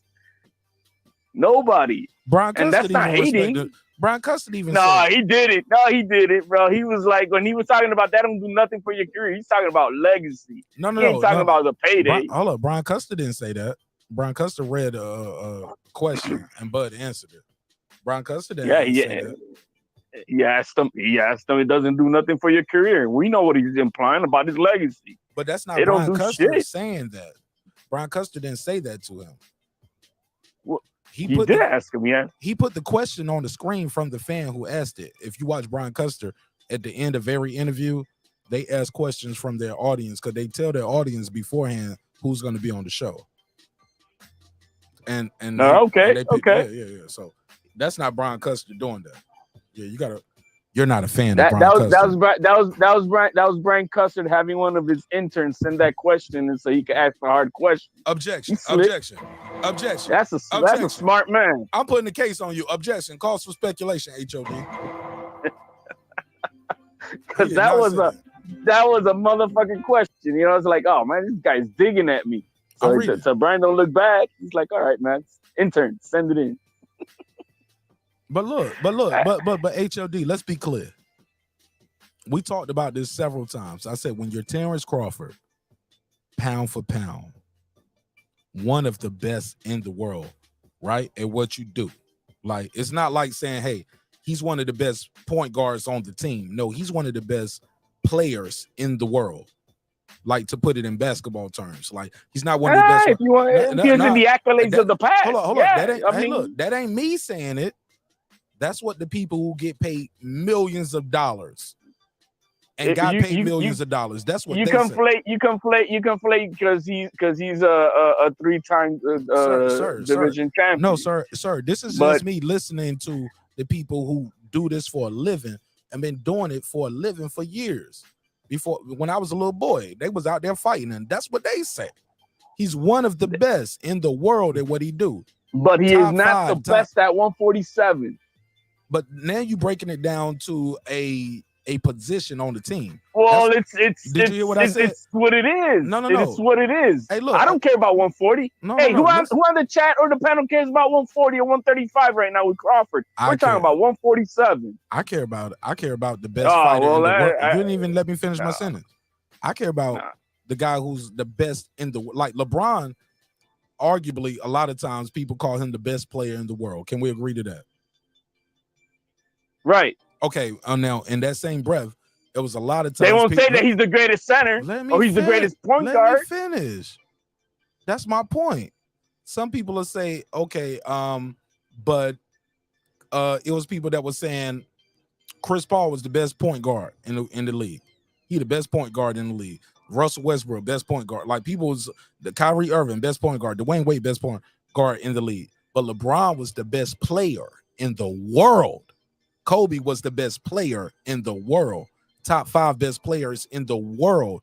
Not just the position, not just on your team, in the world. Does that make sense? So that's not Martin Nash saying it. That's Showtime Sport saying it. Because Terrence Crawford is up there doing the interview.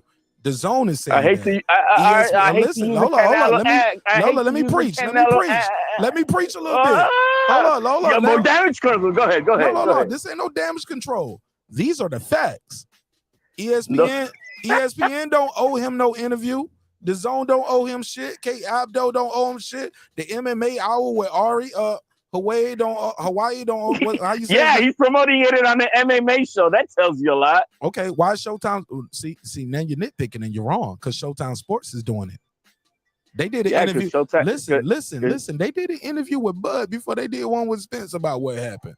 Why not interview Errol Spence and say what happened? Because it's not about what happened. It's about Bud trying to just promote his janky fight. That's what it's about. Why would they give him a platform?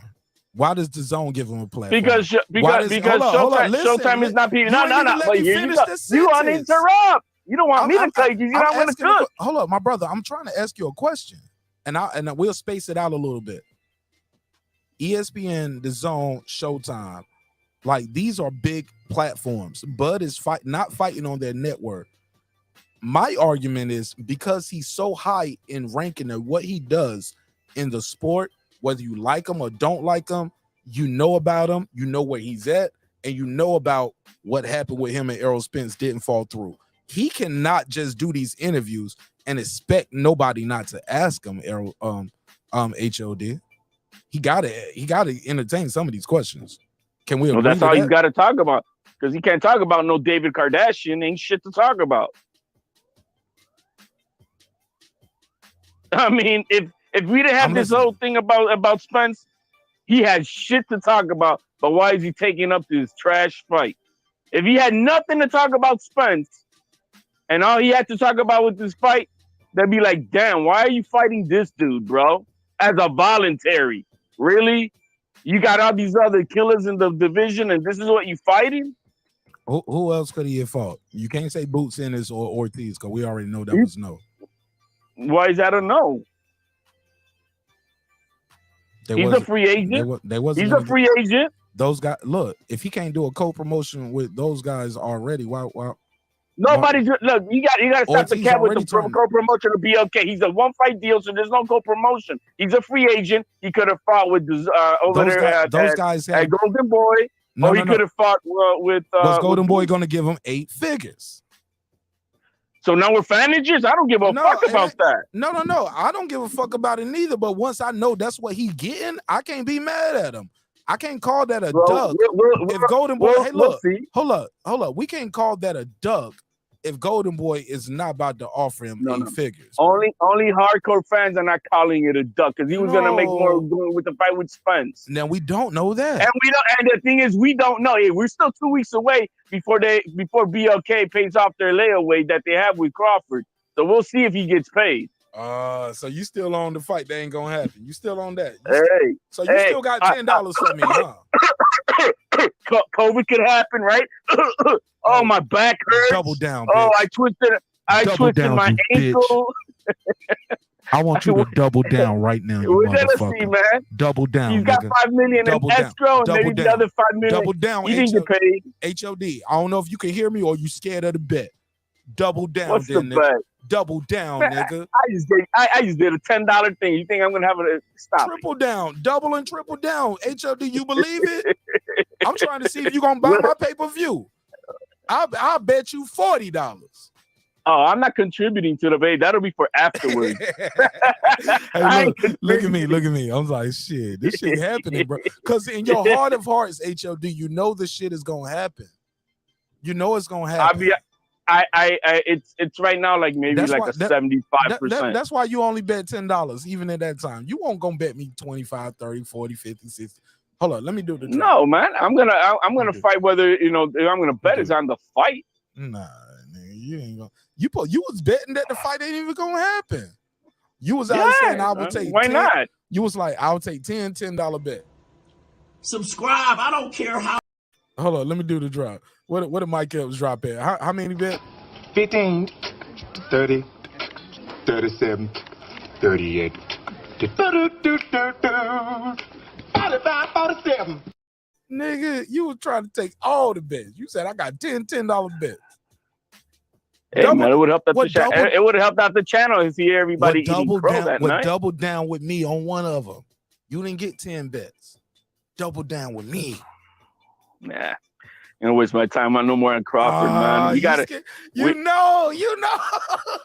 I'm saying, hey, it's 75. It's 75% chance it's gonna happen right now. The way I see it, 75% chance. Bro, still. you know what's happening, bro. You saw all them tickets. Man, all them tickets sold now, nigga. You know what time it is. Oh, did you go to Vivid Seats? Did you go to what's that other one? Because they're all over there. They're all on the secondary market. We'll see if they're gonna. That's good business. It's good. It's good for the investors. The investors, at least that they rented that farmers marketplace, they at least got their money back. So they good. At least the investors. You know what I mean?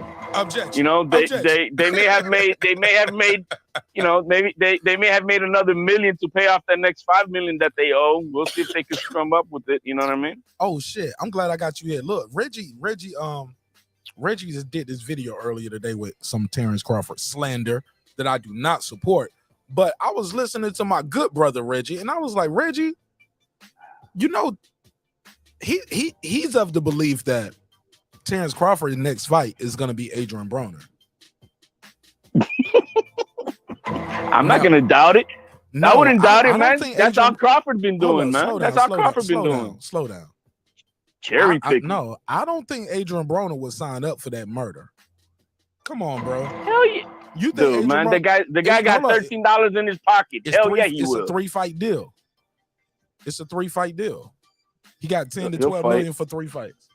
For the people, hey man, I hear you. Hold on, let me say this. For the people saying Al Heyman ain't never did bad by no fighter, he always do great business. That Rock Nation deal with that Adrian Broner turned down don't look that bad no more. Do it. It don't look. What that you mean bad. Turned down by who? Adrian Broner, and he was advised by Al Heyman to turn down that Rock Nation deal.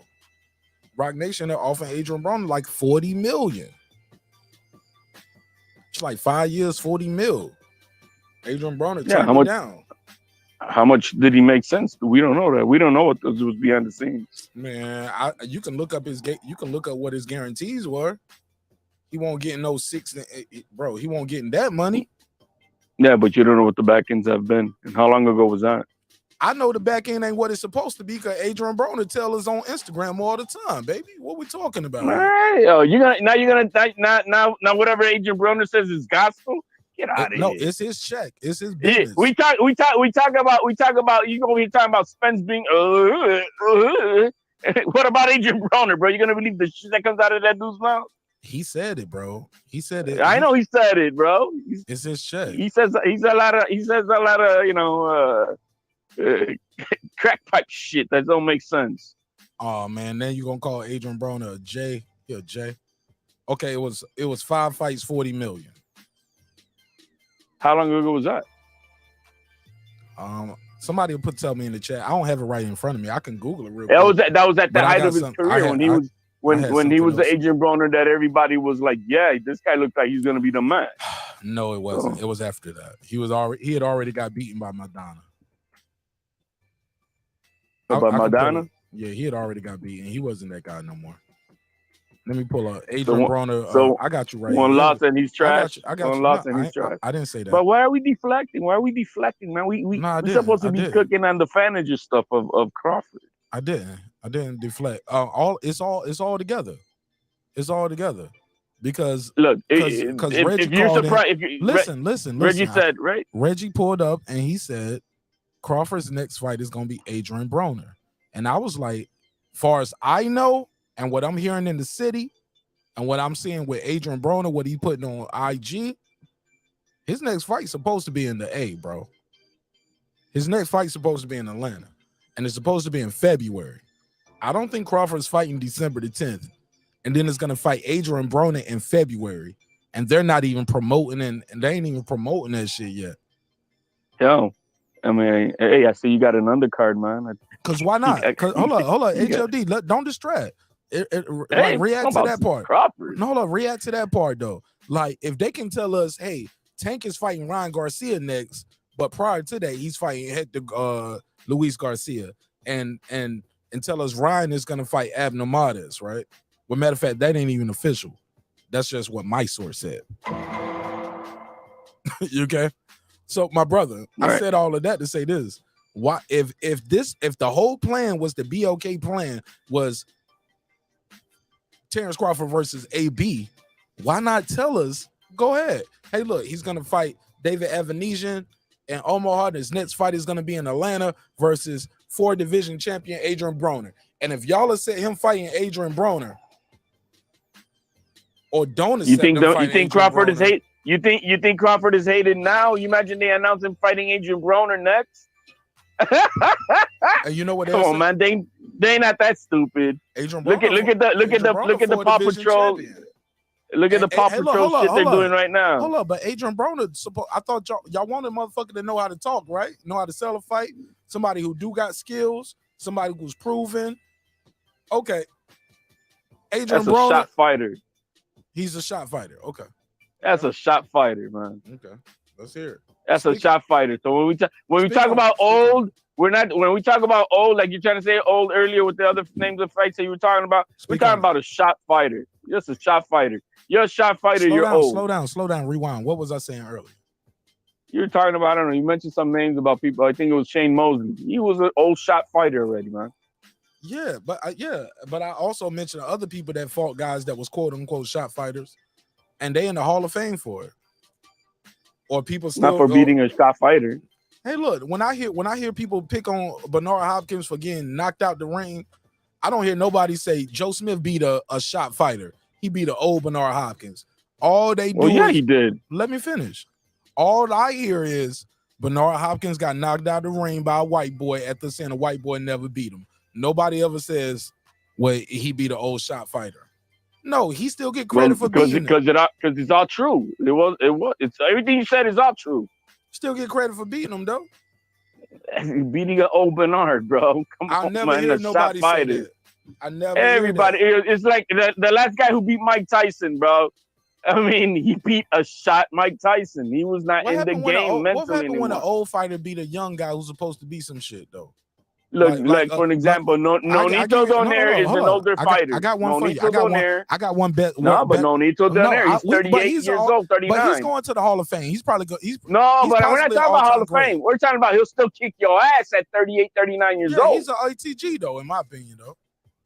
I love. Yeah, but it has nothing to do with being an all-time great.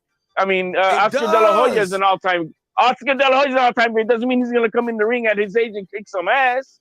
When you get to a point where you're a shot fighter already, you're old as far as you're not able to withstand the punishment or give off the punishment. I mean, it's just what it is. It has, some of it has to do with age because it's relative, but sometimes because you've been in too many wars, and it's simple as that. I'm just saying, man. I just feel like we pick and choose who win and who we say that to. No, I'm just saying that the one thing I can say, looking closely at Crawford's event, he's been cherry-picked the entire damn way. Nicely picked fighters. Because there's nothing of a signature fight on his career. There's not a monster we can say, damn, where's the monster at? He slayed the monster. There's not a fighter. Ugas was a monster. There's not a fighter. Ugas, Kell Brook, Sean Porter. those were 3 undefeated monsters? Because those are the 3 titles the Errol Spence got, bro. And none of those guys are known for knockout power. None of those guys were undefeated champions. It was already a blueprint to beat all 3 of those champions. Am I lying? And what did Crawford do? I'm asking you about that. I can go to that next, but I want you to defend that first.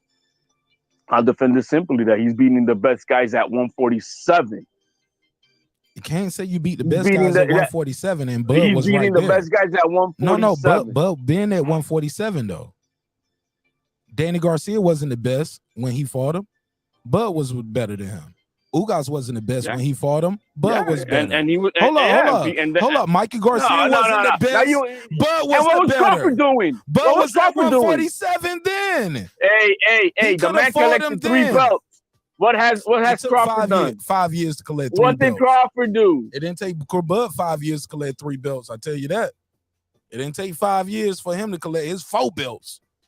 He got 4 belts in 5 years. Matter of fact, might have got 6 titles in 5 years. The easiest undisputed ever, second to Haney.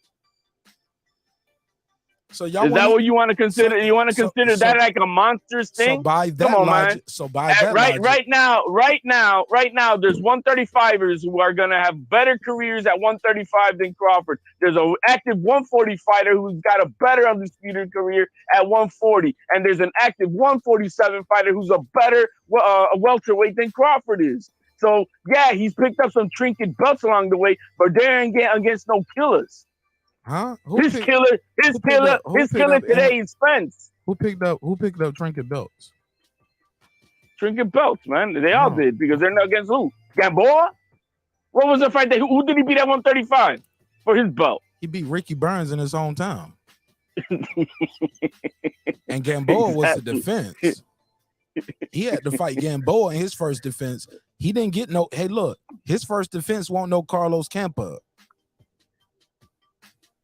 It won't no Carlos Campa. It was. It's a guy. It's a 126 pounder who came up. No, he was 130 who came up, and that guy was a champion. Okay. That guy was a former champion. That guy was a gold medalist. So he's doing a he did a Tank Davis. He brought up the guy from 130. Who's not fighting right now at 135. The biggest difference. That fight was so 50-50. Their records was literally identical. HOD. Did you know that? A lot of people listen. For a guy that's not natural 135. Instead of trying to filibuster, let me educate the audience for who might not know this. Ladies and gentlemen, when Crawford fought Gamboa, they had the exact same wins, 0 losses, the exact same at 135. At 135, Crawford didn't start his whole career at 135. Before that, he was in the Olympics. He fought at different weights. Like the guy fought at what he fought at. You can't get we're talking about prevent. 135. By your logic, though, you got to get mad at Spence and look at his record and where he started his career at. Why didn't Spence fight at different weights? Why was he fighting at 150 something sometimes and fighting at 140 something sometimes? Why did the weight fluctuate for him? Was that him not being disciplined? Was that the people not holding him accountable? Like if you're trying to be he's funny, got 3 belts. No, he's got 3 belts. See, sir. He's got 3 belts. You just moved to go. He didn't have 3 belts then. And Crawford he's got them now. Are you talking about it? You're covering everything up with the past, and it's about today. Stop yelling. Because we were just talking about Gamboa. I was really trying to, I went through that. You cut me off to go into that about something else. And then I started explaining that. And then you jump fast forward like Reggie tried to do earlier to 2022. Because your only defense is the past. No, that's your only I'm having a conversation, sir. But there's no defense here. It ain't no defense. The man's resume speaks for itself. You brought his resume into it. I'm trying to at 147. Sir, that's not fair. One guy being at 147 for 10 years. One guy just got there 5 years ago. That's all that matters, Mark. No, that's not. You want to talk about Hall of Fame bullshit? We don't care about that, bro. No, that's crazy. Nobody on this page. Well, right now, all we care about is what the hell is Crawford doing for me lately at 147. Sir, we don't give a shit about 140, 135. Is what you're doing now. You got a killer in front of you. Are you running towards him or are you running away? And my man ran away. Simple as that. So was he running away when Spence was paying and step aside money for Stanionis to fight Ugas? Why not fight Crawford then?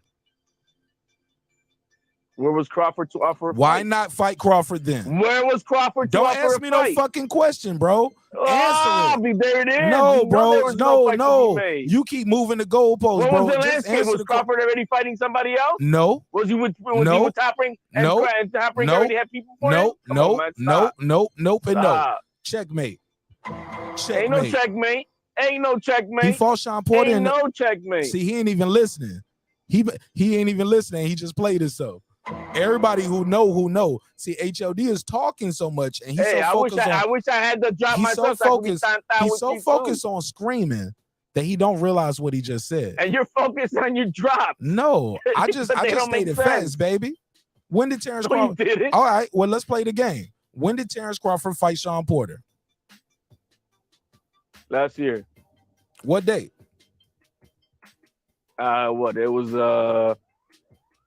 It was in the fall, I think it was. Okay, what month? You ain't got to give me the exact date. What month? Crawford. No, I'm not gonna. I don't. It was like October, November, right? Let me pull it up. I'll play the game. It was the fall. Hey, look, I'm a good host, and you my friend, HOD. You're my friend. November the 20th, 2021. So from that day on, Terrence Crawford was a free agent. Now, when did Ugas fight Spence? It was April 2022. Why did he fight Ugas, who was already in a tournament? The WBA had a tournament because they were supposed to be eliminating the extra belt.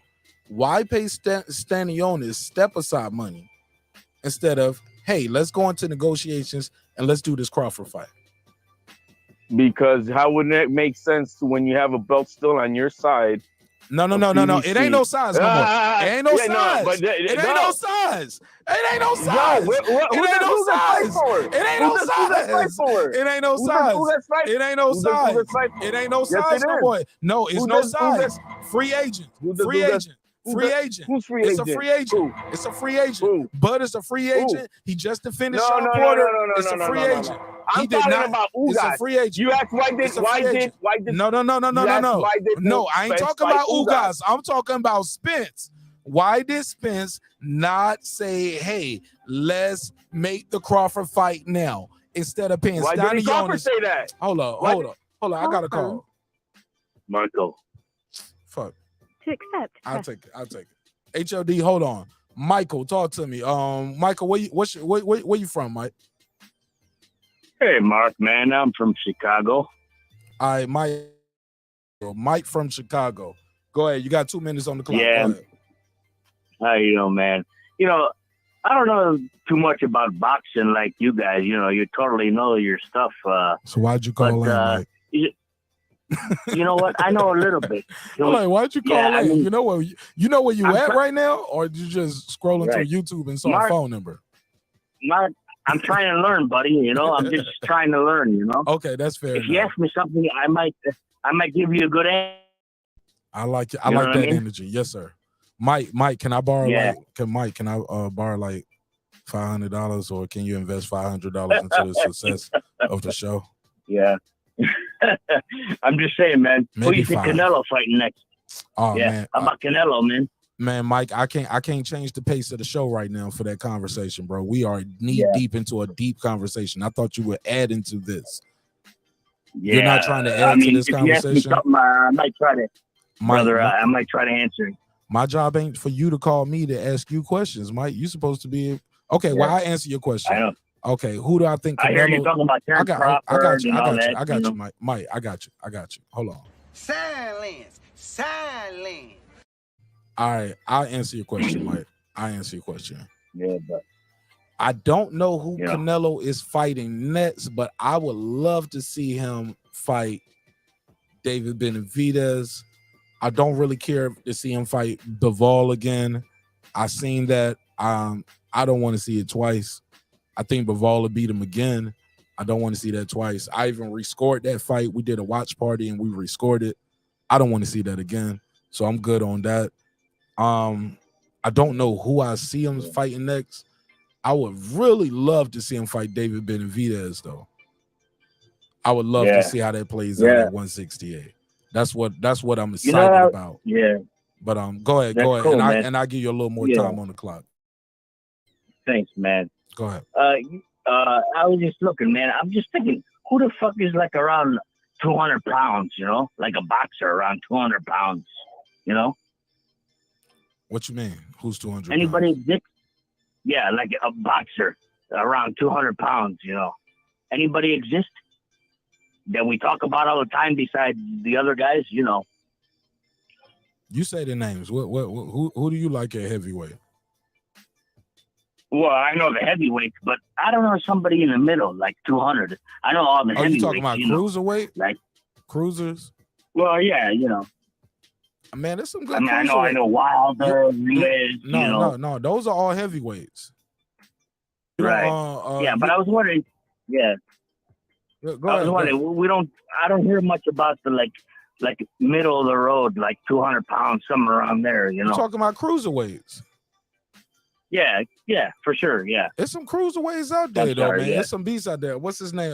Jai Patia. He's like 22-0. That motherfucker a beast. Okay. The dude from the UK, he 18-0. I think his name what's his name? O'Kelly. What's his name? Kevin O'Kelly or something like that. He from the UK. Lawrence O'Kelly. He from the UK. He a cruiserweight. Yeah. He a beast. There's some cruiserweights out there. Even guys who like all the come up, like I still like Billiam Smith. He got some skills.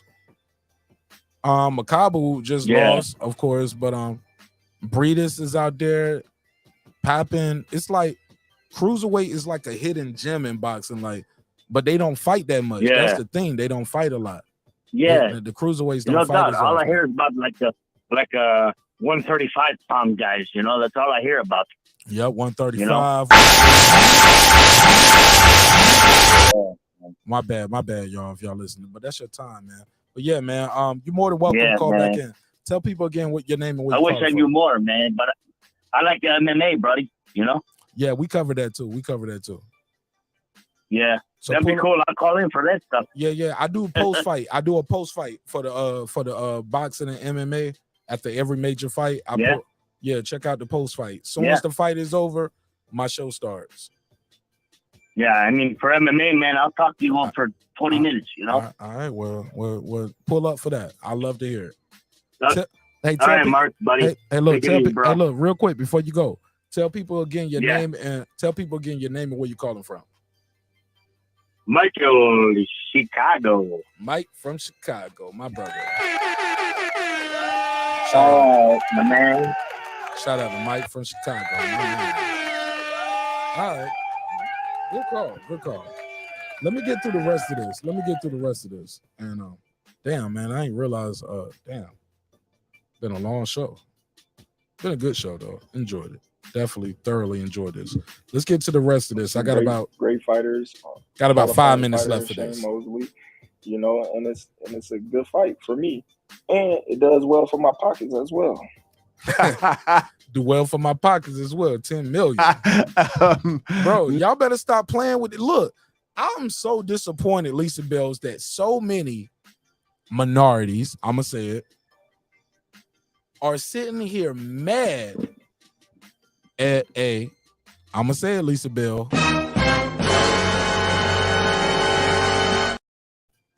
a black man. Oh yeah, I never seen so many minorities mad at a black man for going out here getting his money to box a European who many believe he's gonna win. Many believe he's expected to win by knockout. 10 million. Omaha, Nebraska. And they're mad. Oh, man. In the words of Don King, only in America, baby. Oh, this is beautiful. This is beautiful. We should support these kind of things. It's beautiful. We should all be so lucky that you about to go in there and make $10 million for something that we expect you to do. I mean, Floyd made 30 going in there fighting Robert Guerrero. Minimum. Who expected Robert Guerrero to beat Floyd that night? I'll wait.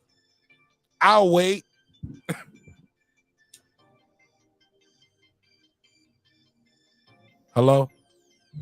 I don't see nobody answering that one. Oh, yeah. Who expected Luke? The truth. Oh, shit. We got Errol Spence up here. Hello, Errol Spence. The truth is that your boy Errol Spence. I just want you to know my name is Martin Nash, and I'm a big fan. The truth is your boy is just like you changed the narrative. Y'all change the narrative and lie. Have a good evening. Hold on.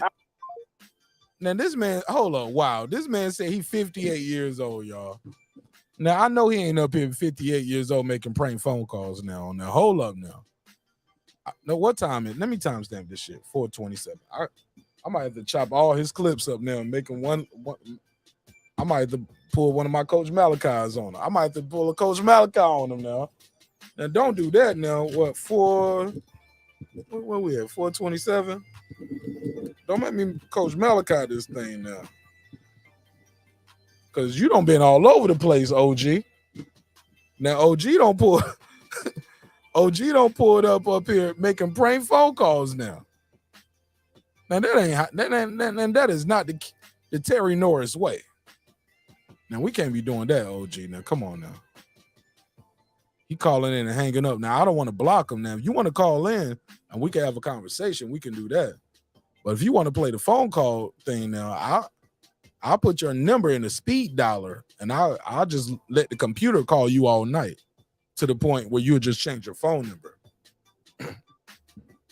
Let's not do that, ladies and gentlemen. Let's be adults now. We can agree. We can disagree. We can have discourse. I'm going to give you a chance to speak. But we ain't going to do the prank phone calls now because I can prank you back and it's going to hurt you more than it's going to hurt me. By the time I'm done, motherfuckers be calling the police on me and be like, he's cyberbullying me. He has all his subscribers calling my number. Yeah, man, it'll be bad now. Then let's not tarnish the Terry Norris name, sir. Because you're making Terry Norris look bad out here in these streets. Now, Terry Norris would not approve of that. You got to do better than that, OG. You can't be up here telling people, hey, I'm Frederick Douglass. Shout out. Shout out Terrence Bailey. But come on, y'all. Y'all know that shit out of order. Come on, man. That shit order in the court. I know boxing. You know he out of order for that. I know boxing. Come on, y'all. I've been respectful to that man all night. I've been giving him an opportunity to speak. Now, if you want to play this prank phone call game, he gonna lose against a computer face ass nigga like me. I promise you, bro. You gonna lose. I got the platform. I'll make your number the show number one night and just let people call you all night. Get your bars off. We can disagree. You can cuss me out. We can have discourse, but we ain't gonna do the prank phone call now. You ain't gonna call me, say what you want to say and hang up. Cause I give you everything you was looking for. You're 58, man. Come on now. Don't do that. You're supposed to be able to do this, nigga. I thought you fought for civil rights. He probably one of them old niggas be out here telling niggas, I used to march with Dr. King and shit, nigga. You know what I'm saying? I was out there in the struggle. You know what I'm saying? Nigga, no. You 58 years old sitting at home making prank phone calls to a nigga you met on YouTube. Bro. When he first called in, hold on, I gotta check my notes. Ain't he the nigga that first called in and thought I was Terrence Crawford? Or was that somebody else? But one of these niggas called in tonight, they thought I was Terrence Crawford. They was like, hey, brother, I appreciate your fight style. I was like, I ain't fighting nothing but cases. And those are YouTube cases. Those are content strikes, nigga. I ain't no criminal. I'm fighting content ID strikes in this bitch. That nigga out here making Terry Norris' name look bad in the street. I'm about to get on Terry Norris' Instagram page, man. I'm gonna find Terry Norris. I'm like, hey man, you got a cousin out here moving foul. Let me tell you what your cousin Willie out here doing. You know, you got a cousin named Willie? Because he out here telling, his first line is, hey, man, you know Terry Norris my cousin, right? He my first cousin, three times removed. I was like, you can remove first cousins 3 times? Nigga, those your 3 times going to jail. He's been removed from the family 3 times. That nigga talk about I'm 3 times removed. No, nigga, you've been removed because you in prison.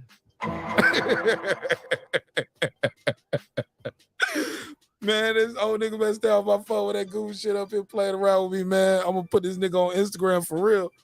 I'm gonna put him on a jumbotron. I'm gonna be like Jay-Z with that damn Prodigy picture, nigga. You better leave me alone, Mr. Norris. Should I call him back? Fuck it, should I call him back? I'm gonna call him back at the end of the show. I'm gonna call this nigga back, yo. I'm gonna call him back. Let me keep cooking. Next one from Twitter asks, did you anticipate more issues making the fight happen after talking about the Spence fight, after leaving Top Rank, or did all of this surprise you? Actually, I thought it was going to be easier to make the fight, being that, you know, I didn't have anything blocking or standing in the way with me and Spence. So I thought it was going to be a piece of cake. Like, that's why he said that shit to Bob like that too. He was like, bro, I thought this was going to be a piece of cake. I was like, bro, we going to fight whatever they offer. We're going to take that shit. But everybody keeps leaving out that one part. Crawford said, my one condition was we fighting this year.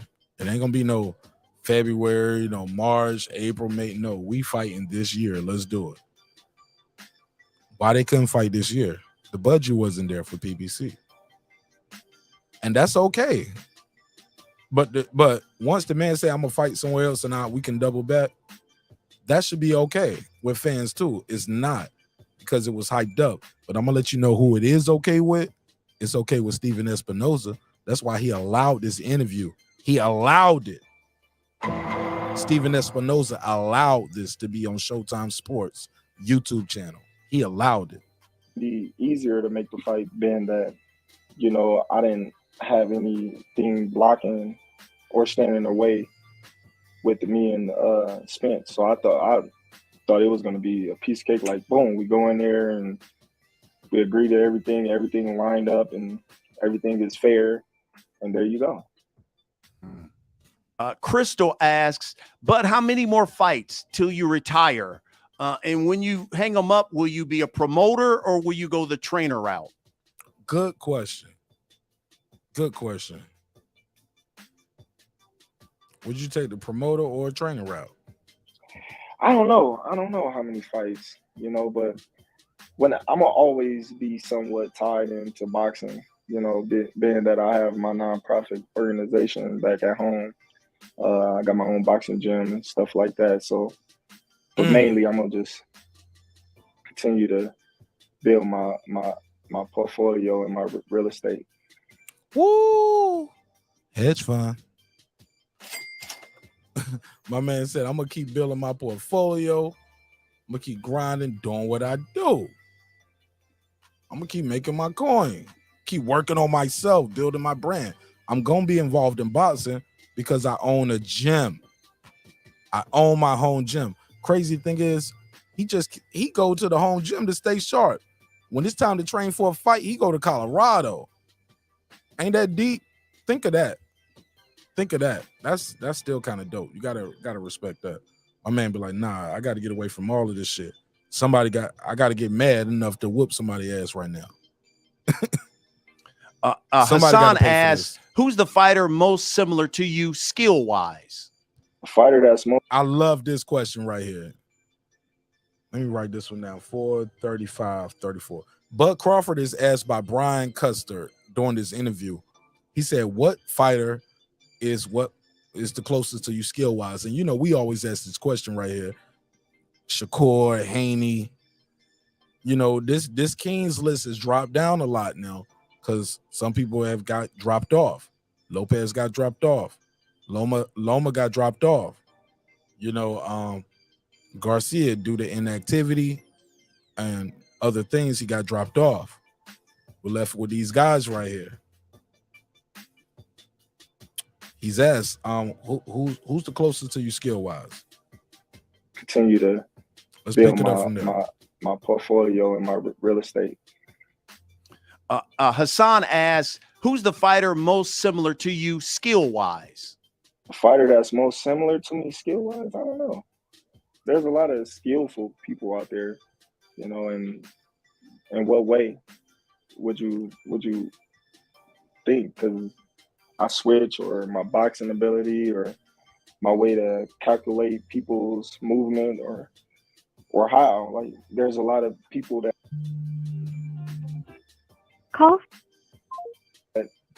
that's skillful, but I don't think there's nobody that's have the whole package like me. How about Shakur Stevenson? He said nobody has the whole package like me. Yo, Bud is so raw. My boy Bud was so raw. He said ain't nobody got the whole package like me. He said I can do it all. I can switch, I can engage, I can be defensive, I can be offensive, lefty, righty, check hooks, check left, check rights, uppercuts, body shots. Oh man. They want to get rough. I can wrestle with them in that bitch. Can't nobody do what I do. Woo! You gotta love that energy, man. You gotta love it. Whether you like the kid or not, whether he exfoliates or not. Carmen Serene said, I hate his skin. I'm like, damn. I'm like, look at the light skinned pretty girl telling him he needs to exfoliate. She was like, that Bama can't even promote himself. That he doing a hell of a job. Because everybody talking about him, though, whether they like him or dislike him. He's on Showtime right now promoting his shit, Karma. I think we got to end that narrative. He's on Showtime promoting a fight that ain't even on Showtime. He on the Zone promoting a fight that ain't on the Zone. He on ESPN promoting a fight that's not on ESPN. What are we talking about? Karma. This narrative, I think we got to dead that one. This whole press run is proving that the kid can go out there and do it. And without Bob Arum, without Al Heyman, yeah. And without a big name promotion behind him. You got to see him. He's the WBO champ. He's a 6-time champion. I know a lot of the YouTube daddies got us thinking, well, what'd he do at 147? My G, it's everything combined. Manny Pacquiao ain't Manny Pacquiao because of what he did at 154, 147. It's because he's an 8-division champion. You got to respect that man. Floyd ain't just Floyd because of what he did at 154 or 147. It's what he did at 140 and 135. Y'all forget the pretty boy era. Y'all love Floyd. But most of y'all love the money. Most of y'all hate the Money Mayweather part of Floyd. Y'all love the pretty boy era. But when it comes to Terrence Crawford, y'all be like, nah. That was back then. It's about now. That ain't what y'all said with Floyd. And Terrence is still knocking him out. He on a streak, homie. From one division to the next. I know the facts hurt. The facts gonna hurt. But the hate is real, homie. None of that shit I said was false. None of it, Nick Rich. None of it, sister. None of it. All of that was straight facts. Truth hurts, though. Let's get back to this. And we're going to close this interview out, and I'll take calls for the rest of the night until I'm done. Shakur, boxing mind? Oh, yeah. He said Shakur boxing, is the one. Hands down. He said Shakur the one.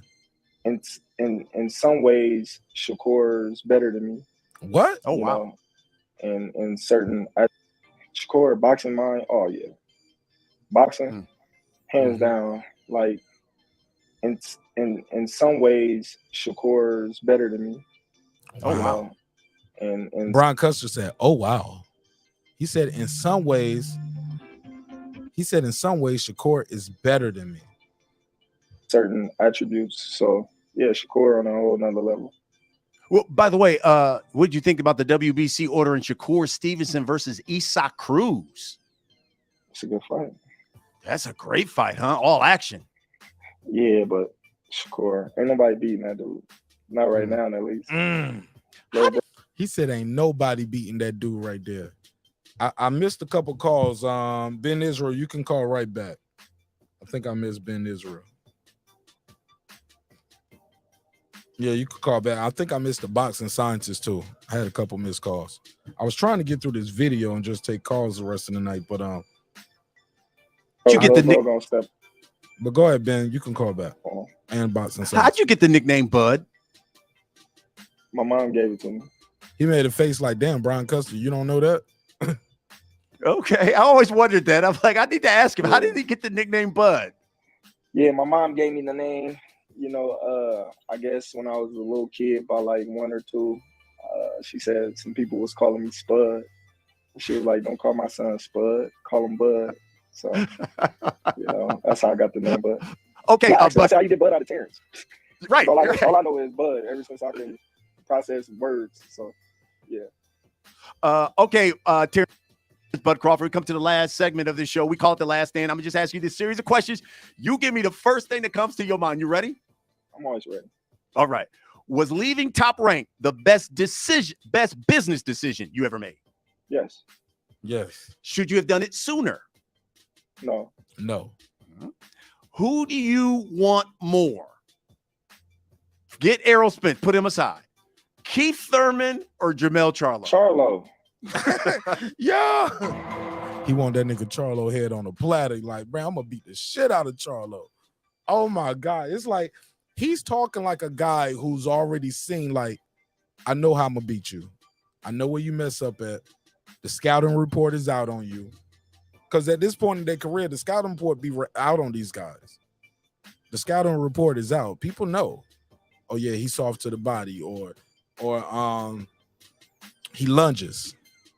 You can frustrate him with the grappling, and then he'll lose his cool and start lunging and or looping with the right hand, or he's lunging with the left hook, or he's his feet are too far apart, his balance is off, doesn't have good foot movement. After round 6 or 7, he stopped moving his head as much as he used to move it. All of those things come to play, and when you're a guy like Terrence Crawford, you study those things. Call from the boxing scientist. Talk to me, boxing scientist. What's on your mind? Hey, so Mark, you made a couple of statements that I'm not sure I agree with, because I want to hear that. The first one, that you were comparing Bud to like a LeBron James, and then the second one was you said he's the most hated by minorities. I don't think I said it exactly like that. Most hated by minorities.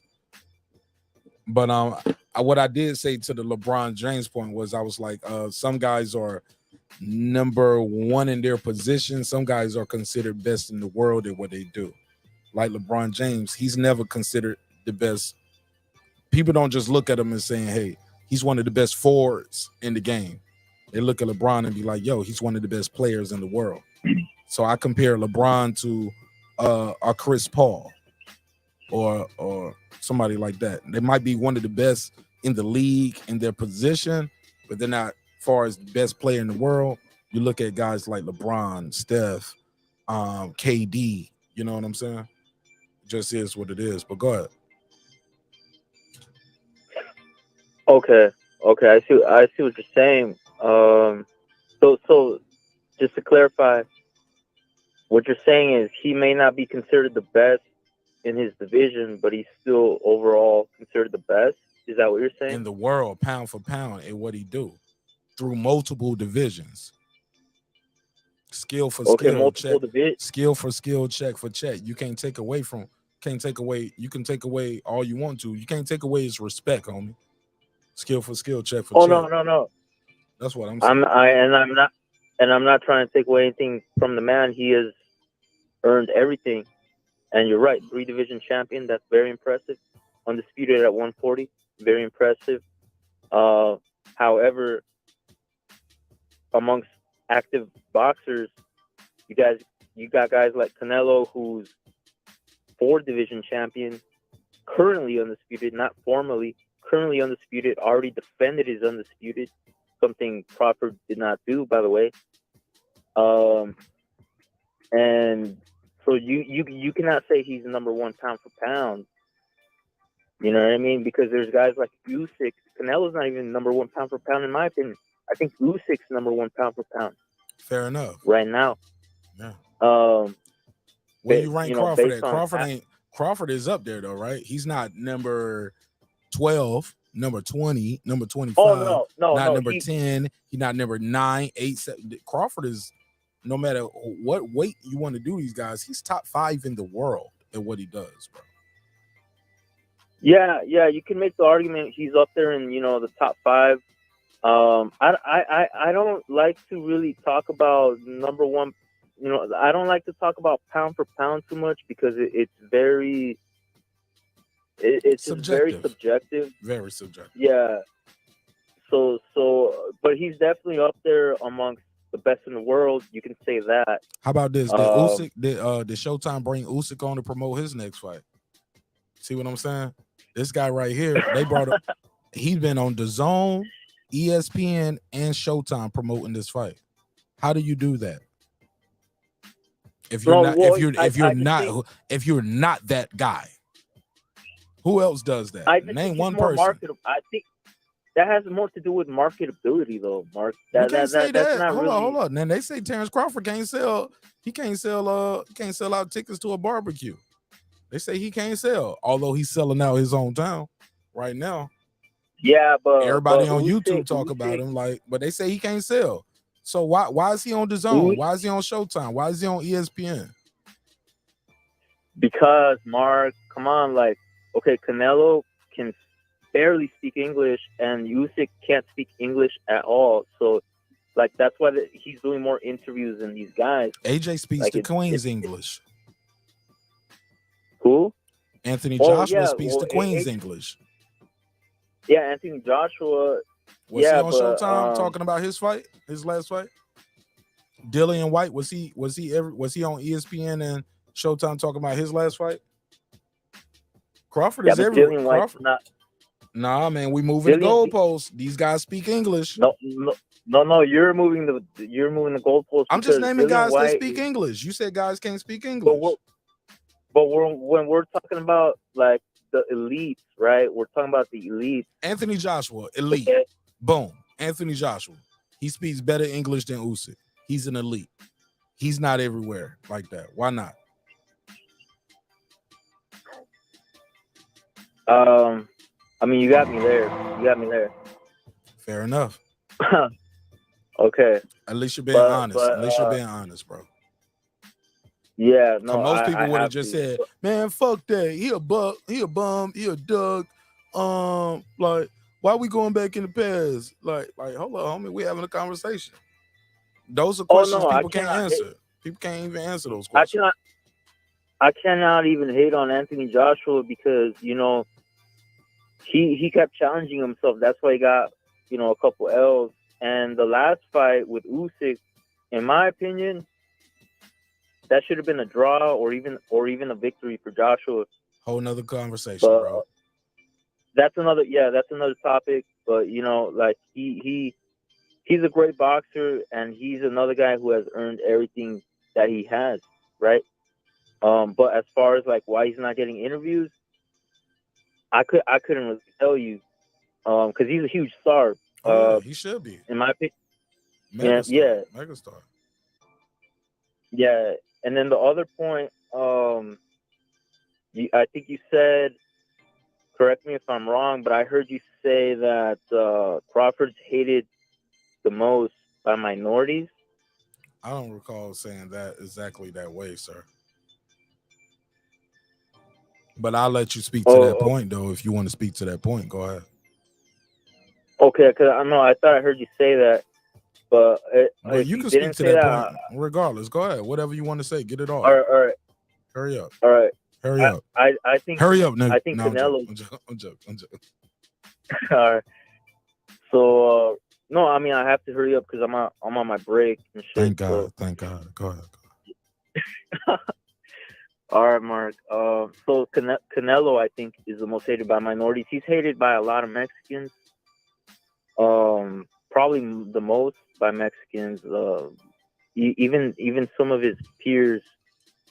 Chavez used to hate on him until he beat his son's ass. And then he couldn't deny it anymore. I disagree because people, they still buy his shit though. His numbers don't reflect hate. His numbers don't reflect it like that. So.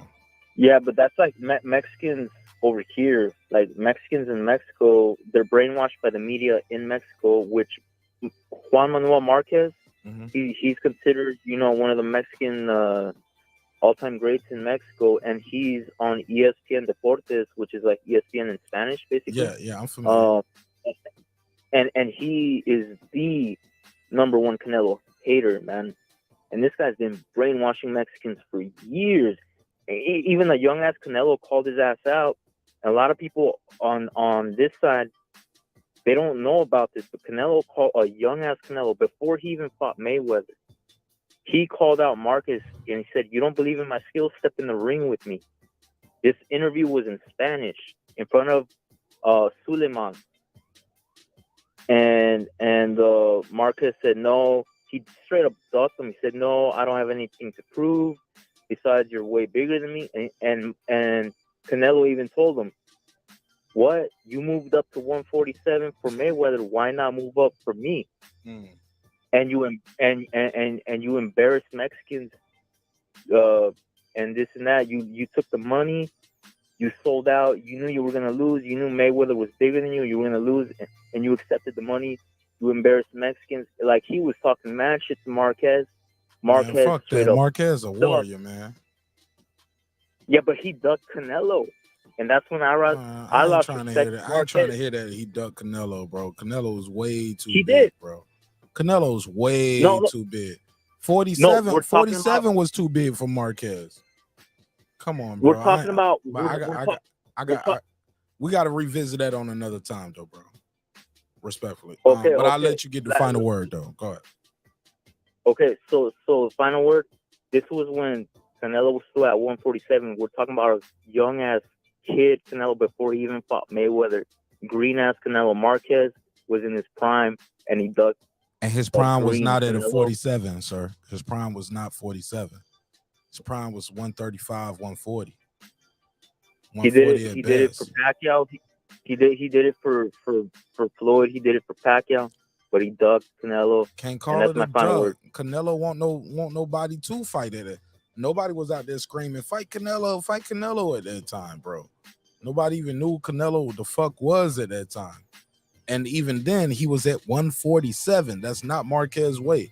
Now, if Canelo would acquiesce and come down in weight, that would be something different. But you can't expect the champion, the guy with the name, the legend, to have to go up in weight for an upstart. No, he'll meet for and Floyd. Hey, look, and to be fair, Floyd shit was a catch weight, and Floyd just came in overweight and paid him off. You know what I'm saying? Floyd tricked him. He was like, "Yeah, I tricked you. It ain't no catch weight." Yeah, but I gotta go. I gotta go. All right, Mark. All right, my brother. Yeah, gotta go.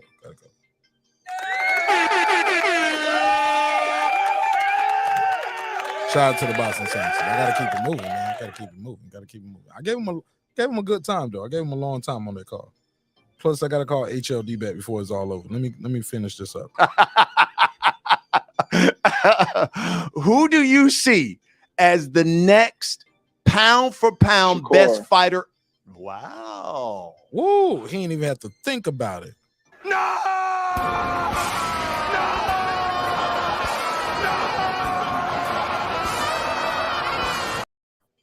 He Call said from Benjamin. Benjamin, what's your name? Where you from, man? Straight up Baltimore, the whole motherfucking city. Okay, You know Ben what I mean? Israel. Okay, talk to me. This Ben Israel. Hey, Shalom, Mark. What's good, though, my brother? How you doing? I'm good, man. Go ahead, talk to me, Ben. You called to cuss me out, man, Well, because I've been great. getting cussed out all night. Well, that's your nature, though, my G. My boy, that's what we do. Hey, You gonna look, have I'm haters, man. Hey, look, you I gonna can have give it. I can take it, congratulators. bro.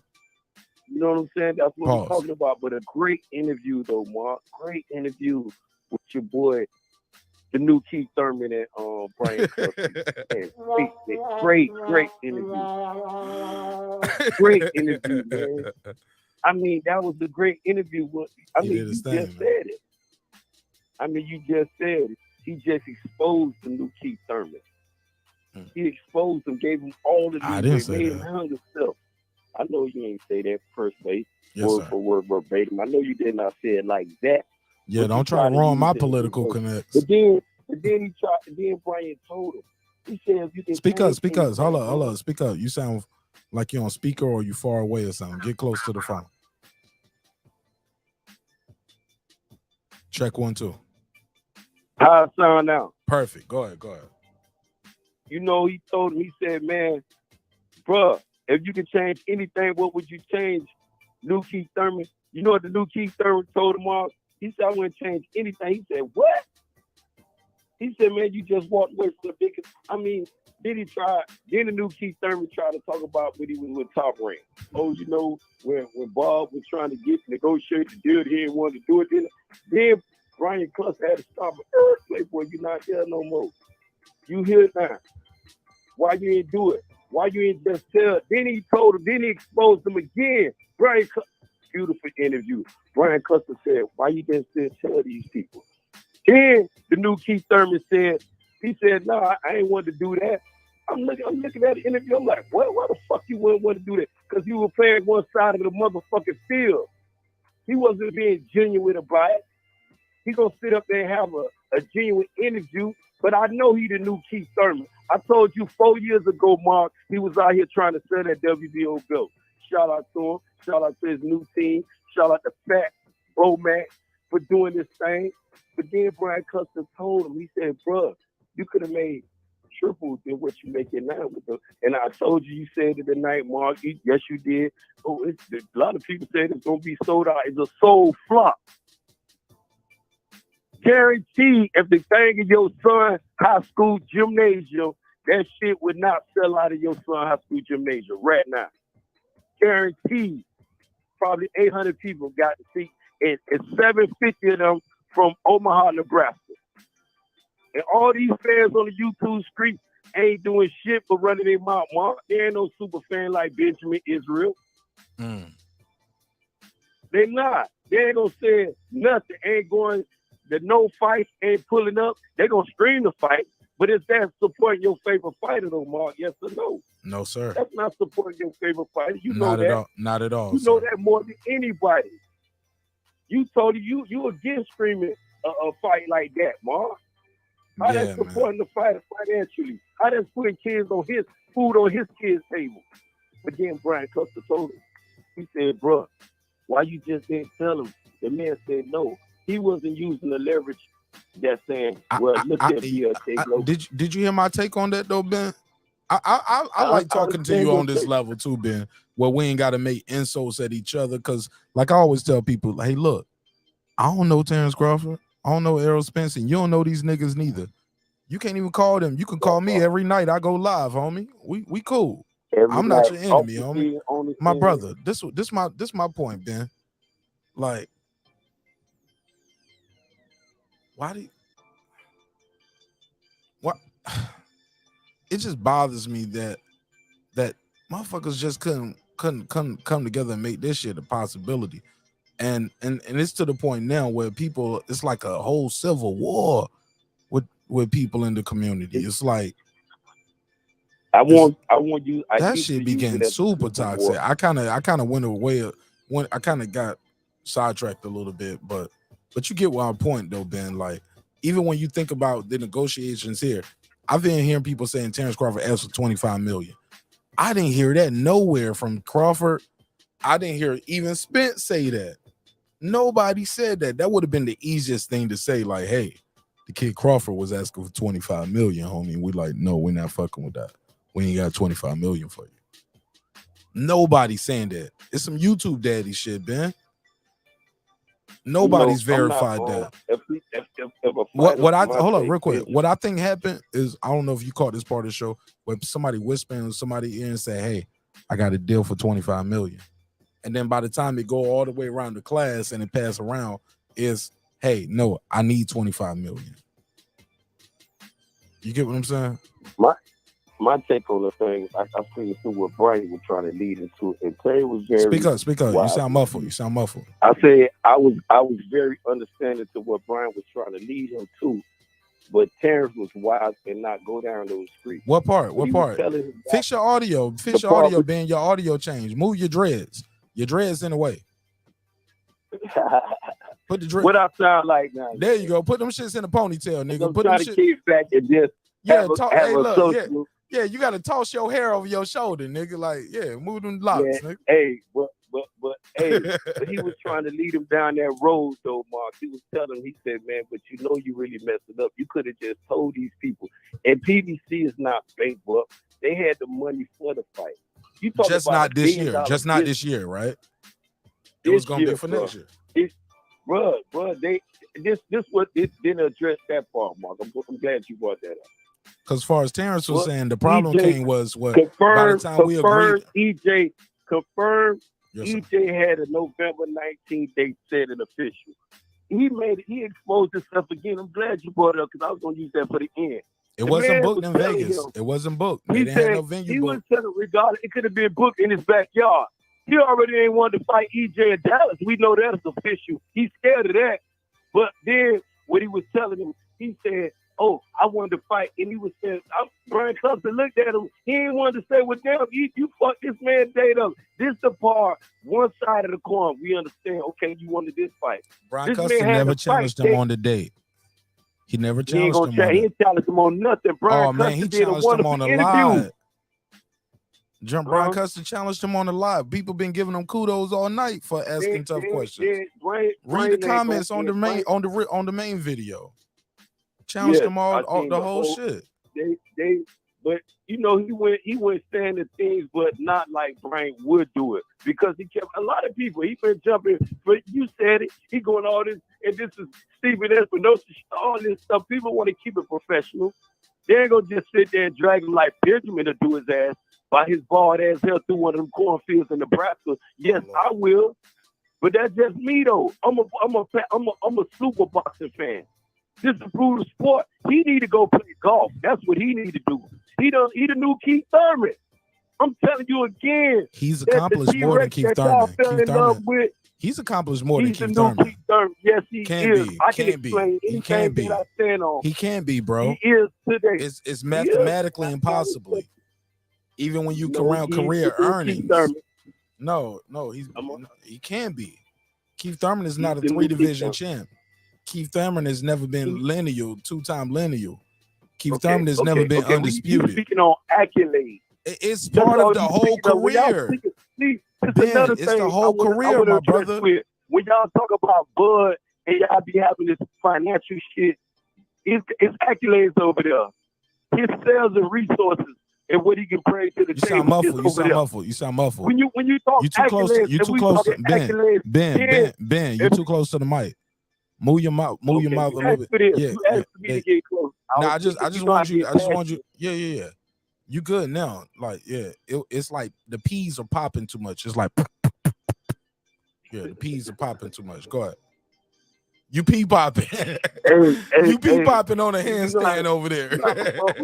Oh, you can do that. Yeah, you know how to do it.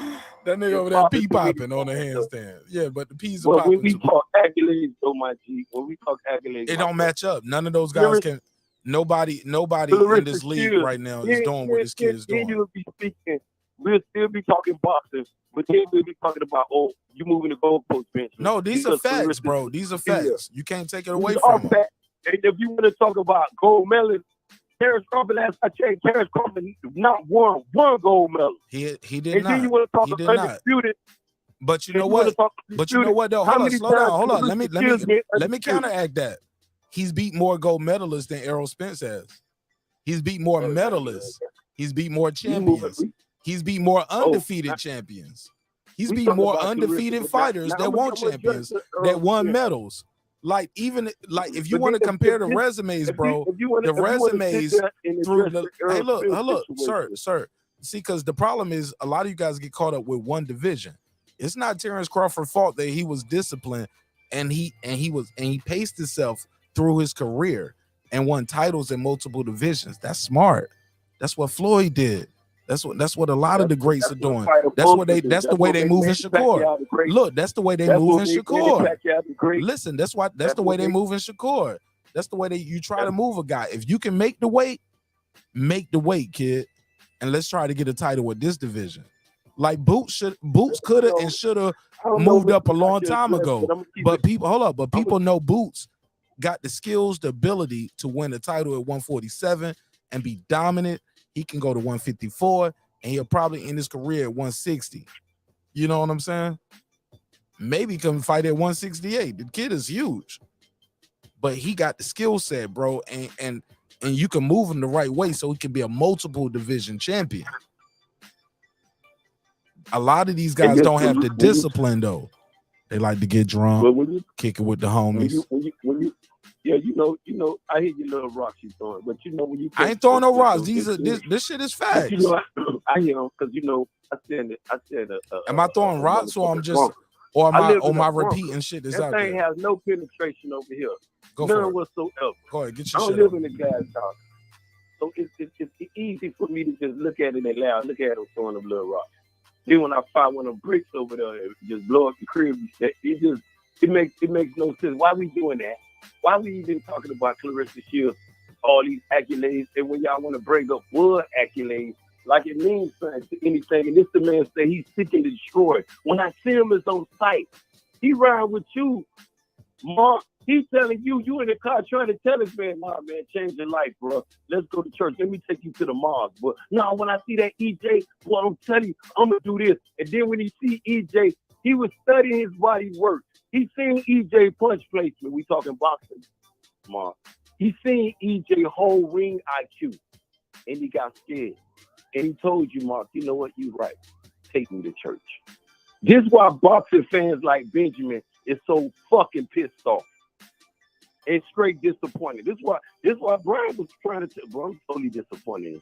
Even your boy when he went over there to talk rank, and he said, man, you disappointed me, boy. His homeboy told him, yeah.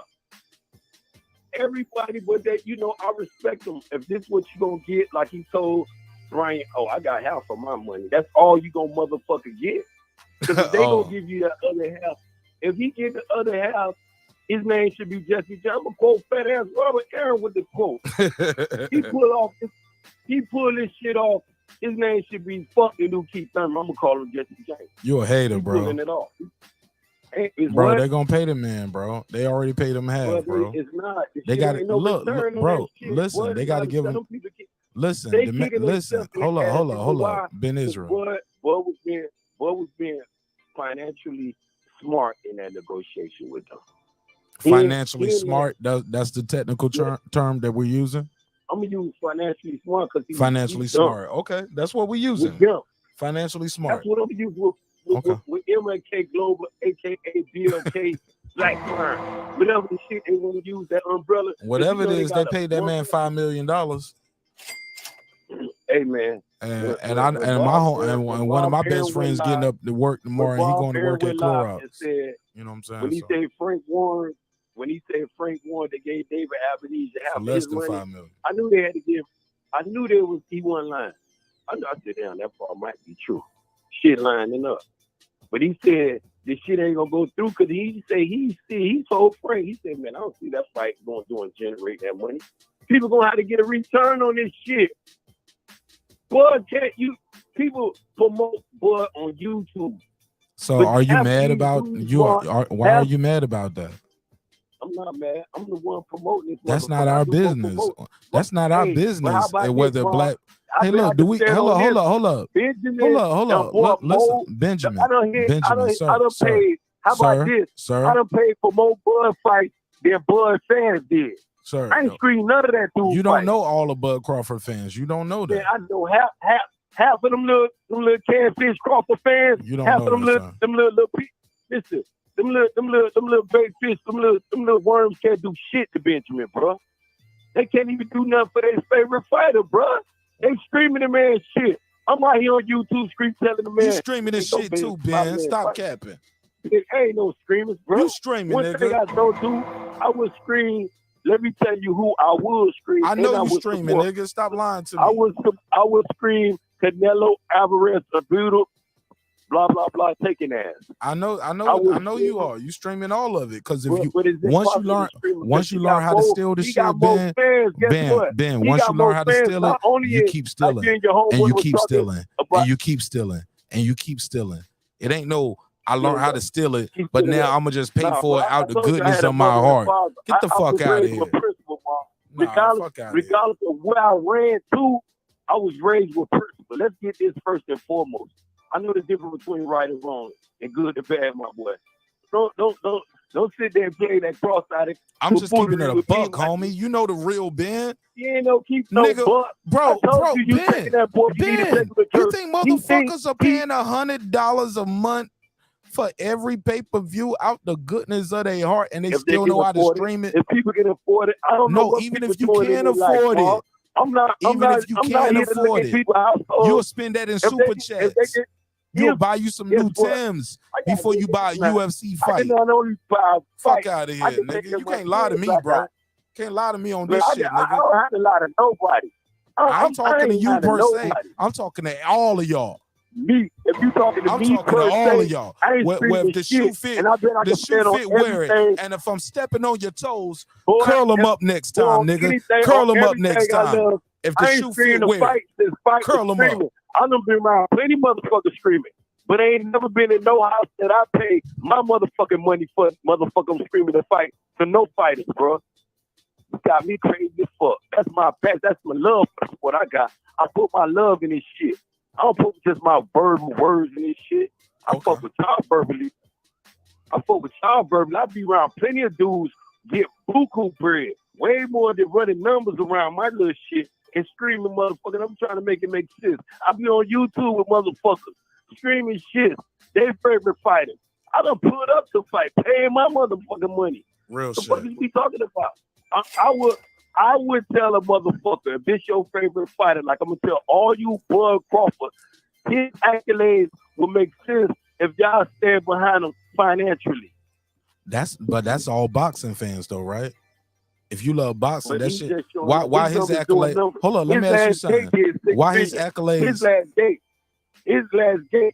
Fuck with the accolades talking about. Hold on, let me ask you a question though. Same thing. What he said, he gonna work on his portfolio. You got happy with that? His what he said, and I told y'all, what dude, I say? Hold on, and what y'all I can say? get mad when he Slow said down, working slow on down, his real slow down. estate. And then Slow down, when bro. he Say said it when they again. bought Say it the again. farm, he stay in Omaha. Why his ass don't got no farm? He got a grocery store. Why he got a grocery store in Omaha? But why he don't got no farm to produce and have the resources? And he got to go out there and buy this shit from these. Buy what? Buy what? Like an iPhone? Like what you mean? Like what does he got to go buy? Buy rice in the bulk. Buy his motherfucking corn when he stay in motherfucking Omaha.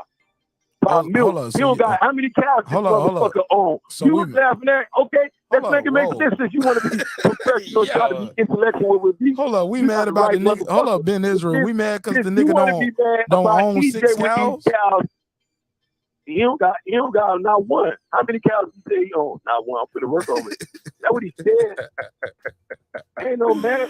Yo, Ben Israel, are you serious or are you joking? Yes.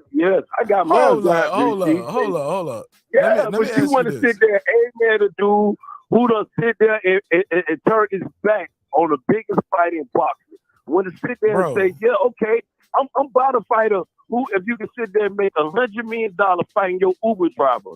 If you can pull that off, kudos, and I ain't mad at it, bro. But you got the biggest fight. We just want 1 minute we want the best fight in the best. Next minute we just want our fight to get in a bag and it's chilly bullshit. What the fuck? Which one we gonna stand on? We gotta stand on one side of this shit. We can't stand on pocket watching one day and he a great fighter the next day. And he turned down the greatest fighter when he said, when I see you, Ma, you driving the car. He your passenger. He told you when I see this motherfucker, you better start this motherfucking car and let me out so I can do. And you telling this man, nah, don't do that. Don't do that, man. Ben Change Israel. your life. But Ben then when he see EJ, he talking this shit like you was talking. You looking at him like, nah, dog. You supposed to be that killer from Omaha. You supposed to be the illest motherfucker, the 3 division champion, the lineal, the 2-time lineal, former undisputed, all this bullshit, accolade like that shit means something to a motherfucker dude named Errol Spence Jr. Bro. Or anybody that loves the sport of boxing, a true fight fan, not no fight fan, a favorite fighter fan like these Bud Crawford is, just holding on the blood like he Yahshua or Jesus somebody, or Louis Farrakhan, or Buddha, or whoever they praise. Ben Israel, listen to you me, know what man. I'm saying, man? For real. They holding on, and if this was EJ, he moved like this, I'd be on your platform standing on EJ neck about this shit. It don't make no. I don't believe that. You got to. That's Devin Haney or EJ. That's the 2 That's favorite fighters. I get status from my dudes out of Baltimore. I got dudes that I went to school We don't with. believe you. You need more people. I got dudes that I went to school with. Don't fuck me because I told them I feel as though Devin Haney beat his ass for 12 rounds. Like, take the knock Devin out. I said, man, that shit got to be broken. You got Shakur out here, and you was just up here a minute ago. Oh, Shakur, he's something special. Now he calling Devin Haney. And Devin made Ryan Garcia and Teofimo Lopez tuck their tail. Had Tank Navin mentioned his name, and Tank ain't believe he was going to go over there and beat up Georgetown Boston the way he did. Then when he seen everybody at work, Tank ain't say shit. And now you got Ryan Garcia and Javante Davis lined up to fight each other. And both of them Devin mandatory. Why none of them motherfuckers ain't running up on Devin? Why?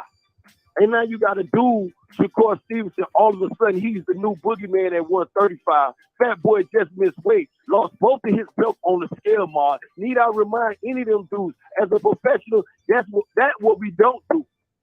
We gonna whoop our ass in the ring and take our shit. We ain't gonna lose those 2 belts on the scale unprofessionally. What the fuck is we doing? And they want to talk to me. You can't talk and keep it boxing. Well, what is all this tonight?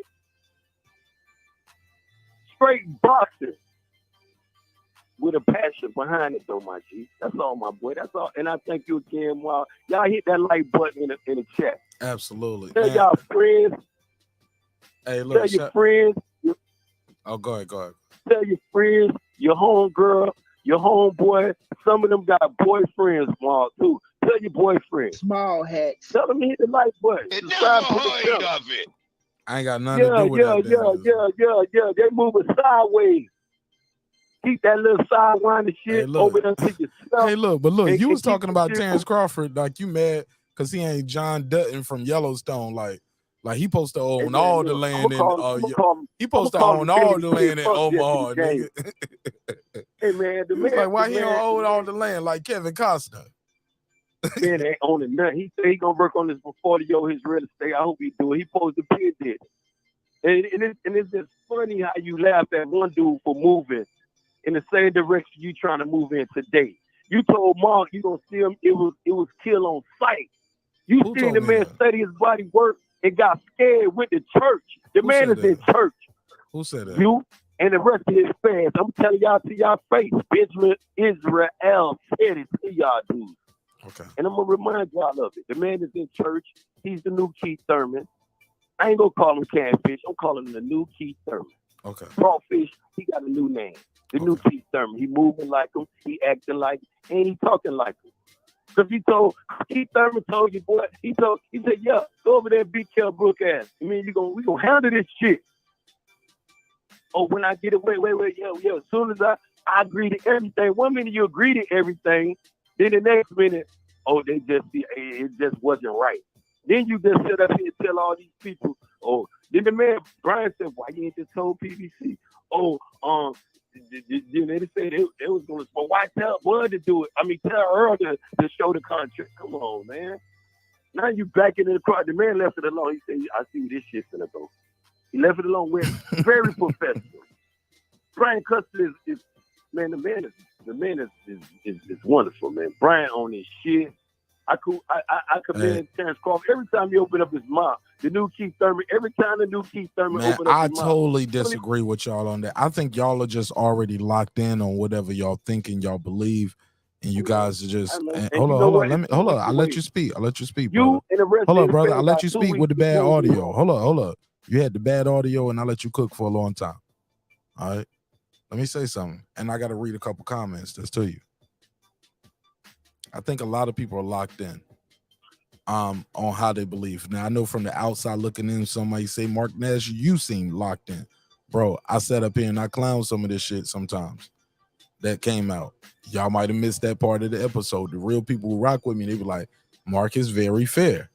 I clown those special attractions that are in Omaha and some of the foods and the restaurants, and they was like, grape Kool-Aid. I was like, grape Kool-Aid, nigga. Like, It never heard like, of it. nigga, I can get that right here at the crib. I was like, the Kool-Aid is better in Omaha.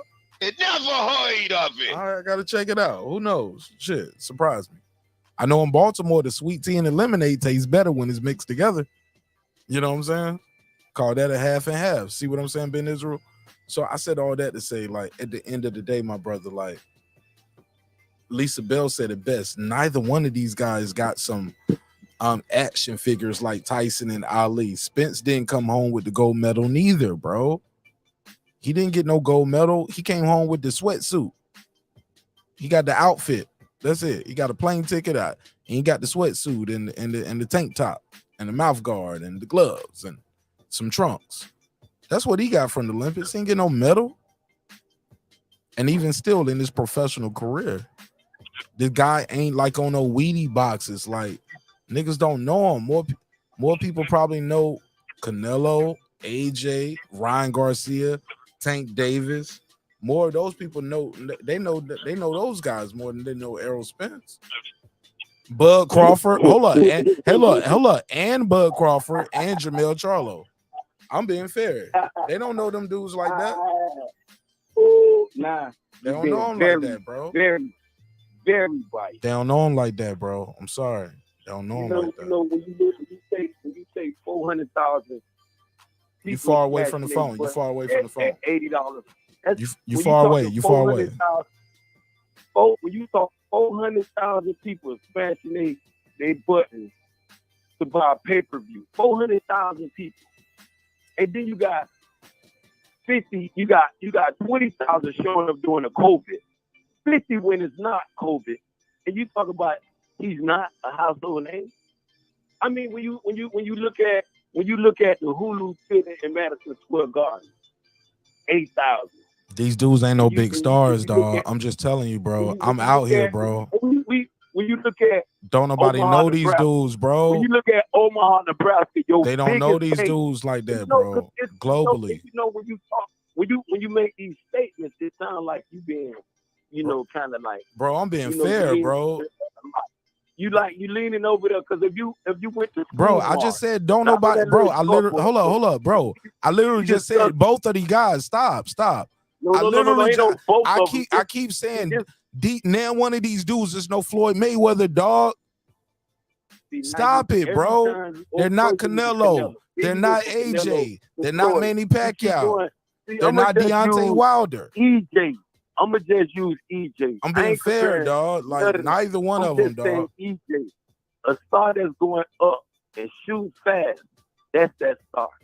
That's the star that everybody 400 every time this man having a fight is packed out. That's the star shooting. Not all, but you got Jerry Jones backing you too. That's Dallas Cowboys. When you got a dude, you want to make up all these things. You want to compare him to this guy. But then his numbers is doing like those guys are now. You trying to compare him to that guy. But just saying, he whooped that guy ass. And all his best numbers are fight at home, though. That's a fact, bro. His best numbers are at home. And he got a dance partner, bro. His You gotta have a numbers dance still partner. running suckers around that other dude numbers that we ain't the new Keith Thurman. Well, look, his guarantee should be 10 million. Why he ain't always want to use shit? Give him 10 million guarantee. Why not? Because nobody don't know that dude, Mark. Hey, look, why his guarantee want 10 million? What? Oh, you heard me. What? Oh, huh? What? Come on, man. Oh, you gotta think of what we doing now? He needs some time to think of it. It said they gave him all the transparency he wants. Oh no, why? No, Errol Spence is such a big star, right? Hey, where's the pay-per-view numbers? Why is he not? Like, it's one thing that you can comp some seats. It's Jerry World. We can comp some seats, but that's speculation. But let's keep it above. I know it's school you why is Errol Spence not getting guaranteed? Listen. Straight up question. I need a straight up answer, yes or no, if you know the answer or not. Because I don't know the answer. I'll tell you my answer now. I don't know. Why is Errol Spence not getting? We talking about? Hold on, listen. I'm talking about Errol Spence Jr. fighting in Dallas. Listen. You ain't even let me finish the question, bro. Listen.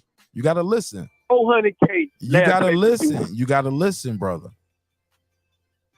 The guaranteed purse is not big. What Canelo's getting, like why we can't?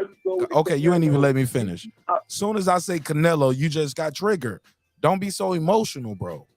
Don't get so quickly triggered. We talk about TERENCE Crawford. I'm asking a question. Like, even now, you're triggered. You can't even. Okay, we ain't gonna be able to do it. I thought we was gonna be able to do it. We ain't gonna be able to do it. You can't control it. You can't control it.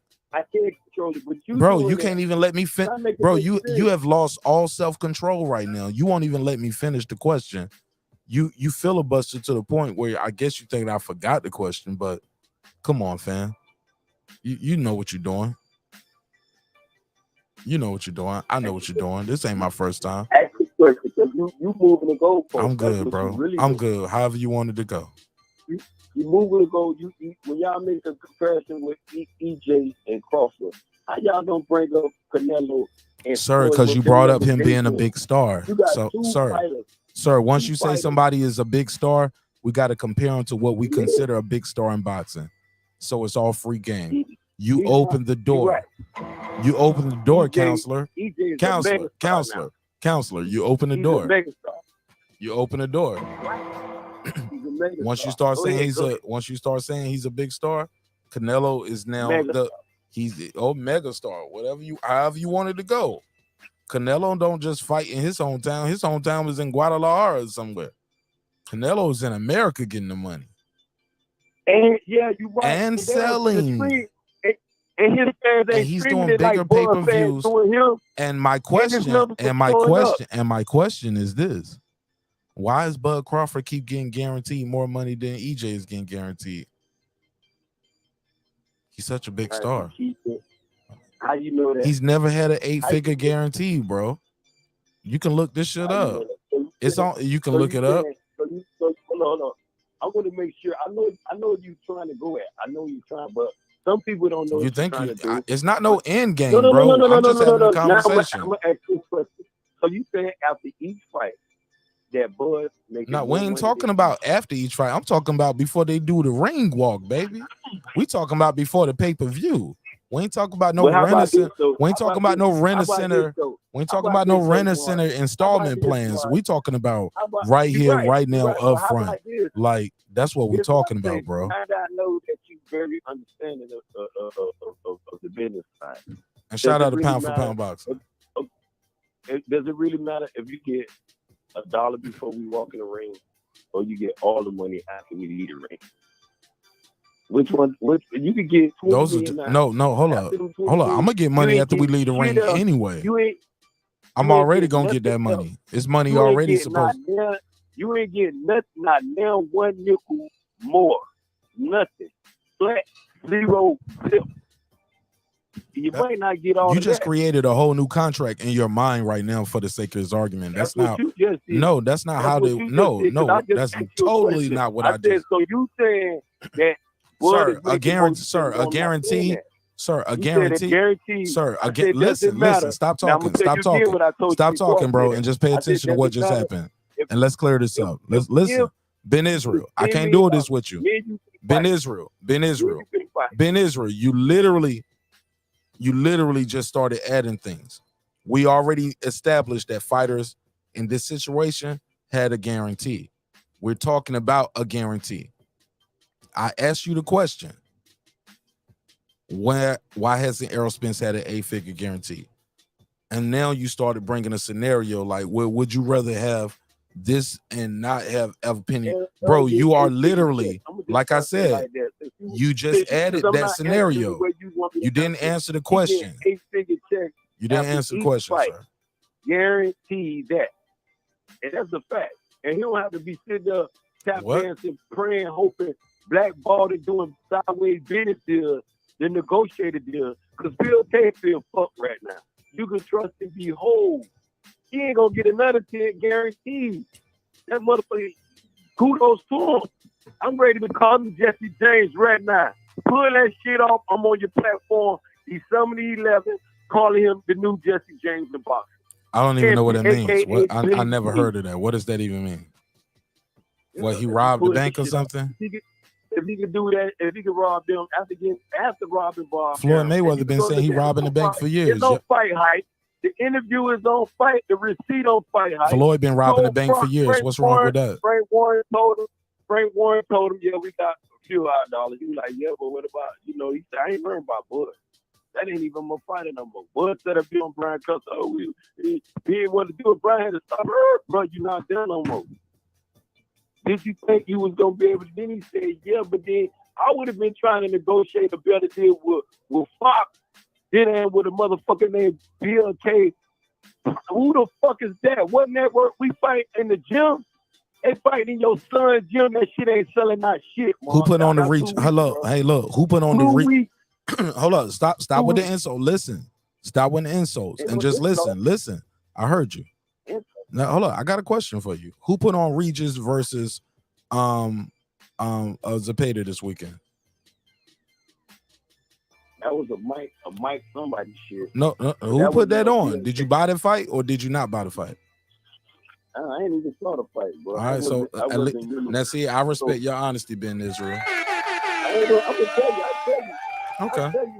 You know that fight was for the WBC title though, right? It was for a title. And shout out to Regis Woo knocking his ass out in the 11th round, seeing the highlight tapes of the shit. Beautiful But you get what I'm saying, Ben Israel? Hey, look, Charlo, you know Charlo fought for Undisputed on regular Showtime in a venue that was less than half full in Carson, California. And that was a rematch. Hold on, listen, man. Bro, I'll let you talk. Haplo told me to let him on. He said he ready to smoke your boots. He said stop protecting him. He said we hungry. He want to smoke, man. Let me drop the phone. I'm gonna let Haplo call in. I'm gonna let Haplo call in. I'm gonna let Haplo call in. I've been looking at him. I've been over there at the Flames, flaming their ass up over there. UGK. I know where Haplo coming from. Haplo a Teofimo Lopez fanboy. I've been cooking him. Nah, we ain't even on that though. We ain't even talking about Teo. I already know where he's going at with it, man. Listen, man, I ain't just started these things till my boy. If they want to smoke, I'll put the number Haplo, and this will be my last call for the night. Haplo, call the number on the screen. I'm gonna let Haplo call in. Let him call in. Let him get what they look. I'll let Haplo call in. Let me do the drop real quick. Shout out to Haplo for supporting the show in a major way. God knows we need it. I got 5 on it. And also big shout out to Pound for Pound Sports Entertainment. He said salute. He said salute to everybody. And he said hit that like button. I couldn't agree more, homie. I'll give you the $2. You give him the $2. All right, pay him the $2. Oh, pay the $2. Salute. Appreciate it, man. Appreciate y'all. Helping keep the lights on. Yeah, Hap, call the number on the screen, Hap. I'll let Hap call in real quick, and I'll close it out that way. Because Hap said he got some. Matter of fact, fuck it. Let me see. Can I do this way? Let me see if I can call Hap. I might can call him. Let me see if I can do that. Let me see if I can do it. Let's see if I know how to do it. See if I. You better not duck me, son. Don't duck me, son. Let me see. Let me see if I can call him.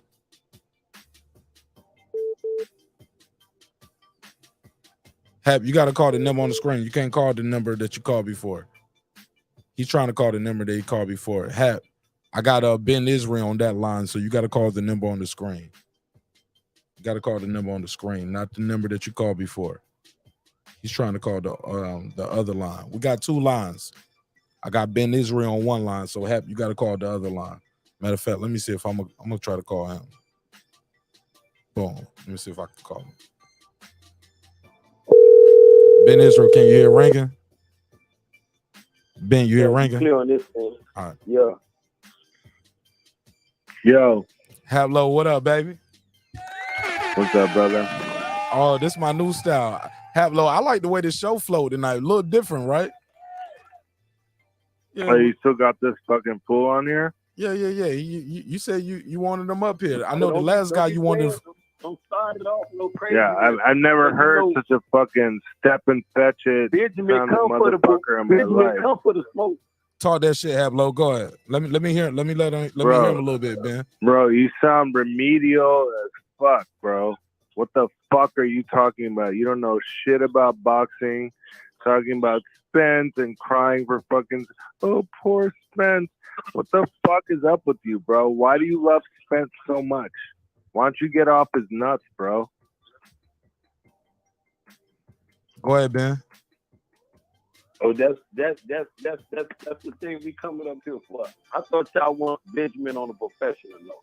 And we got enough. Oh wait, this is really Ben Israel? We got Teofimo Lopez, number Shit, one. I thought he was joking that it was Ben Israel. Teofimo Come Drink with Twin up here. He known for bro, drinking fucking Ben ain't real. Okay, here we go, Ben ain't real. Here you go. I know your whole playbook, bro. Don't be throwing no. I know your whole playbook. You real good. You trolls. Benjamin stand He's gonna try to talk loud. Then he's gonna try to get people on his side. Then he's gonna talk about my man. Word, then you just interrupt me. See this little. Yeah. Let him. Yeah, Hablo, you had your time to do your I'm gonna opening let him statement. fucking talk. I've heard this guy Man, forever, you supposed bro. to go in. Well, get your Ben shit off Israel is then. a fucking joke, bro. Go ahead. What you got? Guys never fucking want to debate. Ben ain't real is about 0 and 100 fucking debate. They want this to. I burned Can't him win up a on debate. his own back in his Ever. backyard, man. So who gonna? shit about Okay. Let's get it together. Who gonna go first? I spoke Southside and burn these niggas down for a living, man. All right, Ben Israel, go ahead. 60 seconds on the clock. Go ahead. And he been watching. Go ahead, Ben. Mark. I thought you were joking that it was Ben Israel. All right, go ahead. I'm gonna mute Haplo. 60 seconds. Go. 5 minutes. I give him 5 minutes, Mark. I You give him 5 minutes. Okay. Professional on shit. Okay, there you go. Haplo. Okay, I got you. I body bagged Ben Israel so many times, like I don't even know why I'm here. Win. Well, you about to do it right now. Y'all, hey, look. How about this? How about this? How about this? You live in the body bag. How about this? How about this? How about this? Ben Israel Let's do it lives in the now. body Let's do it bag now. that I gave him. Let's do it now. Let's do it now. And Let's do it now. I don't want to hit nothing else. From female. I don't want to hit nothing else. Hablo. Ben Israel. Ben Israel, mute your mic. Hablo, you got 2 minutes on the clock. You said you got some smoke for him. Cook them on any topic. I'm gonna put the time on the screen. I'm gonna put the time on the screen. Ain't nobody gonna cut you off. Matter of fact, I'm gonna go on mute Ben Israel right here, so he can't cut you off even if he want to. And you got 2 minutes. Nobody gonna say shit, not even me. He's saying Crawford a duck. Let me know when you to said go. Crawford is not. Y'all can beat the Canelo, whatever. 2 minutes on the clock. Go. Ain't real is possibly the biggest dumbass I've ever seen in the entire YTBC since the beginning. And I've been here since 2006. Blood and I started off this community. There's only just a few really moronic individuals I've seen over the course of that time that just can't get it right. And Ben Israel is absolutely the epitome of this. Literally, the guy can't stop being stupid if he tries. I mean, he thinks he's won some debates. This guy is probably 0 and 168 in debates. Never seen him win a debate. I body bagged him personally about 7 or 8 times, the times that I even care to talk about him. Every time he comes on, he ruins the stream. He gets kicked off H Money's channel. He gets kicked off everybody's channel. He has the same formula every time. Literally, can't fucking change it. Sounds like a fucking complete ass. Sucks Spence's dick like no one ever. I mean, I don't know how he talks with Spence's cock in his mouth all the time. I don't know how he does it, because I mean, he must have a big mouth. And then he always sounds like he's got the microphone up his nose, breathing heavy, like.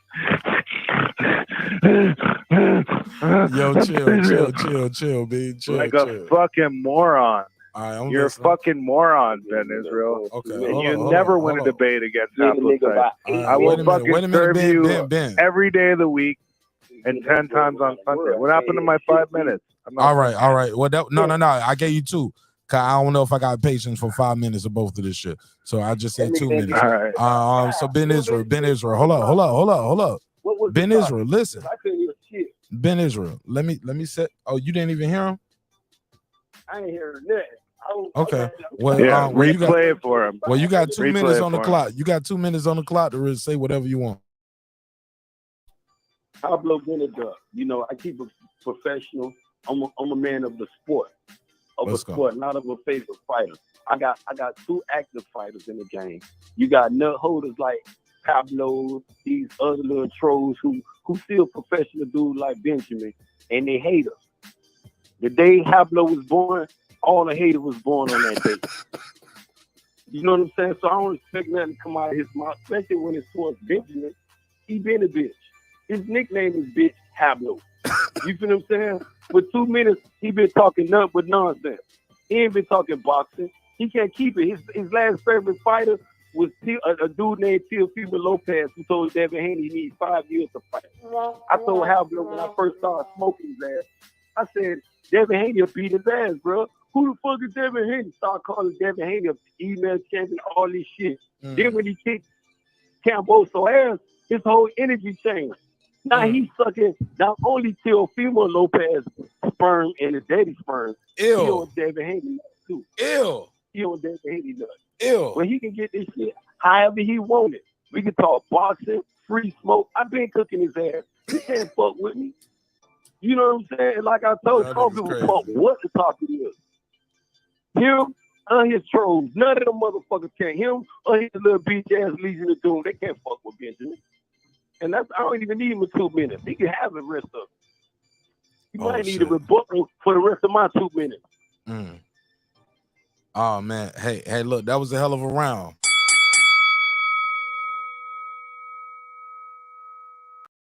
Hell of a round. Hello, you want to reply? That was weak as fuck, bro. Hold on. You're a fool. Go ahead. Bro, that was the weakest shit I think I've ever heard. Ben Israel, continue living in the body bag I gave you 3 years ago. And you can't come back. Your shit is weak. I know your formula. It's fucking. It's I can't hear him, Ben. You got nothing. You got to mute your mic. You got nothing for I definitely hear him. You definitely got nothing for Haplo. I got plenty of response. I'm gonna let him go. I'm gonna keep it professional. Yeah, well, mute your mic a little bit so I don't hear your background. Nothing about you is professional, Ben Israel. You live in a fucking 3-bedroom tent with an outhouse, and you collect toenail clippings from a fucking nail salon. Wait a minute. And that's how you make your money. What's going on here? Wait a minute. Wait a minute. Hello. Now let him go. Because sometimes, Mark, when you talk about a person, they could be doing better than you, Mark. See why I'm collecting them toenail clippers? Yeah, sometimes you could, but not in this case. Between me and him, I better collect toenail clippers. Toenail clippings. What do we got going on? Ben ain't real. People may be living better. Ben ain't real. It's just a fucking piece of shit, bro. He ruins every show. I'm gonna go back on mute, Mark, because you said if it wasn't for you muting people, that's the word. He'd be ruining your show I told you right the day now. you was born on, it wasn't number fuck niggas in piss boys. Your birthday is number fuck nigga. It was a disappointment to your man. Yeah, he's gonna start cursing. Soon he's gonna start talking about my mammy. 3 years ago. What about my mammy? Tell me about my mammy. Tell me about my mammy.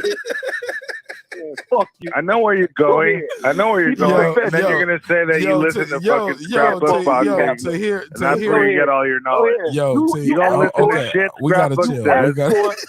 I already know your fucking whole fucking formula, bro. Hold up. You cannot fuck with Haplo. I need a $2 super chat for Haplo to say mammy again. You're done. Haplo, don't say mammy no more until we get the super chat. And tell me about my mammy. No, Haplo, don't say mammy no more until we get the super chat. I need a $2 super chat just to hear Haplo. Tell me about my mammy. Go ahead. Tell me about my mammy. Don't spoil it. Don't spoil it. Stop saying it. I need the donation. We need a donation for that. $2 for that super chat, and I'll tell y'all about Haplo. Oh my God. I'll say $2 super chat, and I'll tell y'all about Haplo. Pussy ass man. Yo, tripping, man. Go. Ask for That's it. all he's got, bro. That's his formula. I give what they want. You know I give what they want, Ma. I can't You breathe. told me to keep it professional. I told you, How Ma. about we talk about Spence's fucking bitch ass and how he doesn't want to fight? Damn, I need to Go ahead. Who don't want to fight? Who don't want to fight, Haplo? Now you always talking about boxing. Who don't want to Spence's fight? bitch ass doesn't want to fight. Y'all are putting on a You don't bad wanna fight example. who? Said it. Wait a minute. On camera. He fight everybody. Hey, how about Who this? you How don't about wanna this? fight? Ben Israel, please respond to this one thing. I got a quote for you. Ready? Me and you gonna fight? Is it fight? What? That's the quote. I want to put my foot in your ass, Haplo. How about that? I'm Quote that. My foot in your ass. What? That's a good quote for you. I've been putting foot in your ass for 3-4 years, Haplo. Yeah, you're Ain't gonna shit put a gonna foot in change. my ass Hey, look, over what's wrong Spence, with you you? fucking look, drunk as a motherfucker. Haplo, we got a donation for the mammy. Ben ain't real.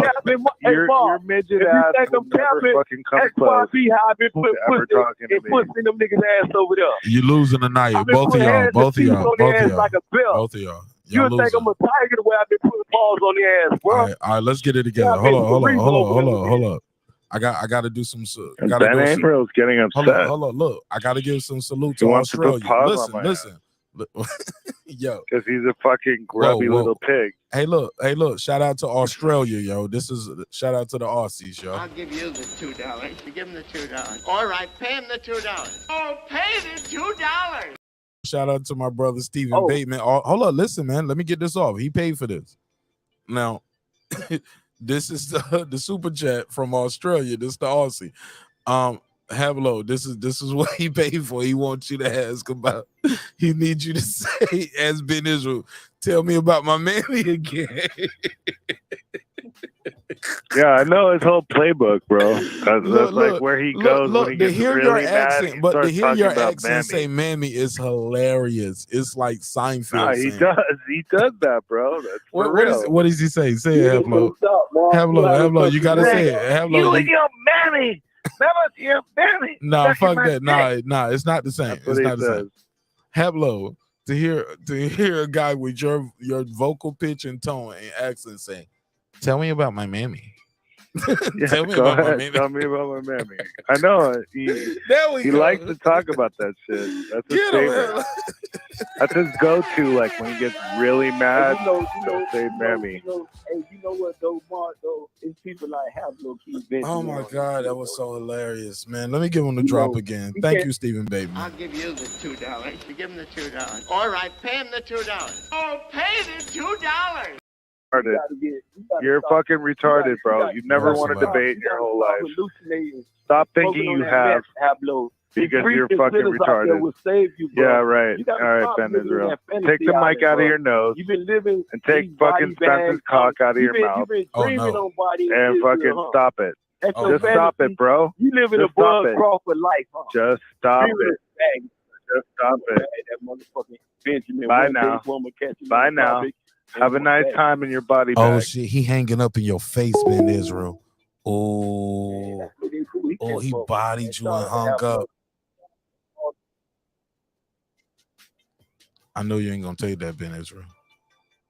And I ain't worried about Haplo, man. I come for it.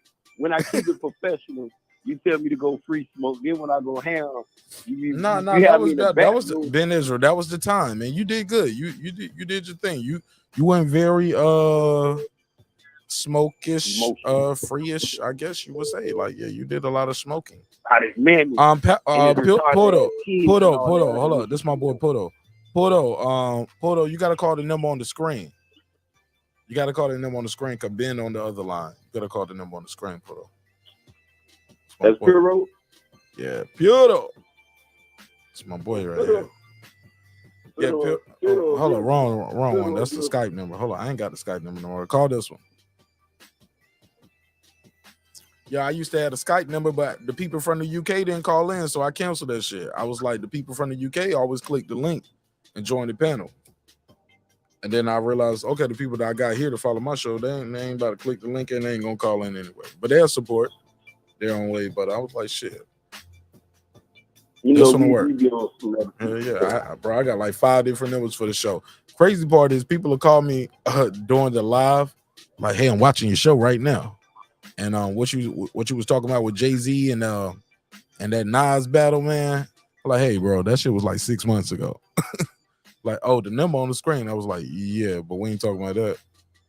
We talking about Shanquilla Robinson or something. You know what I'm saying? Like, yeah, shit. We might be talking about the election. Let me see what they're talking about. But Porto. Matter of fact, let me see. I can call Porto. Let me see. See if I can do that. It's my new style. That's my new style, Reggie. In order to maintain order in this space, I might have to do some shows like this, like let everybody call in. I get people in and out, and we can flow. There we go. But the audio is working perfect. This is, hey Reggie, I know everybody got good audio. I'm learning. Reggie said that's what he liked about the show. A lot of people say that's what they like about the show, the order in the court. Plus, everybody get a chance to speak. Puto. What up?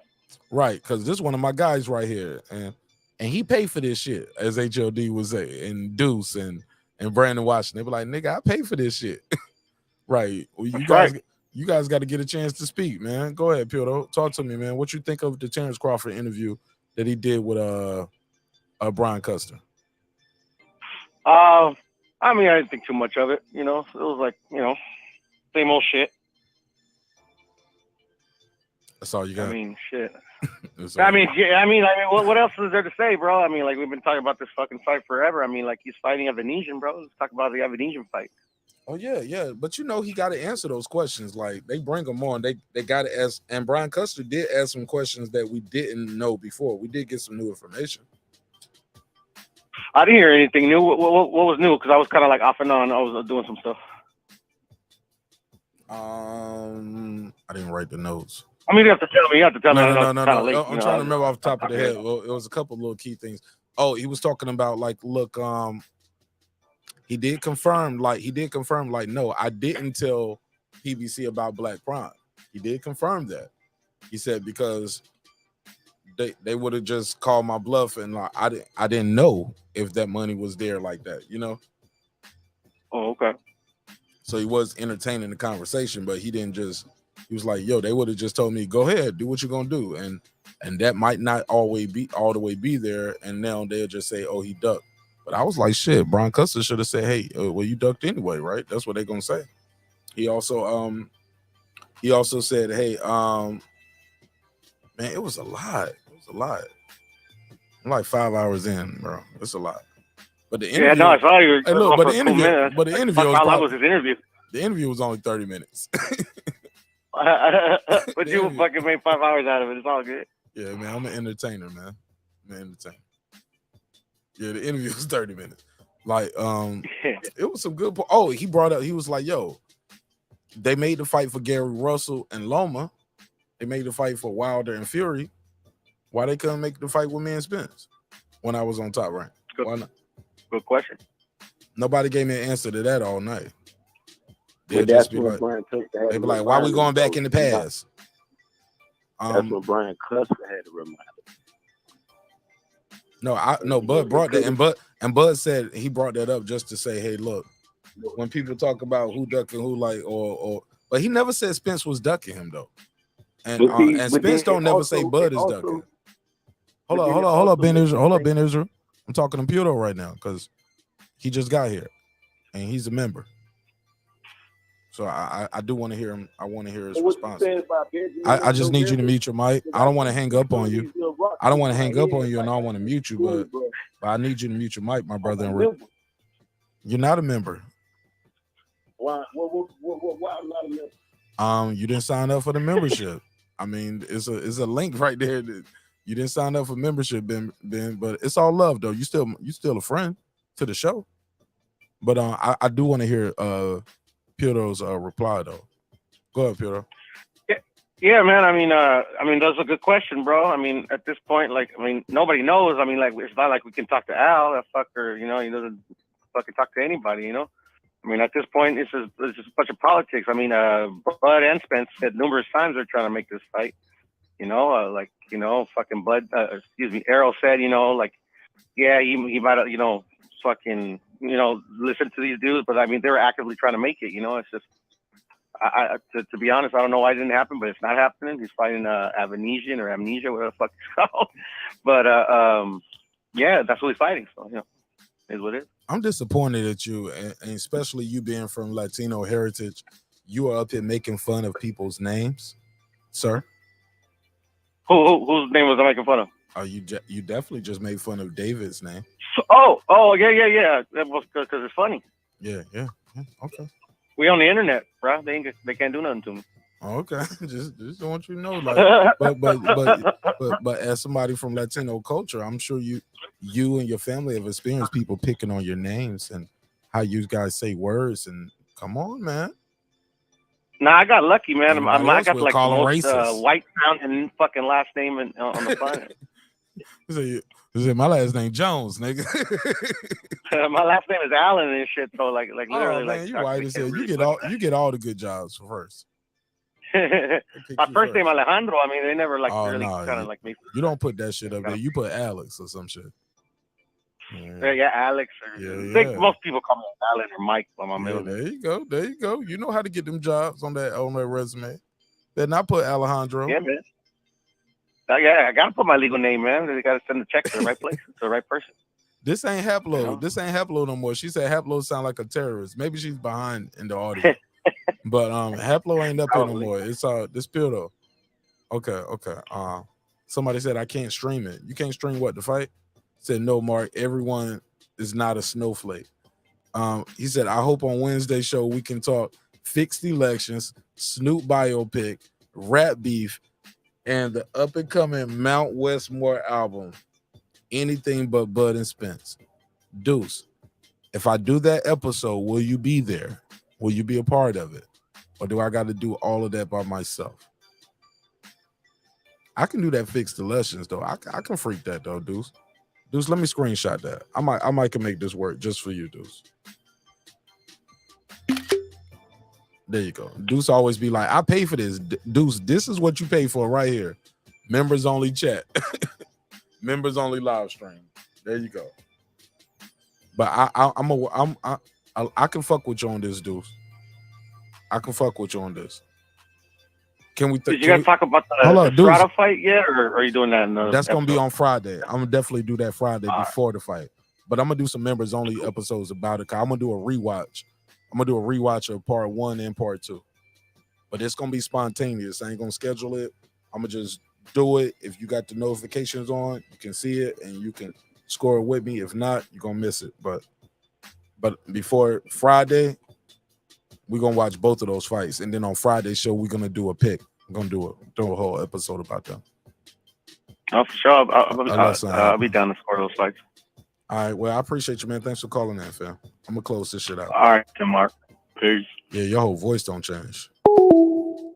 Ben Israel, you want to reply to Puro? Now I gotta go on. We can talk about him behind his back. Let's go. I don't do that. I'm fucking with you. I'm fucking with you. Straight up, I know you like Mark. Very controversial, y'all. Y'all know that shit. Reggie, man, pull up, Reggie. Nah, we closing this shit out. We closing it out. I got his ass at gunpoint, Reggie. I'm closing it out. Closing out. Ben Israel. Final thoughts, baby. Y'all hit the like button. Subscribe to the channel, man. We doing big things in 2023. Y'all be safe. Y'all making it cook team fight. So all y'all dudes like the Raw Dog, y'all going another thing and start scrapping up, man. What? You know what I'm saying? Mark like to tell y'all. Wait a minute. Mouth checked on. Y'all go to the doctor, get y'all life checked on. Stop, leave them retarded ass hoes alone. Wait a And find minute. yourself. You know what I'm saying? Y'all find yourself, and first and foremost, love y'all motherfucker self. And I'm out this motherfucker. What the fuck? Okay. And like that, he was gone. Somebody come look at this. Somebody come look at this. Rob G, look at it. Reggie, somebody come look at this.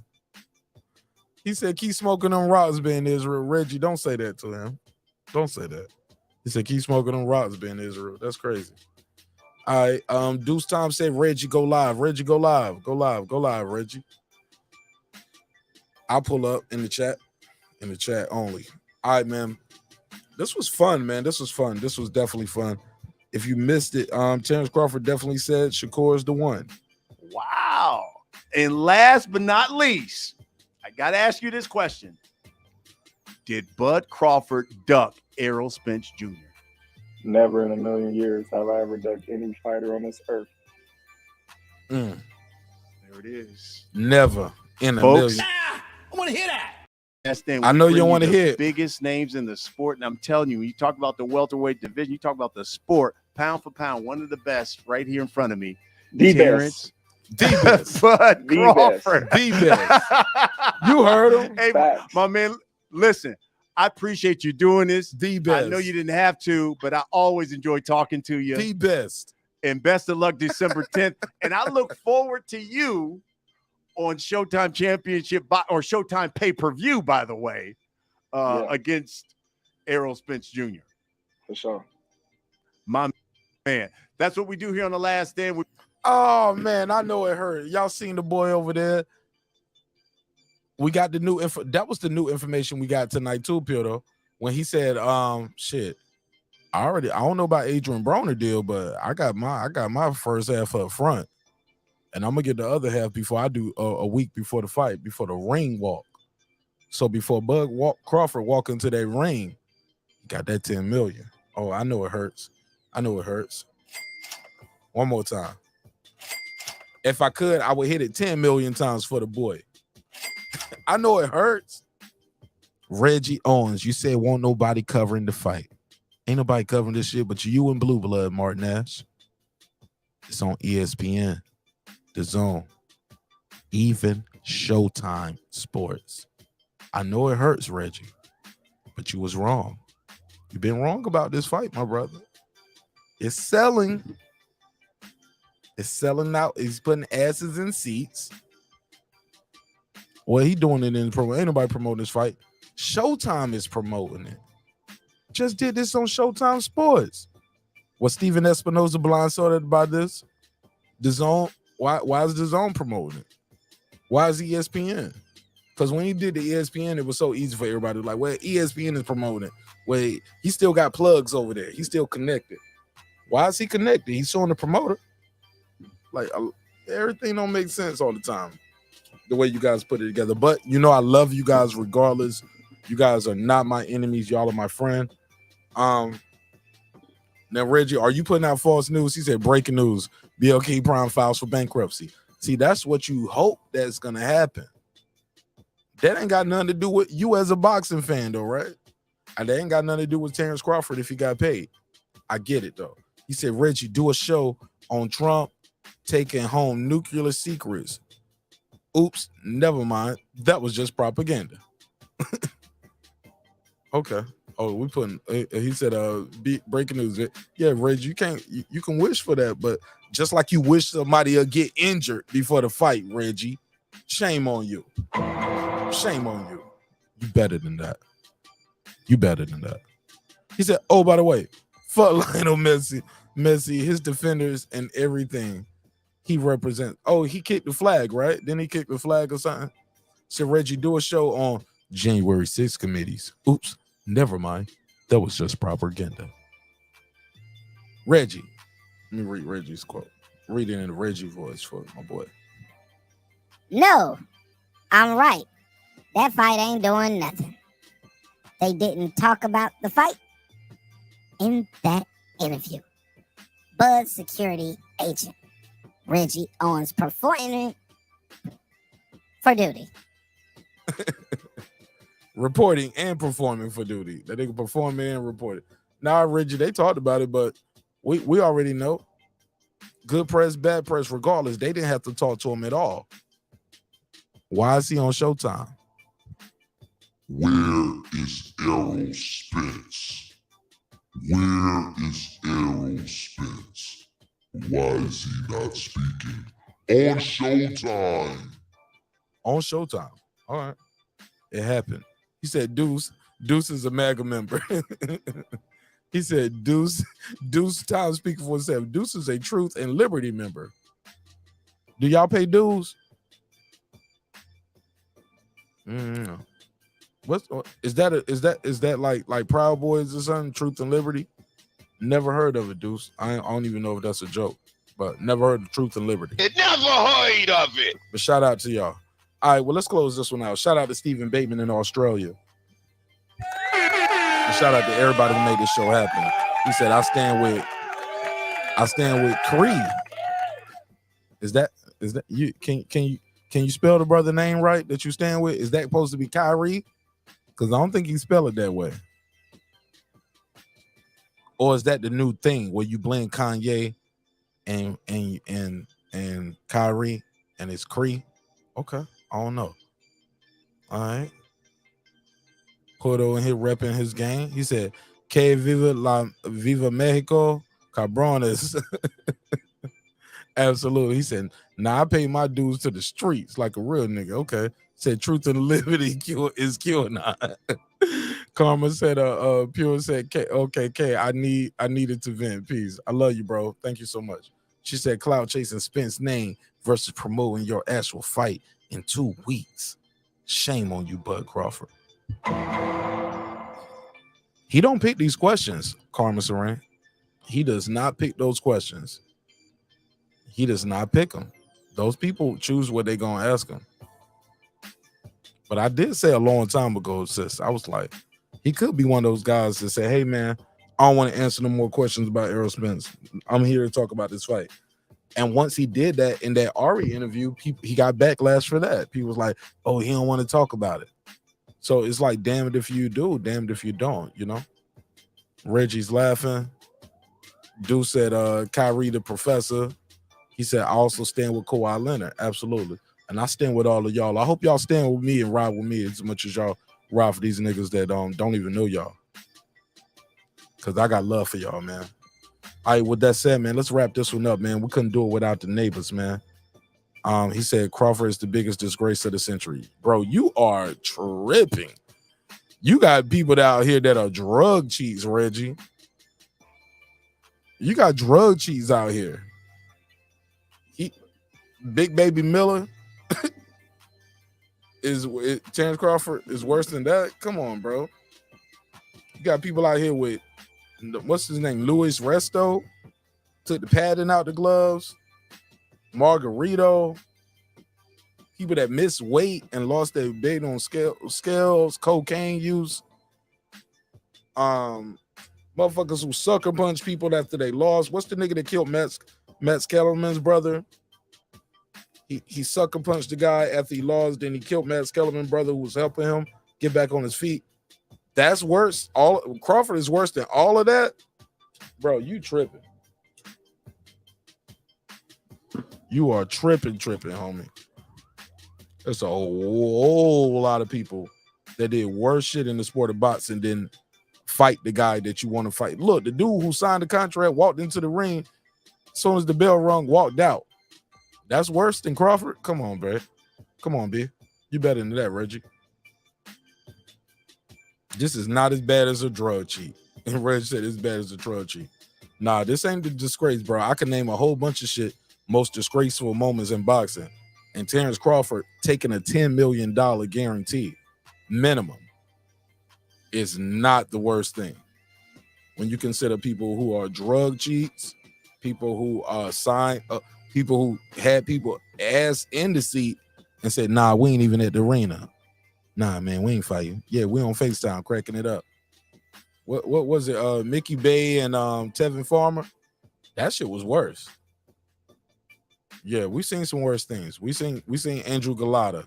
We seen people bite ears. We seen some disgraceful shit in this sport. Not fighting the guy you want to fight when you want them to fight them isn't the most disgraceful thing. But with that said, man, I'm gonna land this plane, and I love y'all. I gotta end this one. I gotta end it.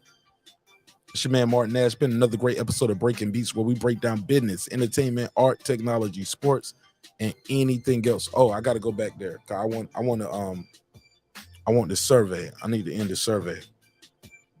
Damn, we got 99 votes. I wanted 100 votes on this. Damn. Okay, I'm gonna end it though. So we got 100 votes.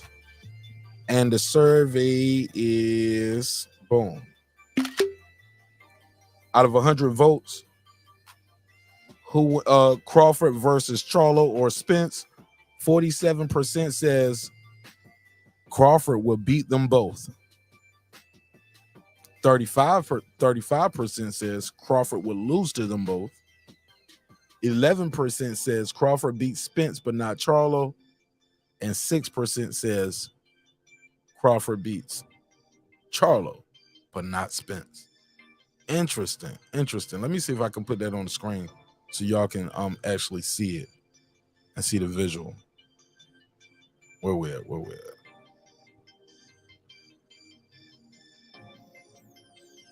Yeah, let me put that on the screen for y'all. Here we go. All right, so there we go. Crawford versus Charlo and Spence. Crawford beats both, 47%. Crawford loses to both, 35%. Crawford beats Spence but not Charlo, 11%. And Charlo can beat Charlo but not Spence. That's crazy. Okay, 6%. All right, 99 votes. You know, when you watch Family Feud, you only ask about 100 people to say. We asked 100 people. So there we go. We asked over 100 people according to this video. We had over 1,000 views on this, so thanks for everybody who watched it, whether you click the like button or not.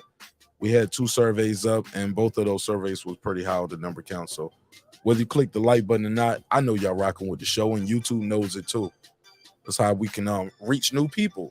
Reggie, we've reached some new people tonight, man. I had Terry Norris, first cousin, second removed because he went to jail twice. Called me and cussed me out. So this was a good one. All right. It's your man Martin Nash. Another great episode of Breaking Beats, where we break down business, entertainment, art, technology, sports, and anything else you and I feel like talking about. Let's close this shit out.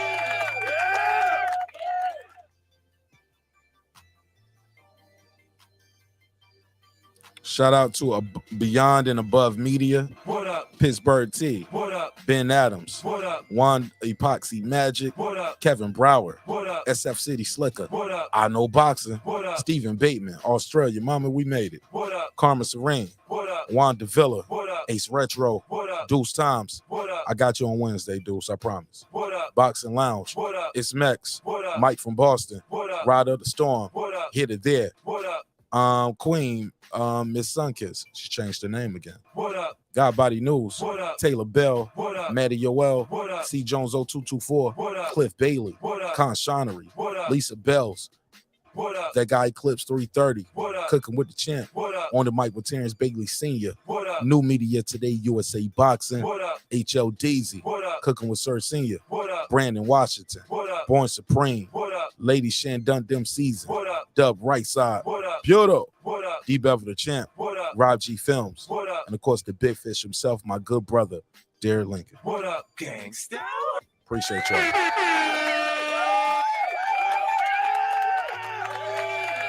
Yeah, man, we be talking about a lot up here. Sometimes we agree, sometimes we disagree. Got nothing but love for y'all, but never, ever, ever forget, homie. I built this shit. Me. Brick by brick. And I'll be damned if I let you tear it down just because you don't like the way another nigga talk.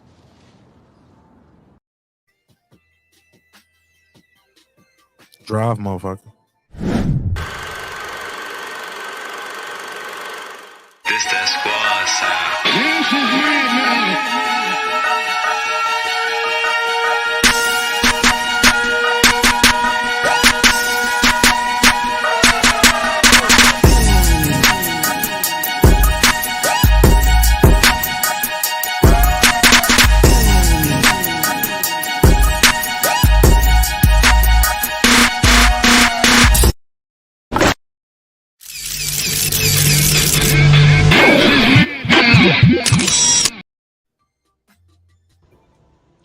Subscribe. I don't care how many subscribers he has. Support him. So he made all this possible. He made this possible. Nah, Dr. Mark, God made this possible. And so did dope ass viewers like you and everybody in the chat. I'll see y'all on the next one.